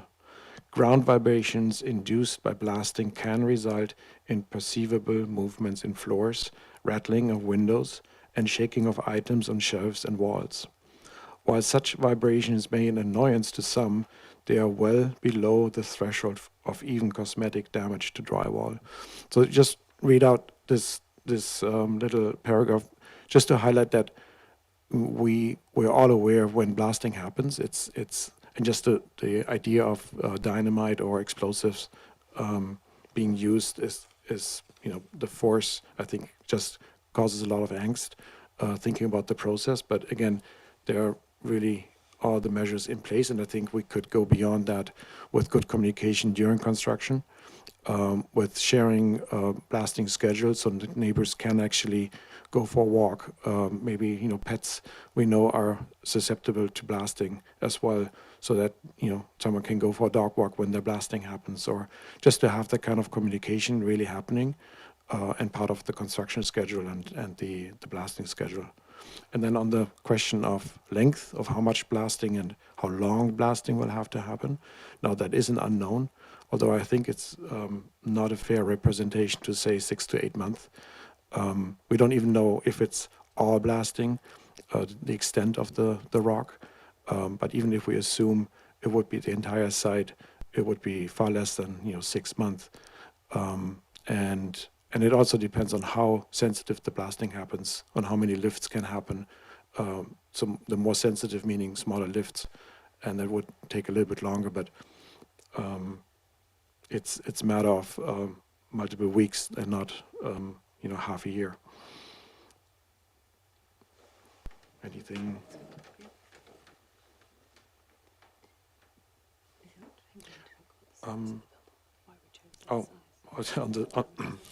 Okay, so on the question of, through you, Mayor, the size, and because the idea of townhouses comes up, like basically saying this is an orphaned lot. There is a single-family house on it, but it is really an orphaned lot between two multi-residential buildings. And we did test fit townhouses very early on, and with the driveway, basically we were able to achieve up to 3 townhouses of like around 2,000 square foot area. And that's just simply not appropriate. It's also not addressing the OCP. The OCP is very clear on what should happen on this property, and planning report is clear about that as well. Townhouses also would provide like 3 units. Like again, it was mentioned earlier by a few commentators that this location is calling for an appropriate level of density, and we do not have that many properties in our community to do so. It's really, is it a perfect fit? I mean, nothing in development and is perfect, but this is like as close as we can get to provide excellent housing in a very sensitive way. Thank you very much. We've heard from the public. Thank you for responding and answering some of those questions. Were there any other outstanding questions from members of council heard or that were raised by the speakers that they wish to ask of the applicant before we get to deliberation? Councillor Braithwaite? Yeah, thank you, Mayor. Yeah, mine was around the blasting. There was a lot of really good points I thought brought up about the blasting. I think that where my concern lies with blasting is how are the neighbors protected? Because we did hear a few neighbors say that in an area very close to their Prospect Place, I'm assuming that they're talking about, there was cause for some of those houses to be damaged with the blasting that went on then. So I'm wondering exactly how, and how can council be sure? Because it's easy for someone to sit there and say, the residents are going to be protected, we're going to have somebody go in and look. But then if they're then having to deal with insurance afterwards on their own, without the proponent having to be there because the proponent's they felt that they've done their part, then how do we protect our residents if there's something, if something does go astray with the blasting? I'm not sure if that's, I'll give it to the applicant, but I don't know if staff wants to touch on that as well, about where the responsibility lies. I believe it is between the private, but Mr. Green, did you have anything there? Only to add that obviously they will require a blasting permit from the district on submission of the building permit. So once we receive a building permit is when we require then a blasting permit, and that blasting permit would be reviewed by our building officials through that process. But there's no guarantees at that point. No, fair enough. Ms. Coltman? Yeah, I think the best way to answer that, I just reflect back to the best practices and so on for close proximity blasting. And the blasters that come in are obligated to go around and do their pre-blast surveys because, as Peter mentioned, they themselves wouldn't be in business very long if they didn't do a very good job. So they have to go around and do those checks, and then they would work with I believe this is how it works, is they would work with the neighbors and so on.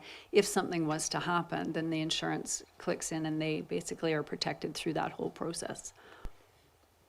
Councillor Braithwaite?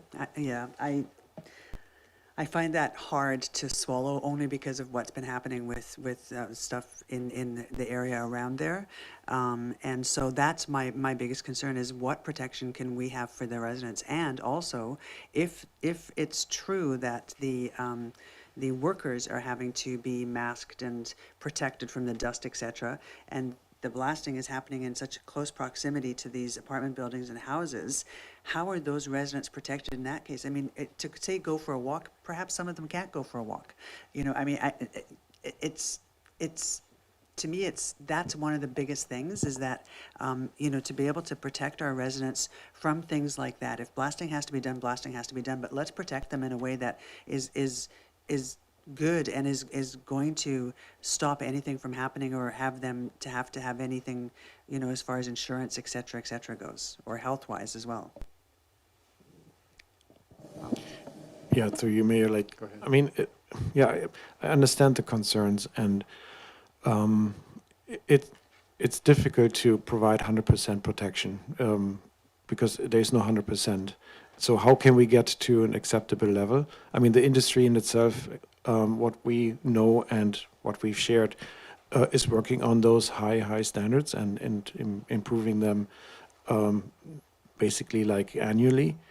On a lot of projects where we as architects work with general contractors, when there's blasting in place, we always thrive and work with them on good communication and really work with the direct neighbors, those people that are really impacted the most.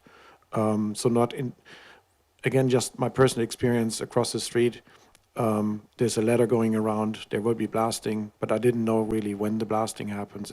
It's just like, you hear the horn and it happens, and okay, like, you know, I'm in that industry and I have a different level of acceptance probably, but for others, I think it would be nice to know tomorrow's blasting, you know, between 10 and 11, and then in the afternoon again between 2 and 3, just to have that level of communication. That would really, I think, go a long way to improve on that. I appreciate you're not experts, but there was other questions that are attached to that. Was there's been comments made that there's health concerns about the results of blasting, but obviously blasting happens in urban centers a lot. So can you talk to just what are the risks and mitigation factors attached to, any health factors attached to blasting? Yeah, through you, Mayor, like when I heard that, actually I don't have any recollection of that being an issue on a site, so it's something I would like to look into. And that's all I can say to that for now. Fair enough, thank you. Councillor Braithwaite? Yeah, just one other thing. I know that, because back on the blasting, I know that there's a meeting actually this week in Oak Bay on Wednesday at Windsor Pavilion around blasting policies. So any residents that are interested in going to that, I would suggest that you do go to it to get more information and perhaps ask questions as well.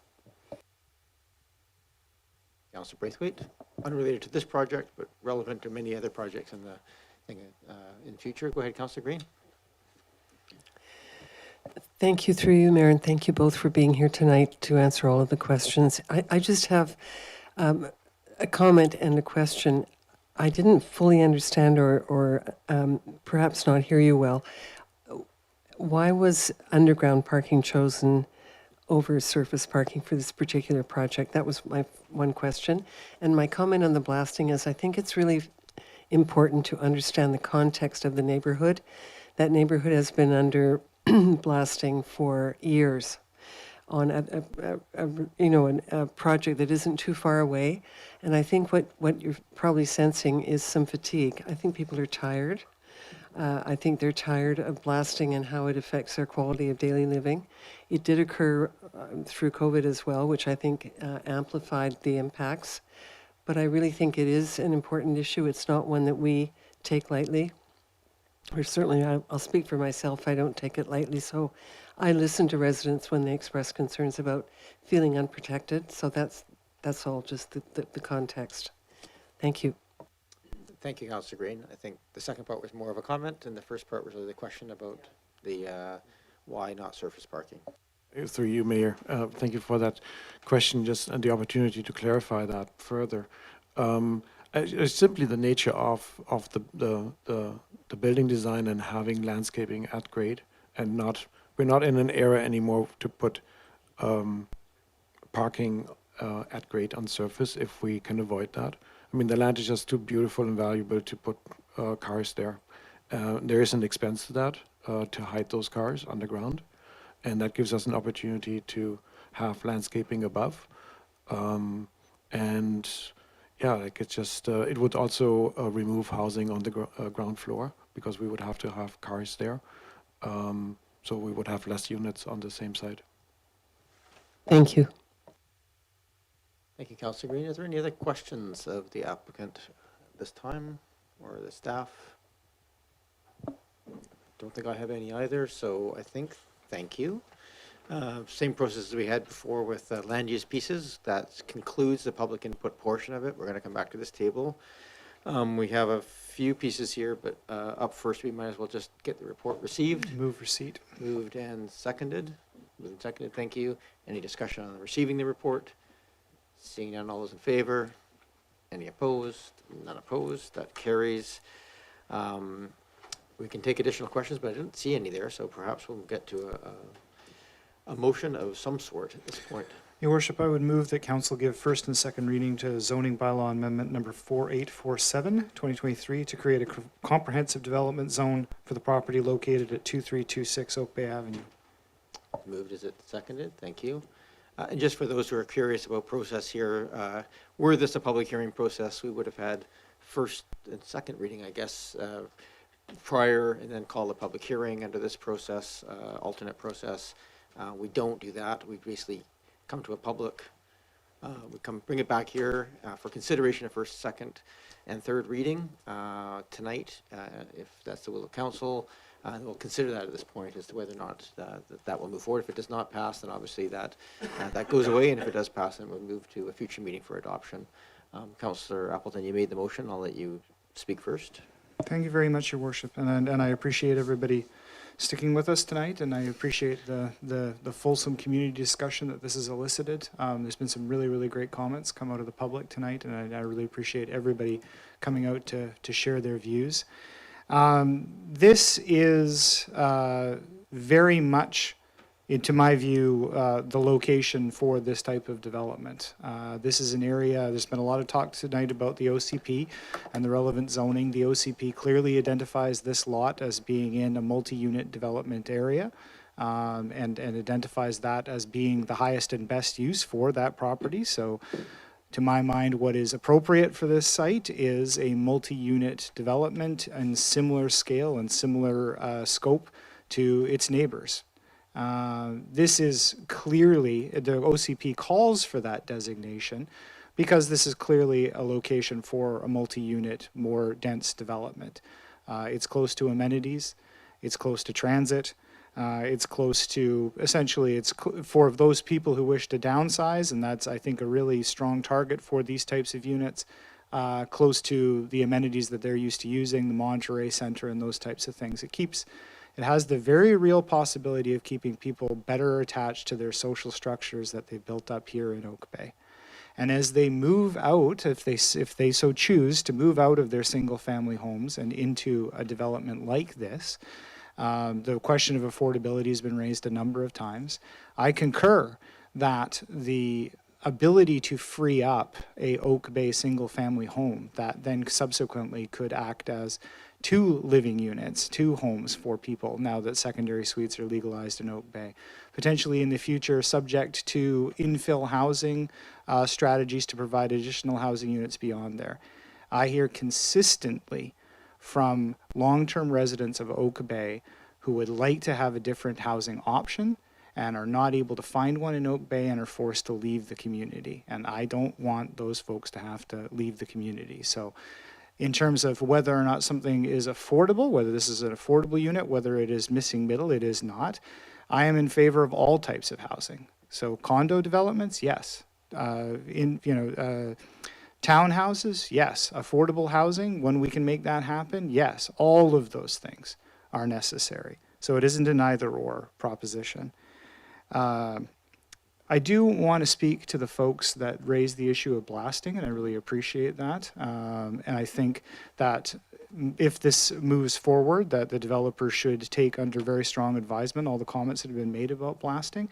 I concur. I would love to see a development of this type in this location so close to amenities have less blasting because it would have less parking. These are places that are appropriate for less parking spots. This is an excellent opportunity to have a discussion about how much time, effort, and expense is placed on creating spaces for people to store private vehicles. And this is a place where that is not entirely necessary because of the access to amenities and to transit. So absolutely, that discussion on blasting is warranted. And as Councillor Braithwaite pointed out, I encourage you, the council has been casting its mind to this, and the district has been casting its mind to it. Please go to that open house, share your thoughts. Council is moving deliberately to think about what happens with blasting in the future. So I appreciate that being raised. I think that this is the appropriate development for this location. I think it provides a really great option, and I really appreciate everybody taking the time to share your thoughts on it. Thank you, Your Worship. Thank you, Councillor Appleton. I didn't have a speaking list, so as a seconder, Councillor Watson, do you wish to go? I'm assuming everybody would like to speak at this point. Yes, thank you. I would like to speak, and I'm just going to speak to support the motion. I did second it, and I will be voting for it. Excuse me. Before I speak to the actual project, I did want to address a couple of things that I heard from a number of times repeated by those who came to share their views with us about this tonight, and just respond to comments about whether what we would be doing here if we approve this lined up with what the province is asking us to do, and its emerging directions around affordability and housing targets and a whole bunch of things. And that is all true and relevant, but we also have our own vision and plan and OCP, which this project completely aligns with. So although we are being tasked with doing more, we also already had our own internal mandate about accepting this kind of, making opportunities for this kind of housing in our community on this specific site under our OCP. So I don't see the things as mutually exclusive, I just see them all part of a continuum of things that we will be doing to respond to the housing need in our community. This is one place, it's not every place. And as Councillor Appleton has pointed out, we have other opportunities that we've already identified through our infill strategy, where we will be looking to change the profile of housing in our community to address very high pent-up demand for more housing of any sort. So I do not see this as inconsistent or opposing any kind of provincial mandates for us.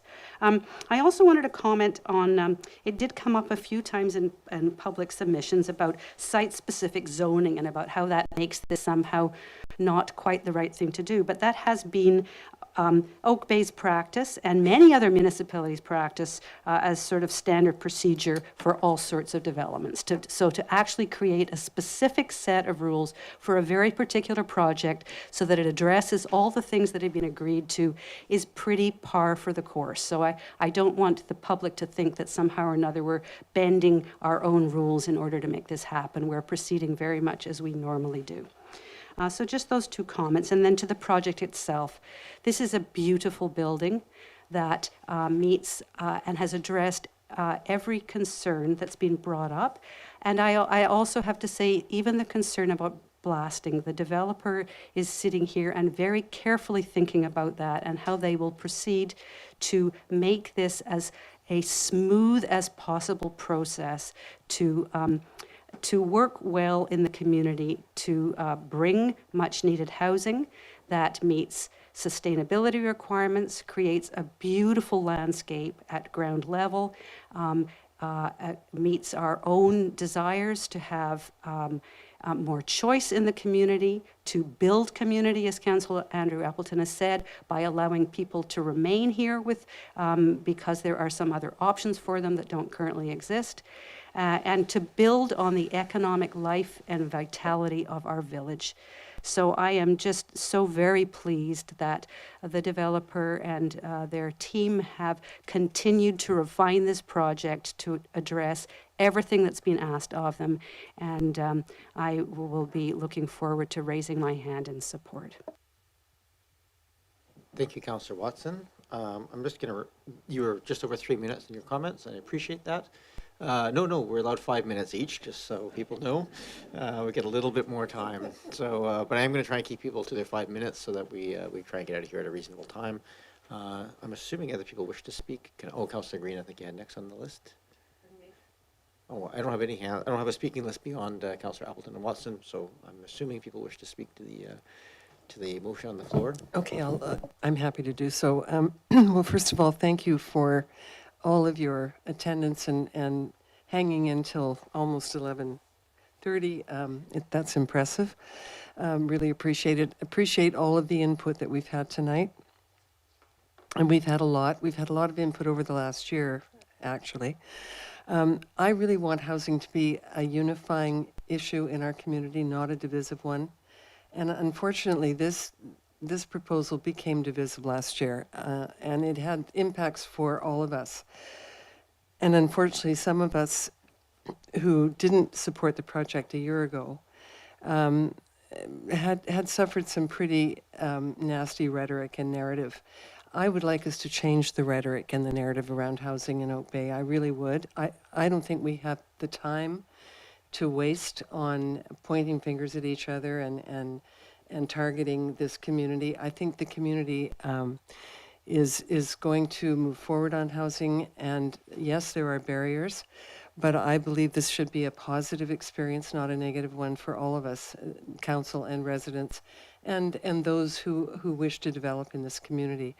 I think this project has certainly, there have been changes made in the last year, and I think that should be recognized. I think that whatever was said last year, you listened and you made changes accordingly, and I think that's to be appreciated. I know there's a lot of angst by adjacent neighbors about this project, which is why your sensitivity to the blasting behavior is really essential. And I know that these neighbors will keep in touch with council should this project be approved this evening. And so we will be, keeping an eye on that issue, because it has had huge impacts in a nearby neighborhood, and it does have public health and safety impacts, air quality, particulates, as some people have mentioned. So I will be supporting the application this evening, and that is because I think the developer has made an attempt to make the changes that were asked for a year ago. And I think you attended to some of the points that were made a year ago, and that is also to be appreciated. So those are my comments. Thank you. Thank you, Councillor Green. I have Councillor Patterson and then Braithwaite. Yes, thank you, Mayor, and like my fellow councillors, I really appreciate everyone that has come out to a lengthy meeting tonight and made your comments known, and I think we've all heard the concerns, and hopefully those can be addressed in the process.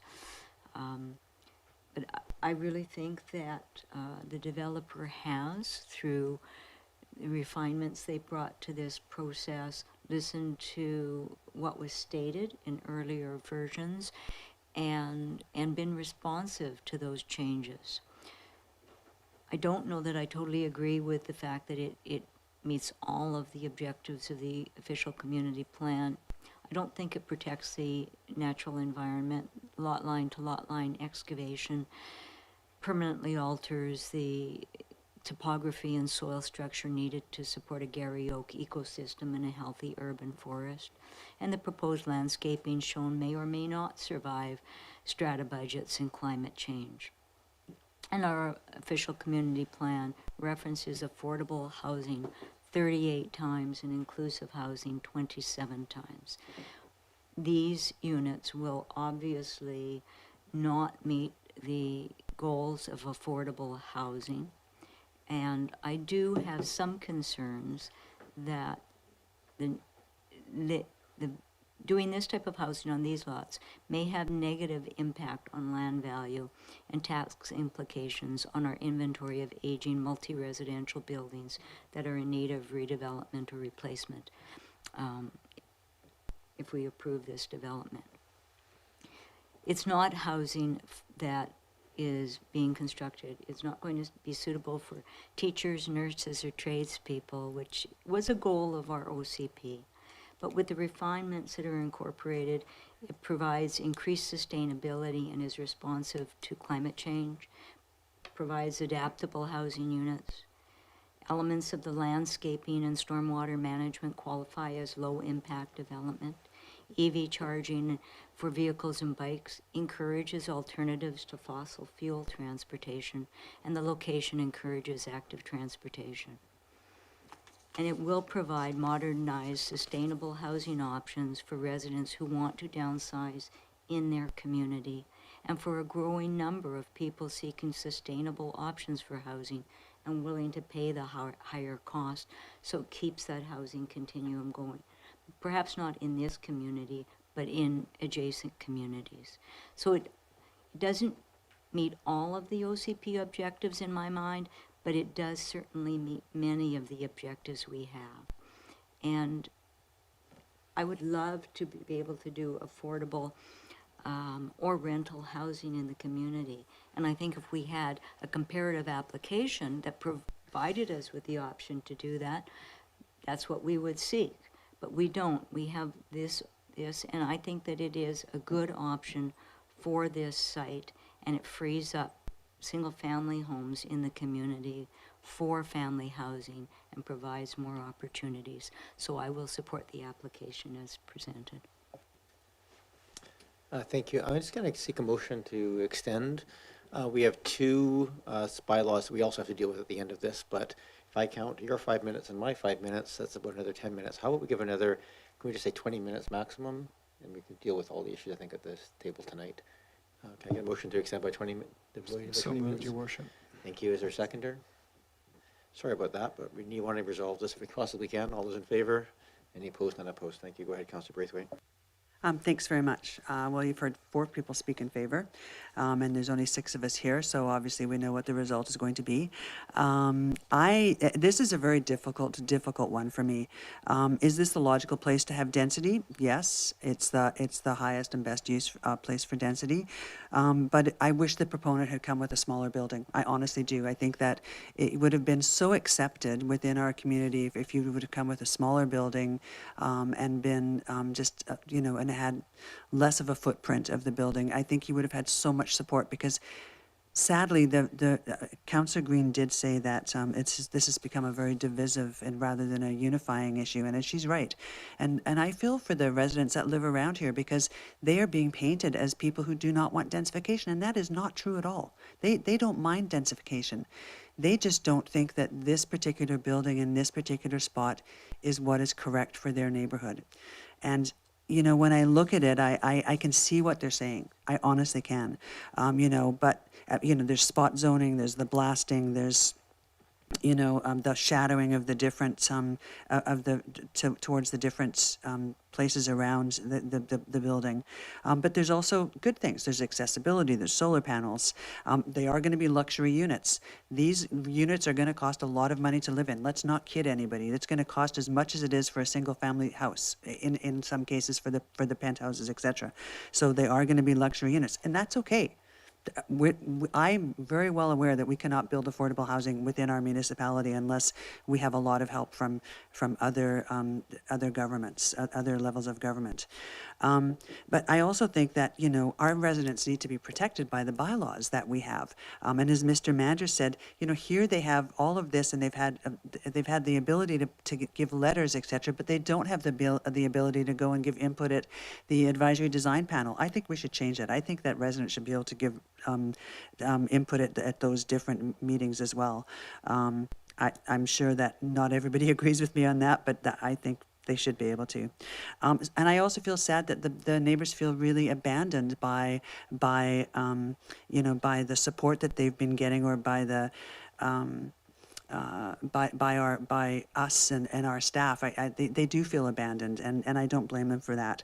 But I also think that we are in a position right now where we have to be supportive of housing within our community. Again, this is a very good place for us to put something. We're not in business to help a developer make money. I'm a true believer in that. I mean, the developer chose this property.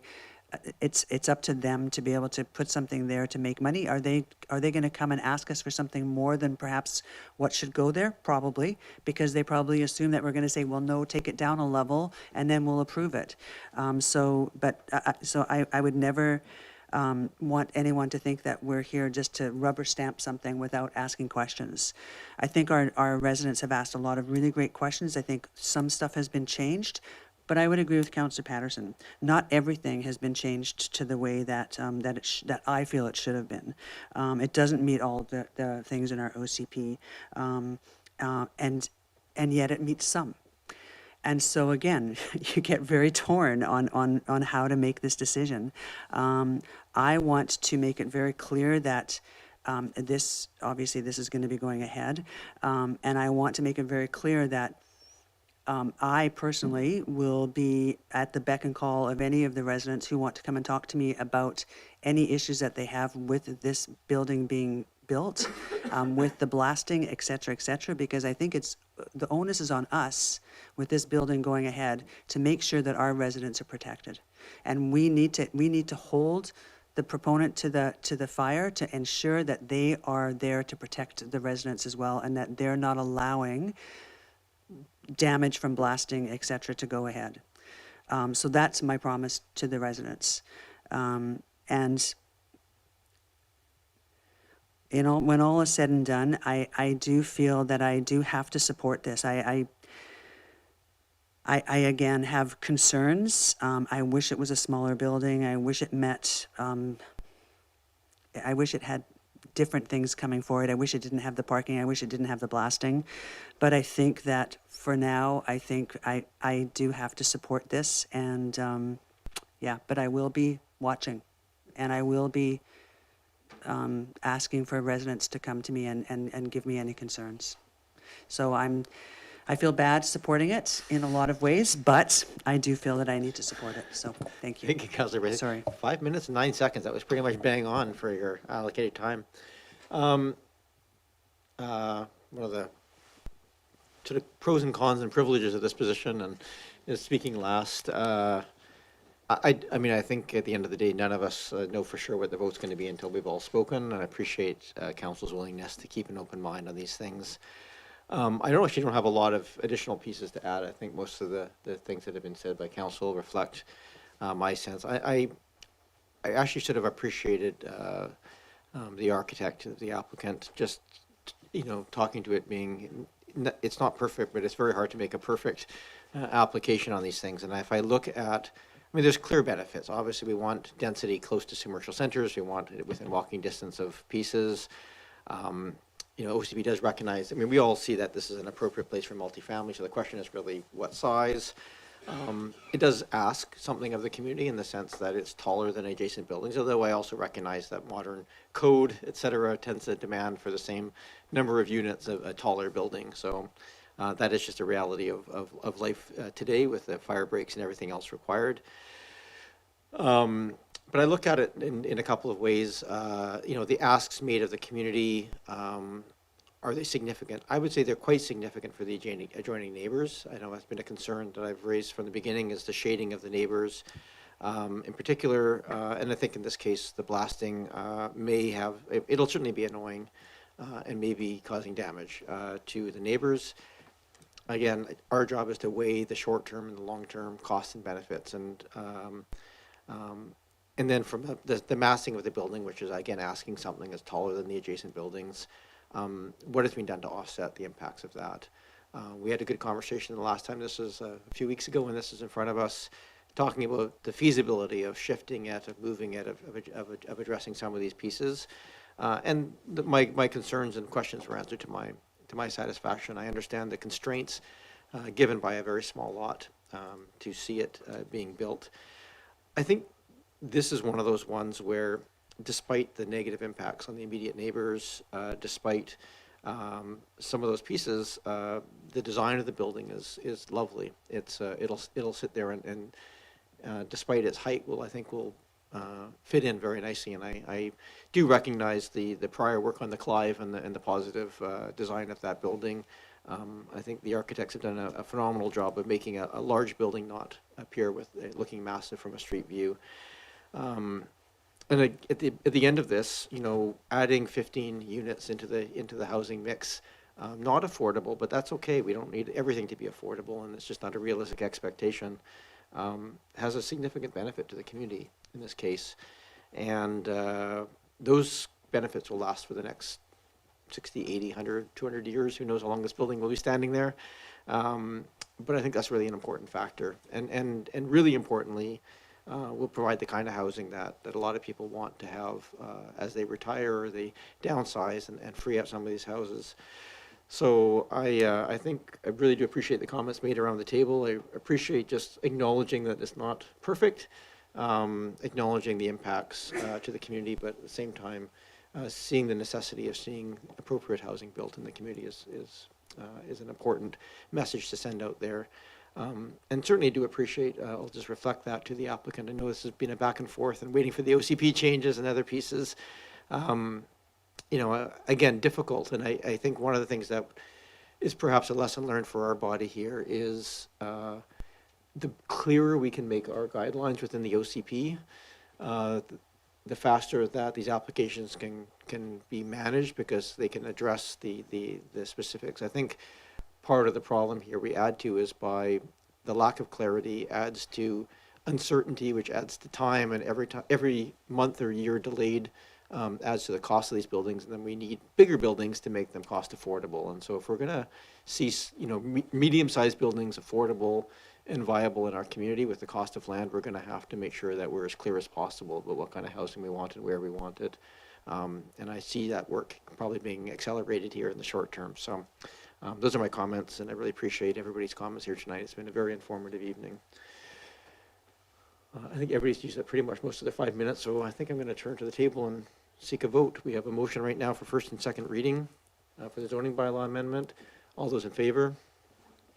And any opposed? None opposed. That carries. Needs a third reading.